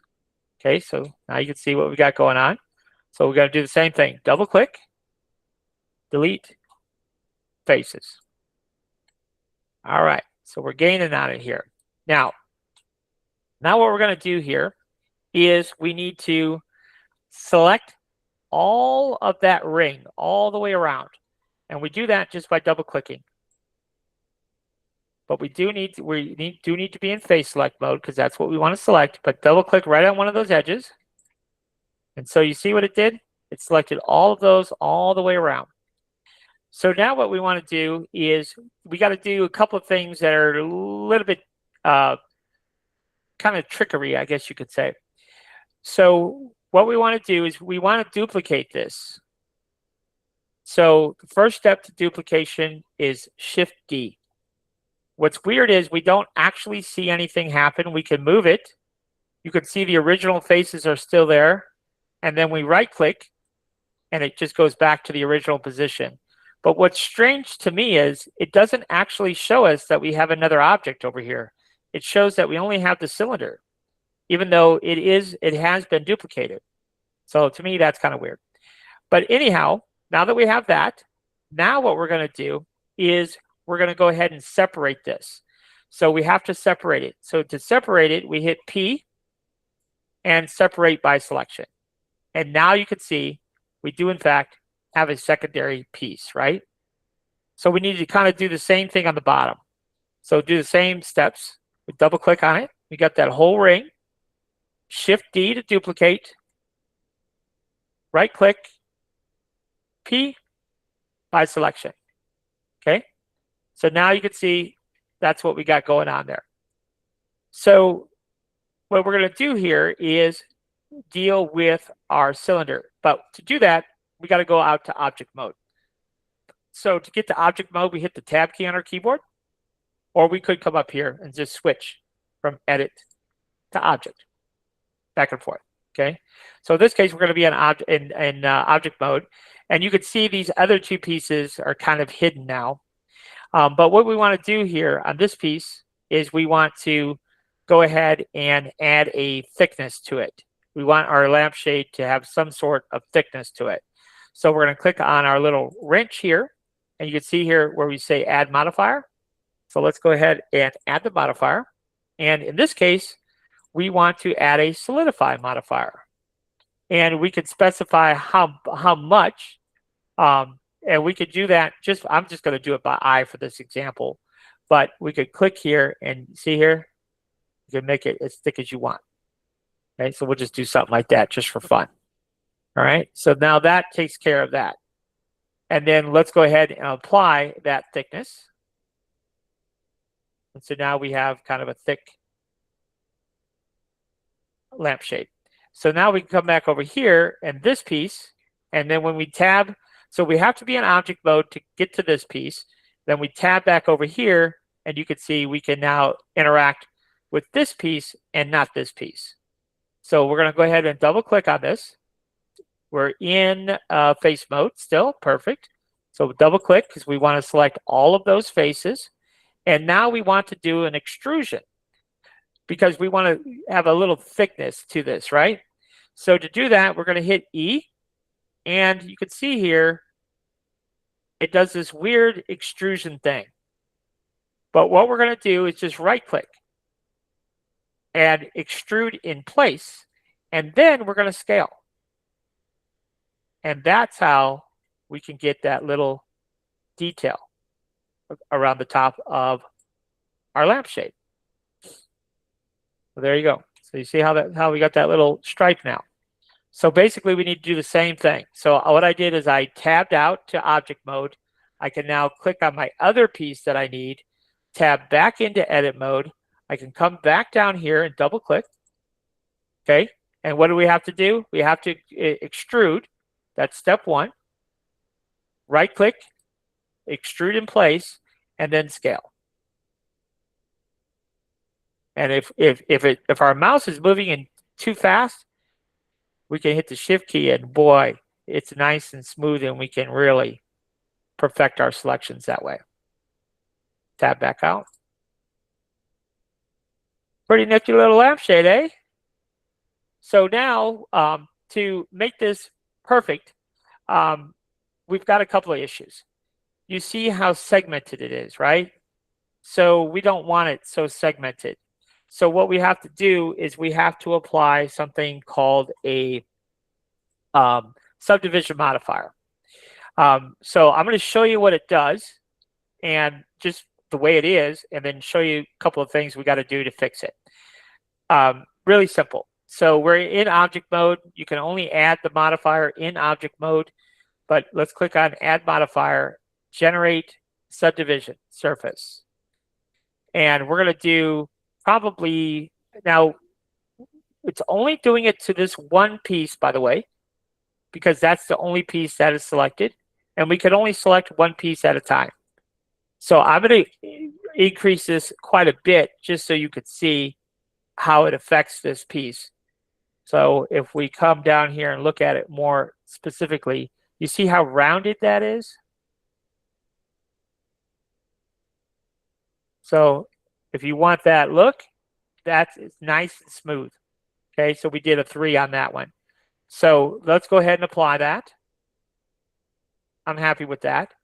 And then let's go ahead and select a different piece. So now we can do that piece, right? And now we could go ahead and add a subdivision modifier to that. Right? And we'll do the same thing. We'll go ahead and do 3 on that one too.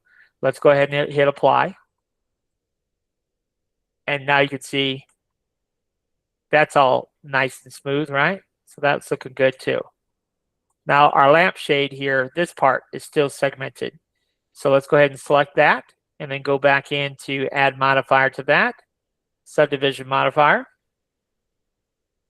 And let's go ahead and do 3 on that.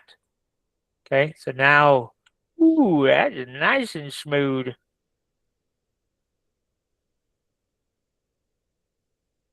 So there you go. So we'll go ahead and apply to that. Now, we don't really know what size this is, right? It's a circular. We slope the sides in a little bit, but that's not really that important what the actual dimension is here. Because we can take it into Bamboo and scale it to whatever size we want to scale it to. So that part doesn't really matter. So we'll go ahead and select that. And let's go ahead and I'm going to give you this file, this finished file. So if you want to play around with it, you can. So we'll call this lampshade. So you remember, you could do rounds, squares. All of that works the same way. Okay, so just to give you a real quick example here, we're going to add a cube, right? So there's our cube. And if we go into edit mode here, so yep, we're in edit mode. So if we go ahead and do Control R again, right? So we do the exact same thing we just did, but with a cube. And then we could select our faces and delete the top, delete the bottom, boom. You got yourself a square lampshade or rectangular one, or we can, scale make a tapered one. All kinds of things you can do. So just to kind of give you an idea. Same exact process. So now we've saved this as our lampshade, and then let's go ahead and export this as an STL file and see what we get in Bamboo. So we're going to save it to our desktop. And let's go into Bamboo. And Maya gave me, what'd you call that? She called it something. I forgot, an asset or something. But anyhow, she got it off. An attribute? Okay. Mm-hmm. She got that. She made it for me in its litho last night. And then we can attach it to the lampshade here in Bamboo. But let's go ahead and import the lampshade just so you can see it. So Control I, and it's on our desktop. And where is our lampshade? Right there. Oh, we got a couple of them. Now I don't know which is which. One has a space, one doesn't. Let's go back over here to Blender and it'll tell us. What do we name it? The one without the space. Okay. So back into Bamboo. The one without the space. That's our circle. See, it says it's too small. Yes, we'll go ahead and change the size. Now you can see it's still too small. So that was relatively small that we created in Blender, but it really doesn't matter, right? Because we can scale it up to fit our build plate. Pretty snazzy, eh? Just that easy. And then we can select this, and if we right click and you see split to parts, it's real important that we use parts. If we use objects, all the objects will come crashing to the build plate, and we don't want that. So, but we do want to split it to parts. Why, Manye? Because we don't want to paint, right? So we come over here and we can select our stripe, and we can select this stripe and just paint it that way. And then you can print a really nice lampshade. Now, like I said, there is a piece that goes in here, and then you can get that piece from It's Litho, and put it in there, and then stretch out the little plong, the little I don't know what you call them exactly, but there's these little things that stick out from the middle of the puck holder that this goes on, that you can connect to the lampshade. And there you have it. That's a custom lampshade, guys. And you can add text to the lampshade. That's if, because sometimes I get bored with litho paint, litho shades, so everybody might not want pictures or, memorial lamps, so this is definitely another option that you can incorporate. Let me just slice this just to see what kind of, this is similar in time to a litho vein print time, probably 8-10 hours for that. So it's not something that happens quickly, but it's an option. Oh, that's not so bad. 4 hours to totally fill the build plate. That's really not that bad. Yeah, that's dope. I love that. So yeah, you could definitely. Okay, I have a quick question regarding the litho thing.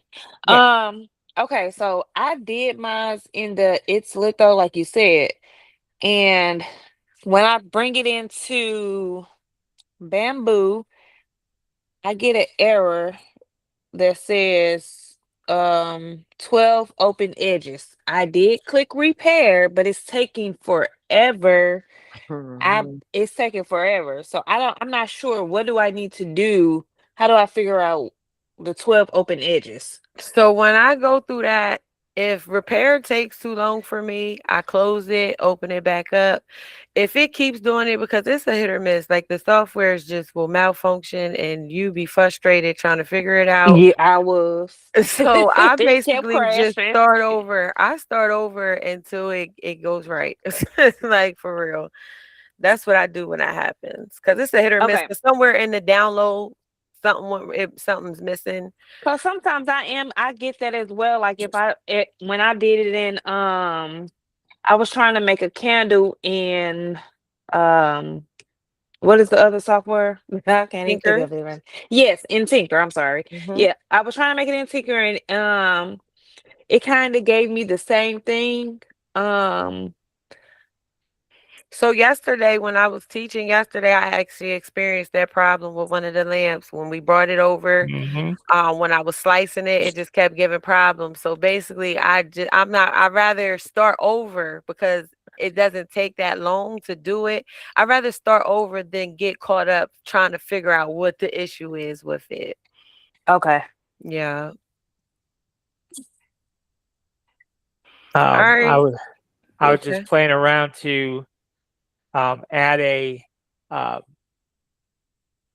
let's see here, to add an SVG to the lampshade, and you can see here I added some text, wrapped some text around it. So all you have to do is make sure you select before you go into the text tool here in Bamboo, or before you import a new SVG that you want to apply to the lampshade, just select the lampshade first, and then you can apply the SVG to it. So. All right. So, if y'all can hang around, I was going to do, it's not a drawer lamp, but I'm going to do a nice lamp, but in a simpler version to match, Kev's theme, the race car theme, the cow bush. So if you want to stick around for that and watch me do that, you can. If you have to drop off, that is totally fine. We've been on since 7, so I get it. I understand. The fouls. will be up on the Patreon. I will get the files on the Patreon for y'all. So by the time you wake up in the morning, the files will be up there for you. So the gift basket and the gift basket, the notepad holder. I didn't do the dog, and I'm gonna turn that bush one we did, the first one, the basket and the pen holder one. I'm gonna turn that one into a lamp base as well, and then this one I'm getting ready to do. So all those files will be on the site in the morning. All right, so let me share my screen. Thank you, Kevin. Yeah, no problem. Yeah, thank you so much. All right, so y'all know what time it is, so y'all know what I'm finna do. I need my medicine. I've been sitting here all this time and I ain't had my medicine, y'all. Yeah. And y'all can come off mute if y'all want to. Kev, you can actually, if you want, I don't know if you want to stop the recording, because we already, 4 hours in it? Or you want to keep it on? That's up to you. I'll just leave it on. All right, It that's doesn't cool. hurt anything. Okay. It's just more processing time. That's all. But they might want to see what you're doing again. So. All right. So. Yeah, you already said it's late night, sexy and grown. Oh wow! Oh yeah! Oh, today is Saturday. Oh yeah! Well, yeah, yeah. Not yet. Not yet. Not yet. Almost 13 minutes. Listen, we can cut it. We can take a break. We deserve it. We can, yeah, the 13 minutes. Screw them. All right, so we gonna come in here. Let's see here. Come to merge. So that was, I think, this one. So in the files, it's gonna be under the layout. Grab that one. And as you can see, it came over like this. I'm just going to go ahead and hold down my mouse, drag all the way over. We're going to shrink this down some.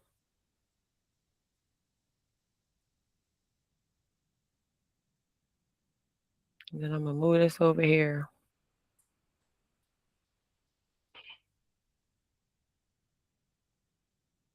All right, and then I'm going to go up a little because I like big. So we ain't doing a drawer, but we going to do, this is going to be nice too. Still going to look good. All right, so I had my layout how I wanted it.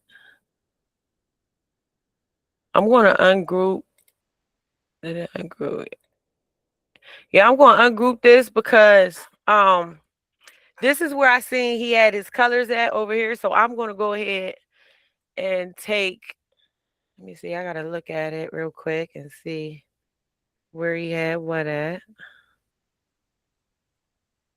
And you see, when it comes to design, when you get designing epic files like this, it takes time. It's not a wham bam. Like when you want something to look good and look a certain way, you come in here and you relax. Take your time. You don't have to rush.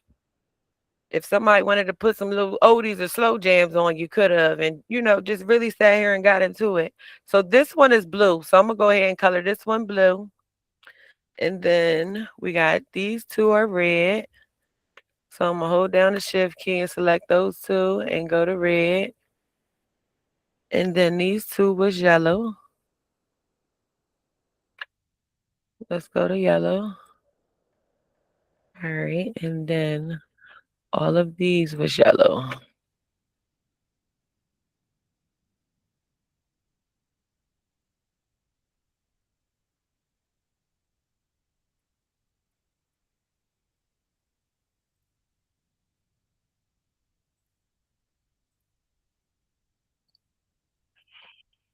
All right, so that's how he had that part colored right there, and the rest is gonna be black. So I'm gonna go ahead and come and highlight. Well, let's go ahead and group the black. Go ahead and move this over like that. Let's go ahead and highlight over there. We're gonna right click, group together.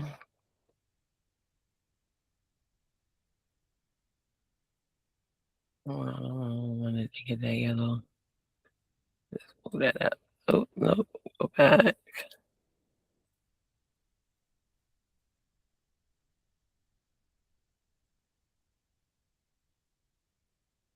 I'll still pick it up.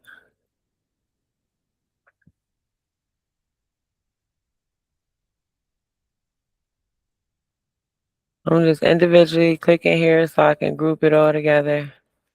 Group them words back together. And I don't mind. Right click, group. All right, yep. We're one piece.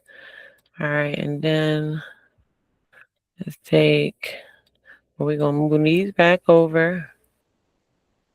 And we're gonna line them up how we want.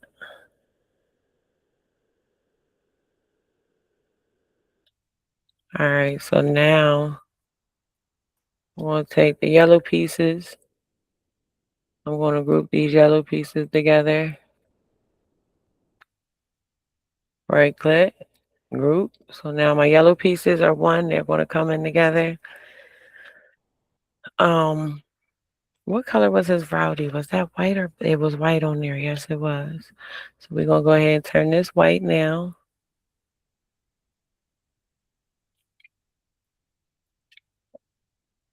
All right, so now how did I do my 8? Hold on, let me see how I did mine in the last, my example I did. Give me 1 second.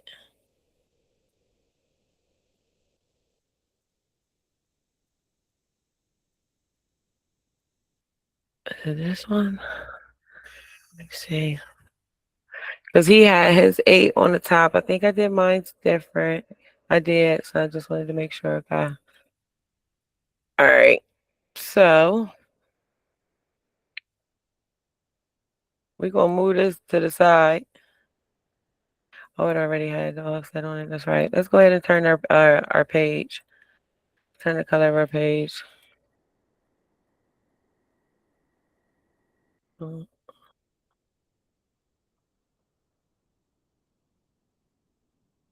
All right. So now let's go ahead and highlight the entire thing. We're going to come on the right side. Let's get us an offset. Apply.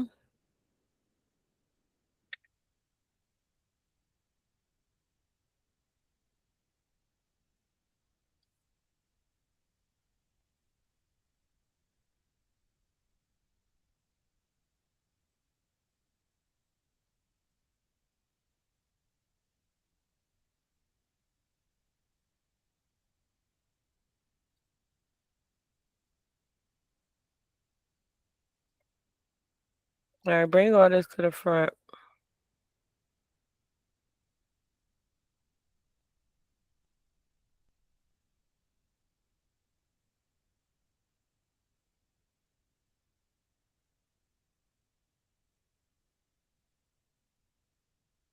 Oh, that's right. The text is black. I can't do that in black. That's right. Let's go like that. I was about to say. All right, so once you got your offset on it, then we just going to basically click on the outside. And your folder should already be named to what you're going to save it to. So I'm going to go ahead and hit Save Selection. Save to hard drive. SVG. I'm going to click on there. And let's, I'm going to just say back one. Just say back one. Then I'm going to hit backspace. Then I'm going to come grab this red right here. I want to move it just to make sure I got that red. So we're going to do the same thing, y'all. Same process. We're going to call this red back.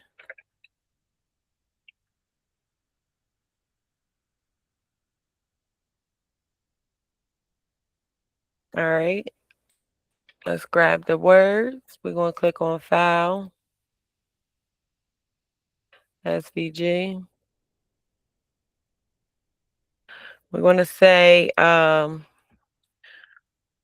Words 1. Words 1. Words white, whatever. It's up to you. Let's go ahead and grab the black set of words. Click on file.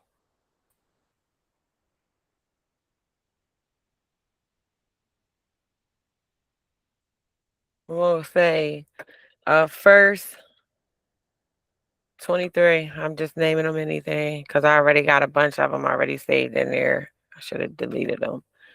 Oop, we lost that. So go back because we lost that. We know that's highlighted. Let's click there. Just right click and group it together. And then we'll just go ahead and resave it because we had to pick up that extra piece. It's not that serious. You didn't do nothing wrong. Give yourself some grace to make mistakes, guys.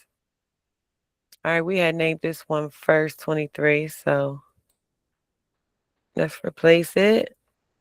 Now, there we go. All right, so then let's get our yellow. We can select both of them.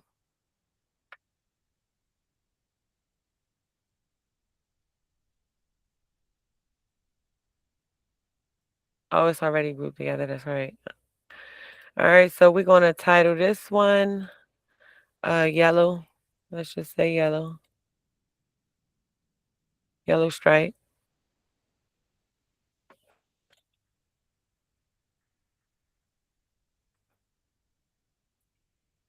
All right, back. Grab the red. And group them together. Let's go ahead and group them two together. All right, so now let's grab the red stripes. I don't know why I keep doing that. Title them red stripes. Oh, well, y'all know I know how to spell. Blue. You want to do the same thing.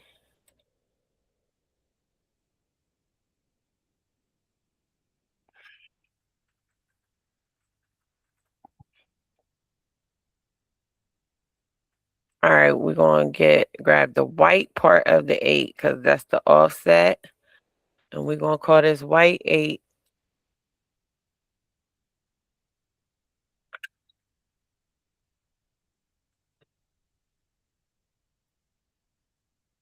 Already had one, so yes. Oh.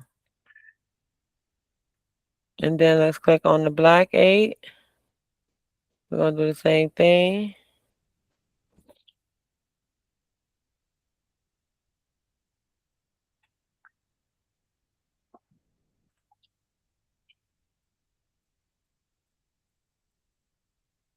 Did I say that as an SVG? I gotta make sure.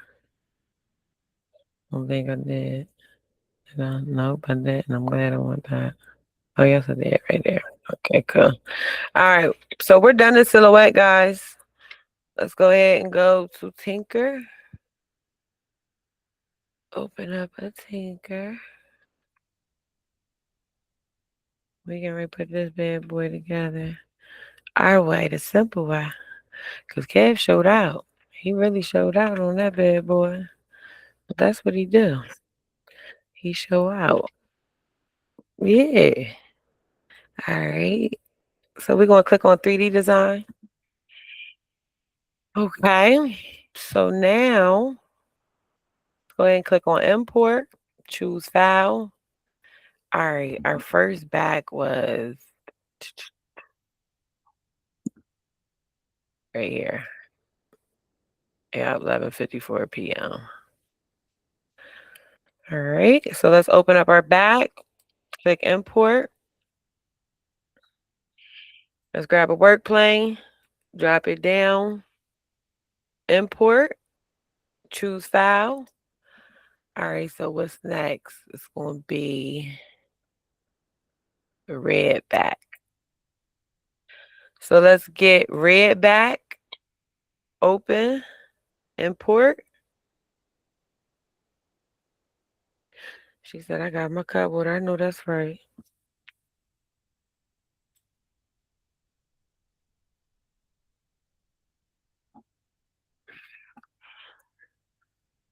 Y'all ain't got to be all quiet. It's after dark. What's wrong with y'all? Wayne in church?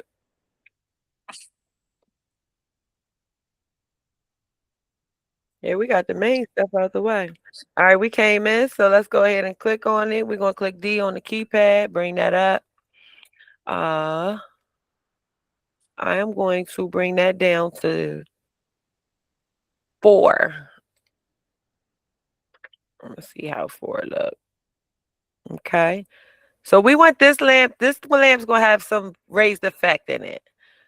All right. So now we brought the red in. Let's go ahead and drop a work plane down on here because we're gonna go ahead and bring our text in that goes on top of there. So choose file. That is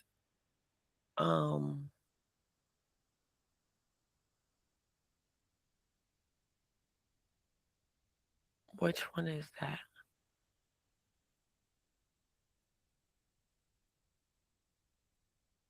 It's the Roddy. Okay. Words one. I believe so.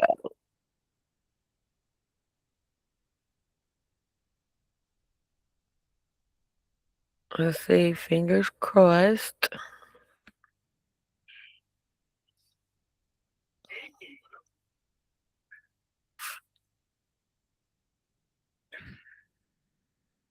That's how you know Tinker be tweaking when it's me taking this phone and port SVG.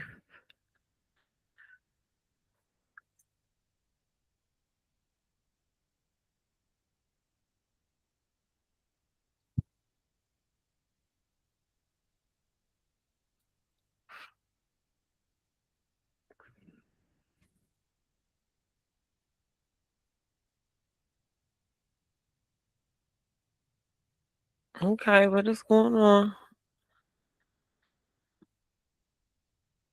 It's after midnight. Tinker start tweaking after midnight, y'all, and bamboo. For y'all who are not night owls and you just so happen to be a night owl at night, it get freaky at the dark on these softwares. Okay.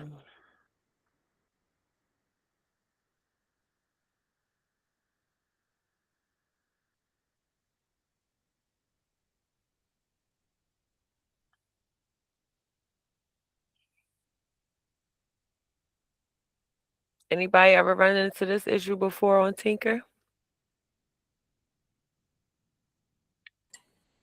Only all the time. Are you trying to import the rowdy text? Yeah, it's right here. It's in finally. It just takes time. Oh, because I was going to say that particular piece did have a lot of nodes. Yeah, I figured that out when I was designing my example earlier to know how I was going to put it down. I got you. Yep. All right, so once we get our text in, we click in here and change. I'm gonna see what 2 looks like on that. So I like 2 on there. So we can actually start coloring and be mindful. So let me go ahead and put my work plane down because I know I'm coming in this area next. But when you start playing around in here and you get comfortable, you kind of remember what you're doing. But if we can come in here and start coloring and change our quality in here. And if I'm moving fast, y'all, I'm sorry, but I just want to get this done and get y'all out of here so y'all can have this file in the morning. For real, for real. Because we kept y'all long enough. We're going to turn all the quality up. Color. We ain't going nowhere. We're going to be here again. All right. So now, let's go to import because we dropped our work plane. Now let's go get the first. Yeah.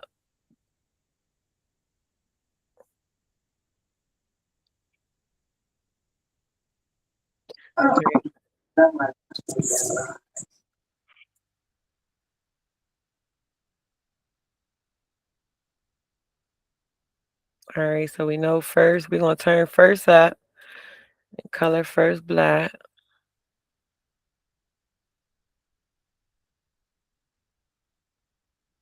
All right, and then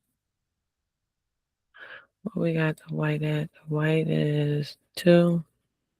Let's go ahead and do.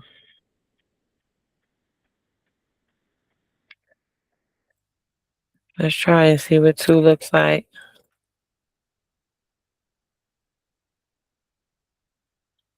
See his picture. He doesn't have it in this one. You don't have it in this picture right here. Okay, I ain't worried about it. I'm doing my own thing. That ain't even in that picture, this piece right here, but it's okay. All right, so that went in the back. So you can either move this up. It went in the back. It's totally up to you. It's how you want it to look. So if you wanted to move it up a little, you could, and it looked like that. It's totally up to you. It's your preference, your liking. You play around and move around and look like that. All right, so now let's go ahead and grab a work plane. We're going to come over here and start bringing in the 8. Let's build that. Start building that. So, what was it? White 8. Yes, it was white 8. So let's bring the white 8 in first.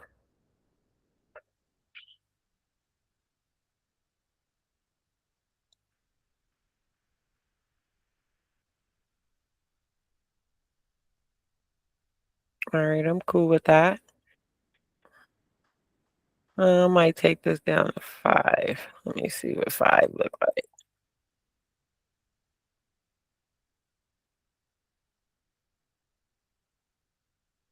No, I think I might like it back at 10. So we'll put that back at 10. All right, so let's go ahead and color this. We know this one is white. Bring up our quality on it.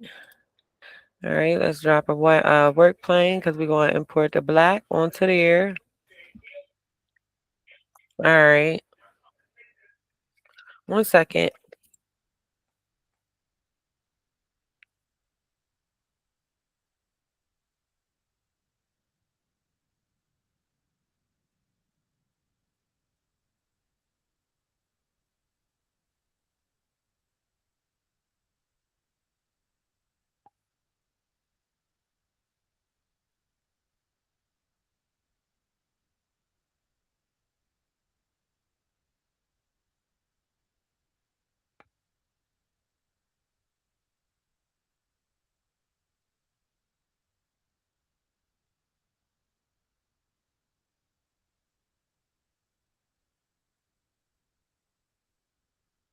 Should I do a voiceover?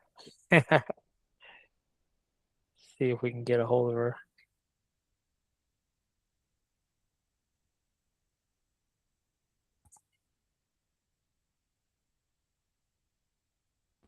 Y'all couldn't hear me? There we go. Now you're back. Okay. Oh my God, I'm so sorry. Okay, so we brought our black 8 in. So let's go ahead and turn this black. And then we're going to change that down to 2. I want this one too.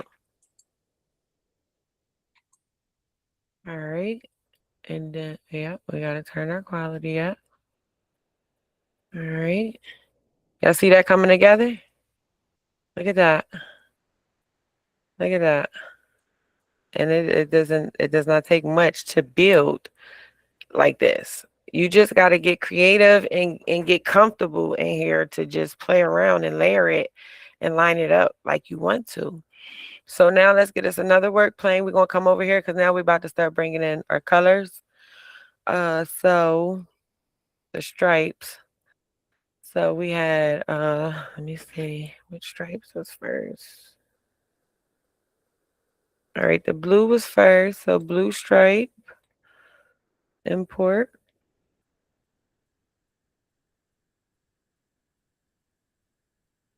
All right, let's turn the quality up to 24.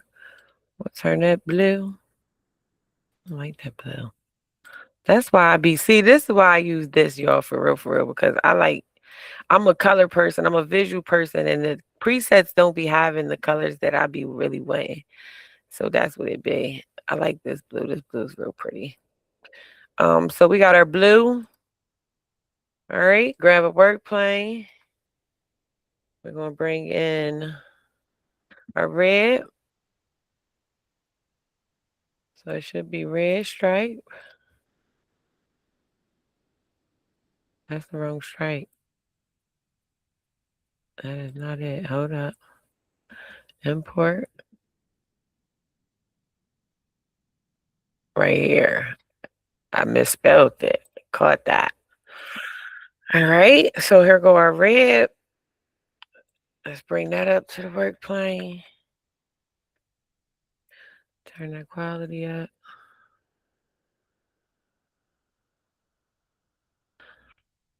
Bring that up to the work plane.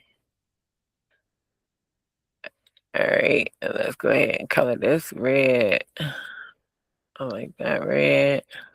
We turn our quality up, yes. All right, let's grab us another work plane and bring in the yellow.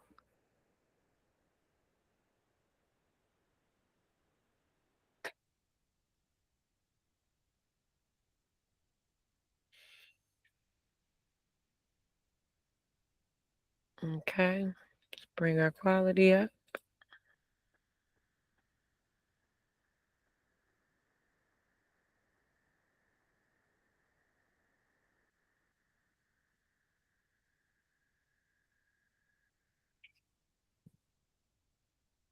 All right.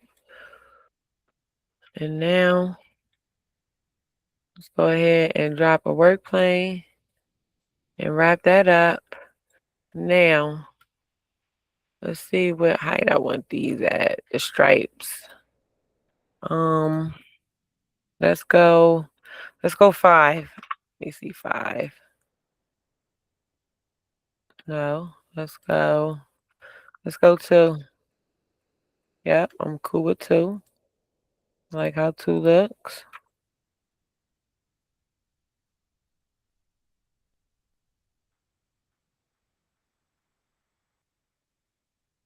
All right.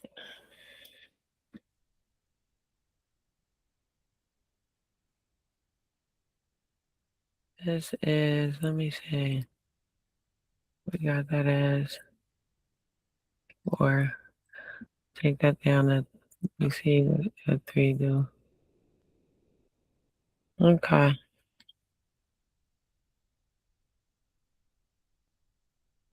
Maybe. Oh.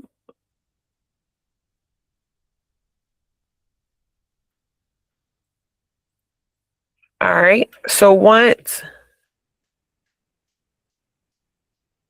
yes, I'm in class right now. You got to give me a second. Yes, in class. All right. So now once you got all your pieces in here, you're just gonna spin it around and look. Check it out. Okay. And then we'll come to the back. And I'm going to put 76 in here. Okay. All right. Now I'm going to highlight all of it. D to bring it up to the work plane.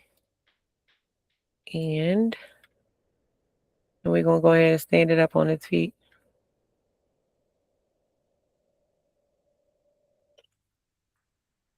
Perfect. The first time. You see that? That's crazy. That is crazy. Let's go ahead and highlight that. Bring that up to the work plane. And voila, there we go. Just like that. That's simple. You know what I mean? It looks nice like Kev's, but you know what I mean? A simpler, version of it. And then you might need a version of it for more affordable customers. You know what I'm saying? Because that lamp that Kev did, I'm starting off at $150 for that. That's a drawer. That's a base drawer. You know what I'm saying? I'm starting off at $150 with that for my customers. So at the end of the day, this version of it could be a more affordable version that you maybe only charge $80, $90, $100 for. You know what I'm saying? But I'm starting at $150 for that one Kev did. So once we go ahead and get, I just want. Yes. What for the grill? You said how much I charge for my grill? Yes. What's the price for $200. Wow, it's sure worth it. But Yes, my ma'am. God. Yes, ma'am. Anybody else try printing it? Yeah, it does take long. It is a long print. It is a long print. Yeah, it makes you want to buy several other printers. Listen, and see, I don't see, I guess, and that's what I be having to say sometimes. Sometimes I'll be like, are you too ambitious sometimes? Because I was like, everybody don't have that many printers, but I was like, man, this is a bad lamp. Like, I think outside the box. So if like when you stay ahead of your seasons, so if you only got one or two printers, like hypothetically speaking, say I came across this grill lamp and one printer, it takes you 3 days to print it. Okay. If you have multiple printers, you can get it done faster. Me, because I have 16 printers, I get it done in 24 hours. So, but if I only had one or two printers, right, I'm going to make sure I start my orders ahead of time for it, because if I'm promoting that for Father's Day, I'm going to make sure ahead of time, because I want to go ahead and make sure I got enough time to be able to complete the project. You know what I'm saying? So you say, all right, it's a $200 lamp. I say, all right, I want to sell it at least 5 times. I'm going to make $1,000 off of it. Right. So I would open up my order list for five orders for it, you know what I'm saying? But make sure I open up in enough time that I'll be able to complete the project. So I know in a week I can get at least 2 of them done. You know what I'm saying? So it's going to take me 3 weeks to do 5 of them. But in the course of those 3 weeks, it ain't like you doing really much hard labor or nothing like that. You know what I'm saying? So yeah, I know. Please don't run out taking your savings, cleaning your savings out and stuff like that. Don't do that, y'all. And then y'all start blaming me. Don't do that. Don't have your husbands tracking me down. Don't do that. Because I made him go take me to Hobby Lobby today so I could buy some more filaments and my filament comes in. See, that's what I'm saying. Don't blame me. Oh, yeah, I did. I had to. I was like, it's for class. It's okay, friend. It's okay. I'll take the blame just this one time. The next time it's on you. I was also at Hobby Lobby, but you got to use that money and flip it either to like another AMS system over necessarily a whole another machine. Oh my God, I want a whole nother machine. Like, listen, that's how I was when I took my first one out the box. That second AMS. Well, I got into 3D printing because of Facebook. And then once I said something about it, my daughter ordered me a printer. And then after she ordered the printer, she ordered me the P1S. And I was in front of my granddaughter and I was showing her some of the things that I was doing, which was just like the koozies and the purses. Facebook. And I said, I can't. She was like, Grandma, can you make me something? I was like, I can't, because both of my printers working. I'm here with you. But my printer off my phone and telling my husband to go and take it out the printer, clean the plate, do this, you know. And she got on the phone with her dad and said, Daddy, Grandma can't get her printing done because her print it takes so long on one printer. So he ordered me the X2D. Okay. I am so in love with the X2D. It's so quiet. Are you? I don't. It is quiet, but I don't like mine. And I'm gonna tell you why I don't like mine, because I don't understand it yet. What? Yep, I haven't really took the time to really understand how the do nozzle of it works. So nope. It's true. I mean, when I tell you straight out of the box, it is absolutely so simple. The only thing that's frustrating is that if you has 2 colors, it may suggest that you use that external nozzle. And so you have to go in the set, switch it back and say, I don't want to use. Yeah, that's the mistake I've been making, because my shit been coming out with holes in it. Oh, absolutely no poop, nothing. Oh, wow. Yes, like very minimal compared to the P1S. Very minimal. If you're dealing with color changes and you use that external thing, you don't have it. So now I'm finna get fancy, because Kev showed out on me. He got fancy with y'all. So now I'm gonna show y'all where we get fancy in a simple way, though. All right. So come on, walk with me. So we're gonna go to export because we're done. We got our hole in here.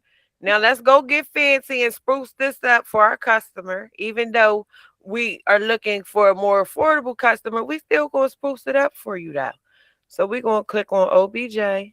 All right, hold on. We gotta go put them. We now, you know what, y'all? We ain't gonna be by the book right now. We know what's going on. We know how to color and the OBJ and all that. But we about to go get fancy over here. Over here, that's what I want to do. Cause I ain't played around over here in a little bit. I miss it. So let me get ready to knock your socks off real quick. We could fuck that up too. I have a question, Aya. Yes.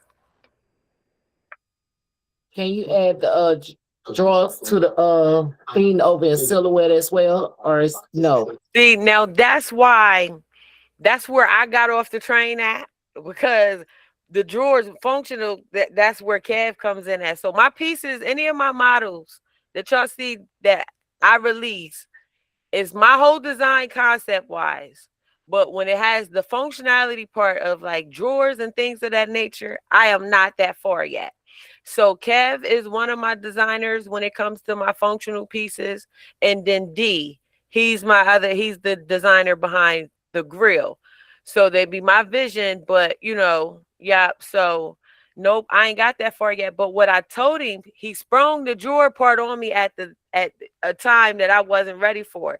So what I am going to do is we're going to get together and I'm going to work on the project with as far as making it functional, turning it into the drawers and stuff and tinker.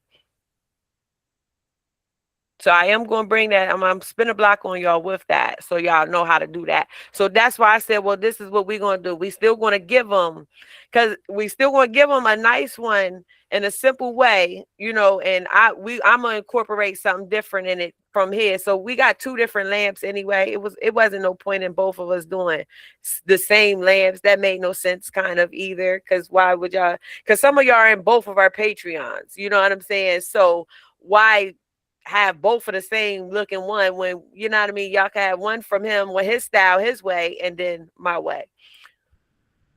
Okay, that makes sense. I was just wondering though. Yeah, no problem. All right, so now let's go ahead and open up Bamboo. So we're gonna come in here and then let's go to prepare. And we just download that. Hold up, where it go? That's right, we did it. What did we do? How did we export it? Oh, that's why. OBJ, we did. Extract. I don't think I got all the colors in here. I don't. Perfect. Import.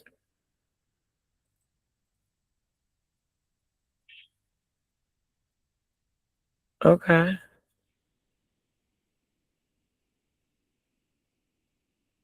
Hmm. Hmm. Hmm. Hmm. Bam. Bam. Okay. Oh, something happened. What happened? We're missing our white. Okay, hold on. We're missing our rowdy text, y'all.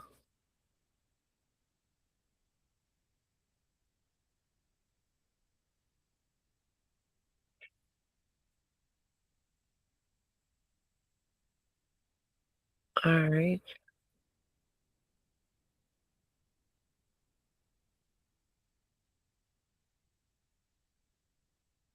Why is that?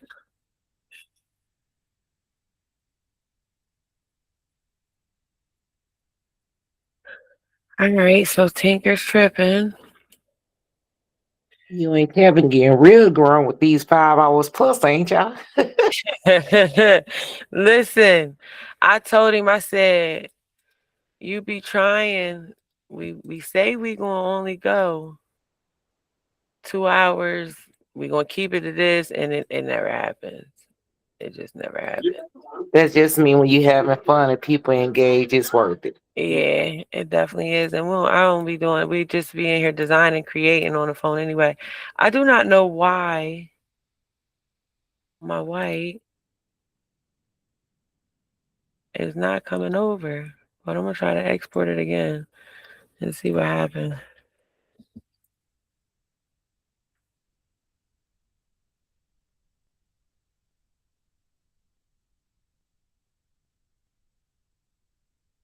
All right, I'm just gonna export it as a STL. I will color it, y'all.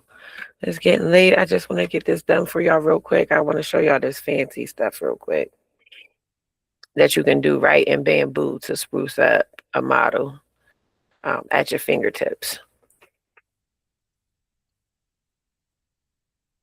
Yeah, Tinker is just tripping. And he did say this thing had problems, them nodes. Yep. Them freaking nodes.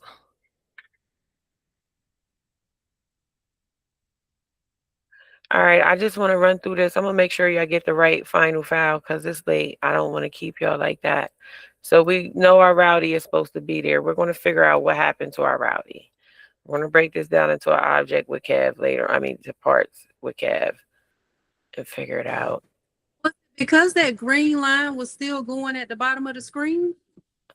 Oh, Tinker be tripping. It really do. It really do. It is no way. It's lost. I don't think it's in here at all. I don't think it never came over. It disappeared.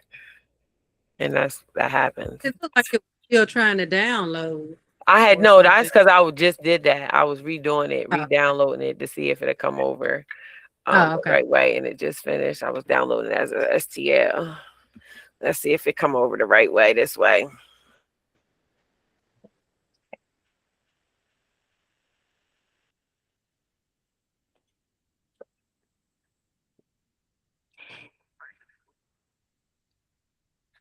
No, we lost it somewhere, but I'm gonna go and fix it. I'll go and fix it. I ain't worried about it. Let's go get the color model though. All right, so now I'm going to come here and I'm going to go to Maker's Lab. Okay. And ooh, they got some new tools in here. Ooh, I can't wait to come in here and play. Hold up. Oh yeah. Oh yeah. Oh, they got some new stuff in here. I can't wait to come here and play. So this is how I'll be finding out about the tools when they put them in here. I come here and play with them. So this one we can ready come in here and use in particular is going to be this one.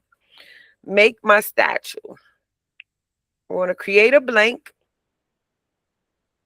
And we're just going to come to the internet. Okay. And I'm going to type in cow bush PNG. Let me just go here. Oh, I had some already. That's right. I'm tweaking. We bought some right here. All right. We're going to use this one right here. Oh my, because it's already right there. I just want to get this over with. Open.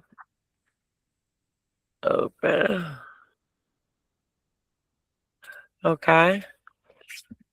I agree. Generate. So we're getting ready to generate a statue of Cow Bush, right? Because what we're going to do is we're going to print him out and we're going to put him on top of our land. That's going to be so cool. Mm-hmm. And this is this simple. You don't got to go nowhere and create your statues, guys. I create my statues. Let me show y'all something.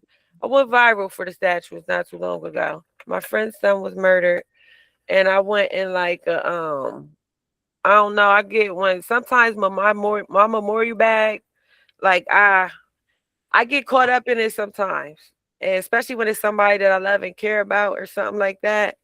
So, but these went crazy for me not too long ago. Your statue was dope. Thank you. Thank you. But I also, so I went viral for these. And Mother's Day, oh my God, did I make a killing off of these? I sold the small, so what I did was how I sized them. I sized the small one as big as it would fit on my A1 Mini. And I charged $40 for the small. I took the another one, and I sized it as big as it would fit on my P2S and S2Ds, and I sized that up, and that was my medium size, and that was $90. And I took and made my large size. I sized it up as big as it would fit on my H2S, and I charged $150 for that statue.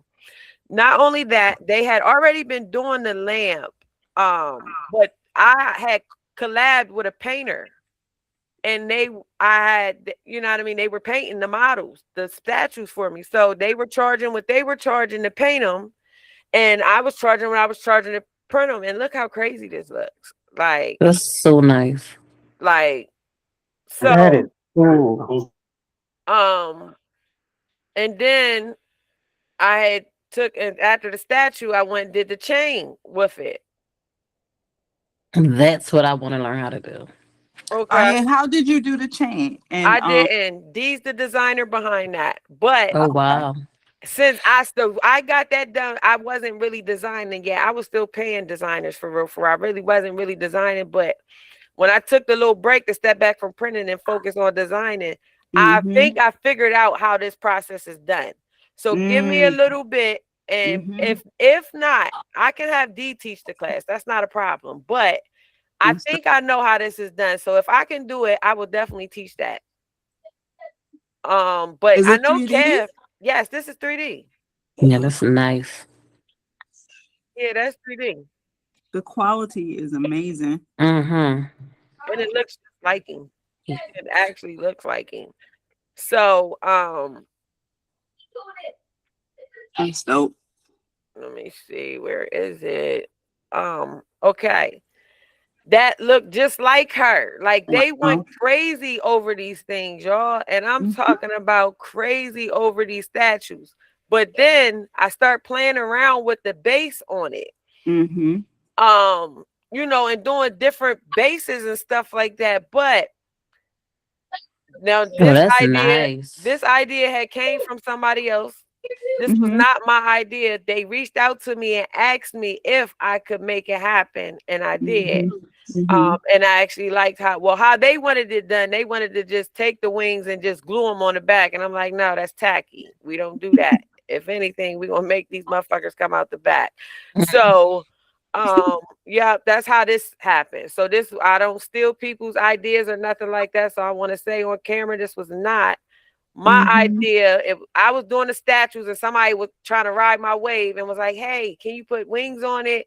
And I was like, yeah, and slap the bitches on there. That's how that happened. But I also, so yeah, them motherfuckers is bad. They bad. But they had already been doing the lamp, but I did this all in bamboo. Wow. All in bamboo, though, is the point that I'm trying to make, because I know they was using other softwares and things like that to accomplish. To make, you got to use 3-4 different places to make this happen when you can do all of this in bamboo. All of it. All of that's done in bamboo. The statue maker, yep. Yeah. So, all right. So let's get back to it. So, okay. All right. So now sometimes I would come in here and I'd be like, I don't take the first one. I retry and I get my second model, because sometimes the second one is better than the first one. And aren't you using credits every time? I am. So if you see, I got 362 credits up there. So how I get credits, I go to training. I take bamboo trainings. So, and if you click in there, if you're out of credits, and you ask how to get more credits and stuff like that, because they only give you 20 monthly. So I go and do the training. So somebody was like, I do too. I only got like 10, 15. You're not doing enough training. Like I go in there and I go and do like 5 whole fucking lessons, chapters. Like I got like 200 and something, but I just set myself a reminder because I believe something's changing at the end of the month. Okay. So some of the stuff that's, I guess, quote unquote, free, like the statue, there's something else. Something is changing at the end of the month. Okay. So right now where we're able to use these credits, by the end of the month is going to be a different story. From my brief understanding, that was in one of the couple of the groups, because they were complaining about it a couple of days ago, and I said I'm going to come back. That's crazy. That's crazy. Like the two the two apps, the statue maker and is it the keychain maker? It's Oh something wow, that's they're crazy if they do changing. that. Oh, they're Mhm. changing it or taking it away. No, they're changing it. So how what you just did, I did it too. Like to have AI generate is gonna cost something more. Oh It's wow, something. that's Yeah. crazy. So y'all look into it, but something's changed at the end of the month because they were like, you better hurry up and buy up your credits or something or buy something with your credits while you can. That's crazy. Well, yeah. So yeah, there you have it, then, guys. So yeah, that's how I got my credits. I be going in there doing the bamboo trainings They or do have whatever. trainings. Yep. Yeah, yeah. Like I told y'all, I ain't no expert or nothing like that, but I do get one in here with my stuff. Now I like this. They crossed the hands this time. So that's why I said don't never just go for the first one that they give you. I always retry it again because more than likely 99% of the time it's going to give me what I want the second try. So once I check it out, I got it. It's what I want. I'm gonna go ahead and click confirm. So it's 10 credits for the statues. So I'm gonna click confirm. Now, only thing I do in here is touch this side right here. I have never touched mesh edit. Would I like to go in here and play and see what mesh edit does? Yes, I would, but I haven't gave it that enough time to do that. So I only come over here and if I want a base, I get a base. If I want to add glasses, you can add glasses. You can change the style of glasses that you add. You can add a base. You can add text to your base. So we can say something like long live and do the number sign and do number 8. You know what I'm saying? And then just click off of it and it's going to put your text right there on the base for you. You know what I mean? And where'd you get that base on the mesh? No, it's right here. So as soon as you click in here, it's going to be the first your base. Oh, base. Okay. Yeah. And then they got different styles of bases right here. They got 3 different styles. I definitely wish they had more styles, but I go between this one and base 2. Them is the only 2 that I use. So I like how base 2 look with him, the way his arms is folded. I want to give him a little more height. Once I got the statue to my liking, I'm going to spin it around. Everything looks good. We're going to click on export. I'm going to open in Studio. I think I can. Okay, switch. And then, so let's click repair.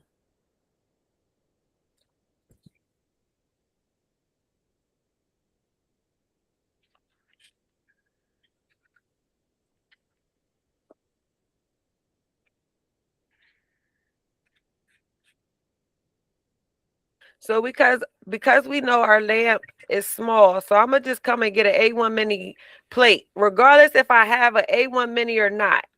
I'm gonna still come get an A1 mini plate because it helps me when it comes to my sizing. Okay, so we can switch back over here real quick and check this out. I really just want the statue to be big enough to sit right here. Okay, that was the point of me putting my number 8 on the side right here because I wanted that to be the resting place for my statue. So I see the space I need. So now I can kind of get a feel of how I need to size him down before I go ahead and save him as an STL and import him in over here. And I'm going to just add another plate. So you're going to come over here and come to the scale tool. And we're just going to scale him down. And I think that'll be about right. That's good. That looks good to me. I'm satisfied with that. Yeah, that looks good to me. So now if you wanted still to see the work that you put in front? Right here.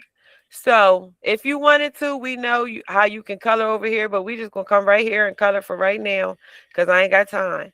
So we're gonna go ahead and get our fill tool, and we just gonna come and zoom in and just hover over our letters and just color them just like this. That is totally fine. Just back up if you do that. You give yourself grace. You ain't make no mistake. You ain't did nothing wrong. Stop fussing at your damn self all the time. When you make a boo-boo, I make them all the time, guys. And I actually want that black, I think. So, and just like that. And my statue is done. So I'm gonna go ahead and go to file. No, I'm actually right click on this and I'm going to export as one STL. All right. And we're gonna call this cow and just say statue, whatever. You know what I mean? However you gonna save it. Boom.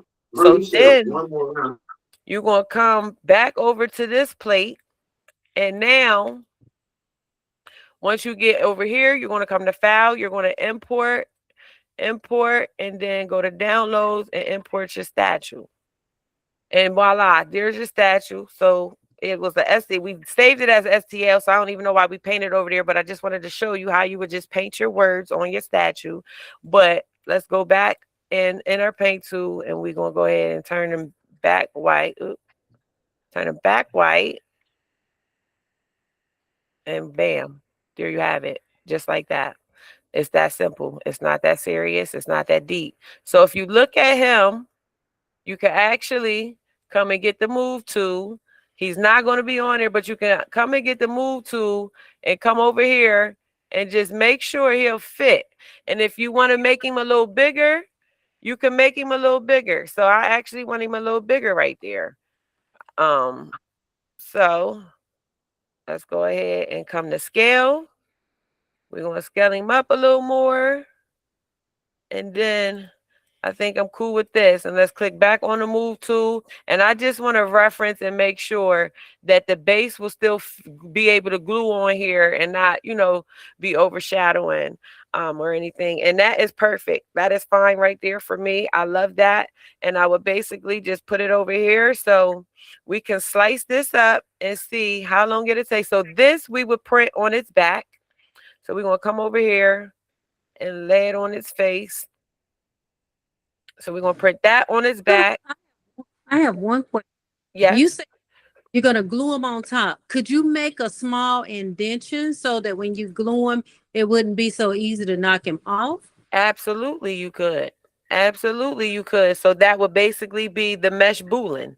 How when we cut remember how Kev cuts the holes in here? When he puts the holes and stuff in there, you would definitely do that. You could do a mesh booling with that. But it's 1 o'clock in the morning. I'm gonna get that to y'all on another day. Yeah, but I'll show y'all how to do it in Tinker tomorrow too. I'll show y'all how to put the indent in there. So basically you would just import this and bring this in as one of your shapes in Tinker.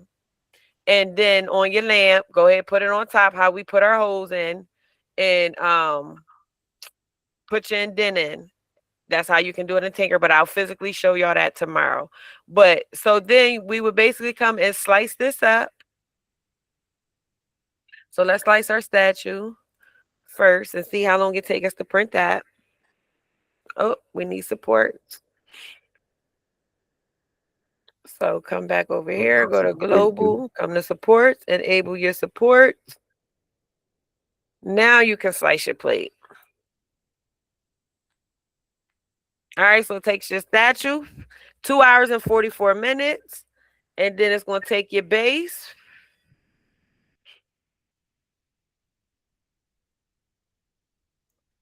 Yeah, I have a question. Yeah. If you wanted to scale it all the way up to your plate, you just scale it like you're doing it now, just scale it up or scale it down to make it bigger, but just don't change the width. I mean, the length, you just scaling it wide, right?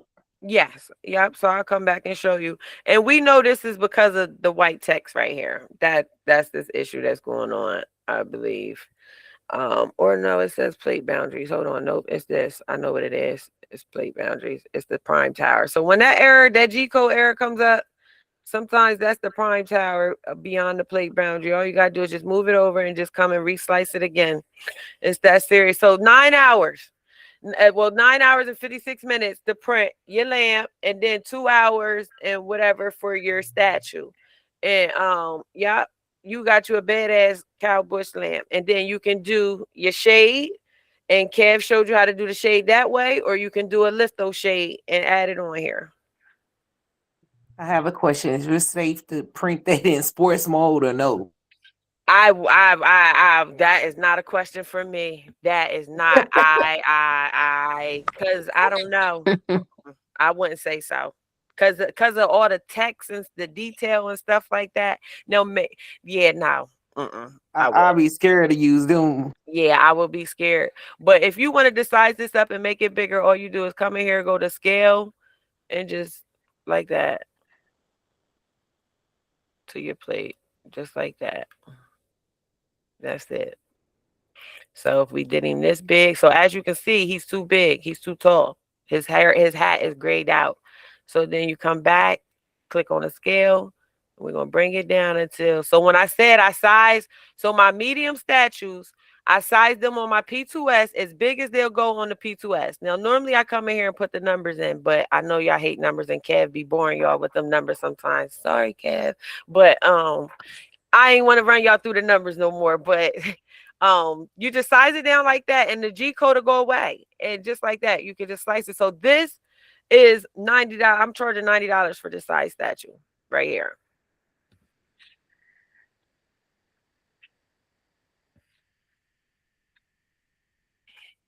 Thank you. You're welcome. And so my small statues size to my A1 mini prints in 4 to 7 hours. It depends on the detail, the picture you put in there. So the amount of detail, if they got a lot of hair, curly hair, braids, you know what I'm saying? It really depends. But my medium statues are 13 to 16 hours. So this is a medium and it's at 15 hours and 1 minute. So that's to be expected. And my large statues, I print on my H2S. And the large statues, I sized them up. Hold on, go to prepare.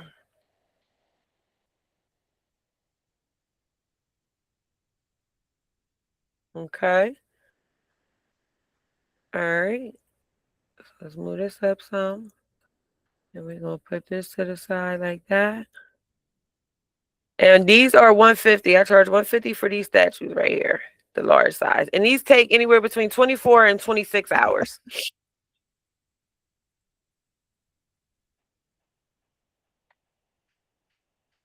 I have not experimented with many colors. I've only printed in all white, all black, PLA. I've done bronze, and I've done like a navy.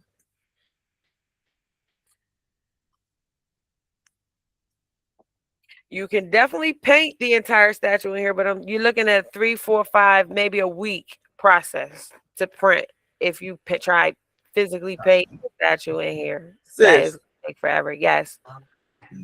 You know what I was thinking about? Yes. On the statues, like it gotta be a way we could fill in the eyes, right? I don't know. I don't. What you mean, fill them in like paint them? No, like you know how when you put the statues, the eyes be having holes in them. You talking about these right here? Yeah. I don't know. Like that's how they supposed to be. So you just take a marker and just, you know what I mean? Acrylic pen. I got acrylic pens. Okay, so I did paint them out of myself because somebody had said to me, I got 2 painters that paints my statues for me. So the one painter charges, so it takes 1 day and 2 hours. So I said anywhere between 24 and 26 hours. And that's the extra 2 hours is probably solely from the text right there. But yep, and just like that, that's $150 right there. Yep. And I sell them. They It's love worth them. it though. And they love them. Yeah, they do. Yeah. But what was I saying? Fuck. Okay, it'll come back to me. But yeah, so I'm gonna make sure y'all get the statue. I'm gonna include the statue in the file too for y'all. So y'all got any questions? I got one thing to share when you Yes. get done. But Yes. I want to show it to him on screen. Okay. Well, go ahead. While we were, I just wanted to show you, I took the lampshade and the lampshade I made and just added it to the lamp and then did that little AI image with the lampshade on it. Okay. That's fire though.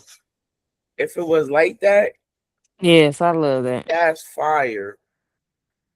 It's gonna be like that when you print it and put a light bulb in it. Mm-hmm.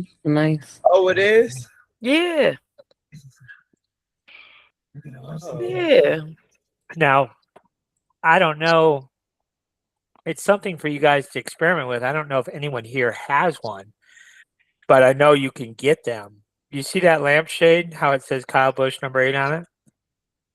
Yeah. I'd be curious to know that you know how you can get direct to film prints that are on clear like sticker paper. DTF. Yeah. What I'm wondering is if you could cut that shape out with your Cricut, like like a contour cut, and if you stuck it on there, like what it would look like, So,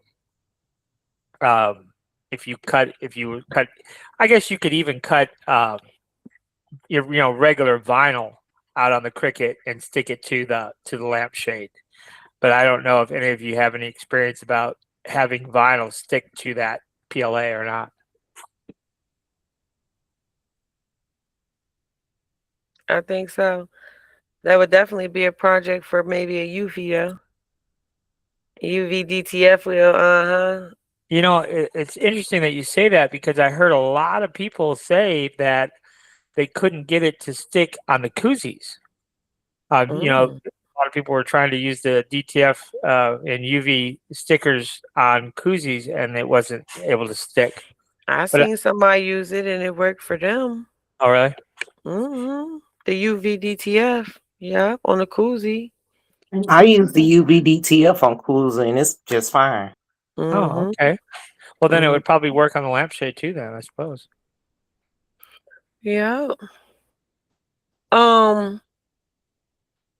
Anybody got anything else? Anything for me? Y'all need me to show you anything? It is 1, so I know y'all tired. So I'm gonna go ahead and get these files done for y'all so I can get I got a question. Yes. That's a general question. So you remember I told you I got my certificates on for the printers, right? It ain't give me no points. Where I find my points at? I don't know because mines are right here.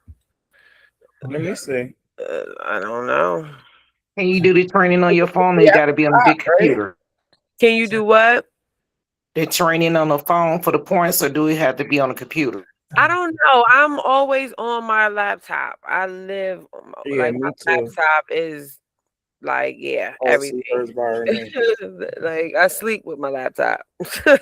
So what I got right? A support ticket. They gonna give me my points. More than likely, yeah. Because I don't know why that's happening. I don't have none. Maybe it's glitching right now. I don't know. But I want to come in here and play around. They got some new tools in here. I'm looking at them. I see them. And I'm very intrigued by this one. Very intrigued because someone reached out to me. I had a client reach out to me and they want me to do a podcast studio. They're trying to gift their friend. So their friend do podcasting, I guess. They go live from their house on Facebook, but they want a podcast studio eventually. So she has a vision of what she wants her podcast studio to look like. So her friend snuck a picture of it and sent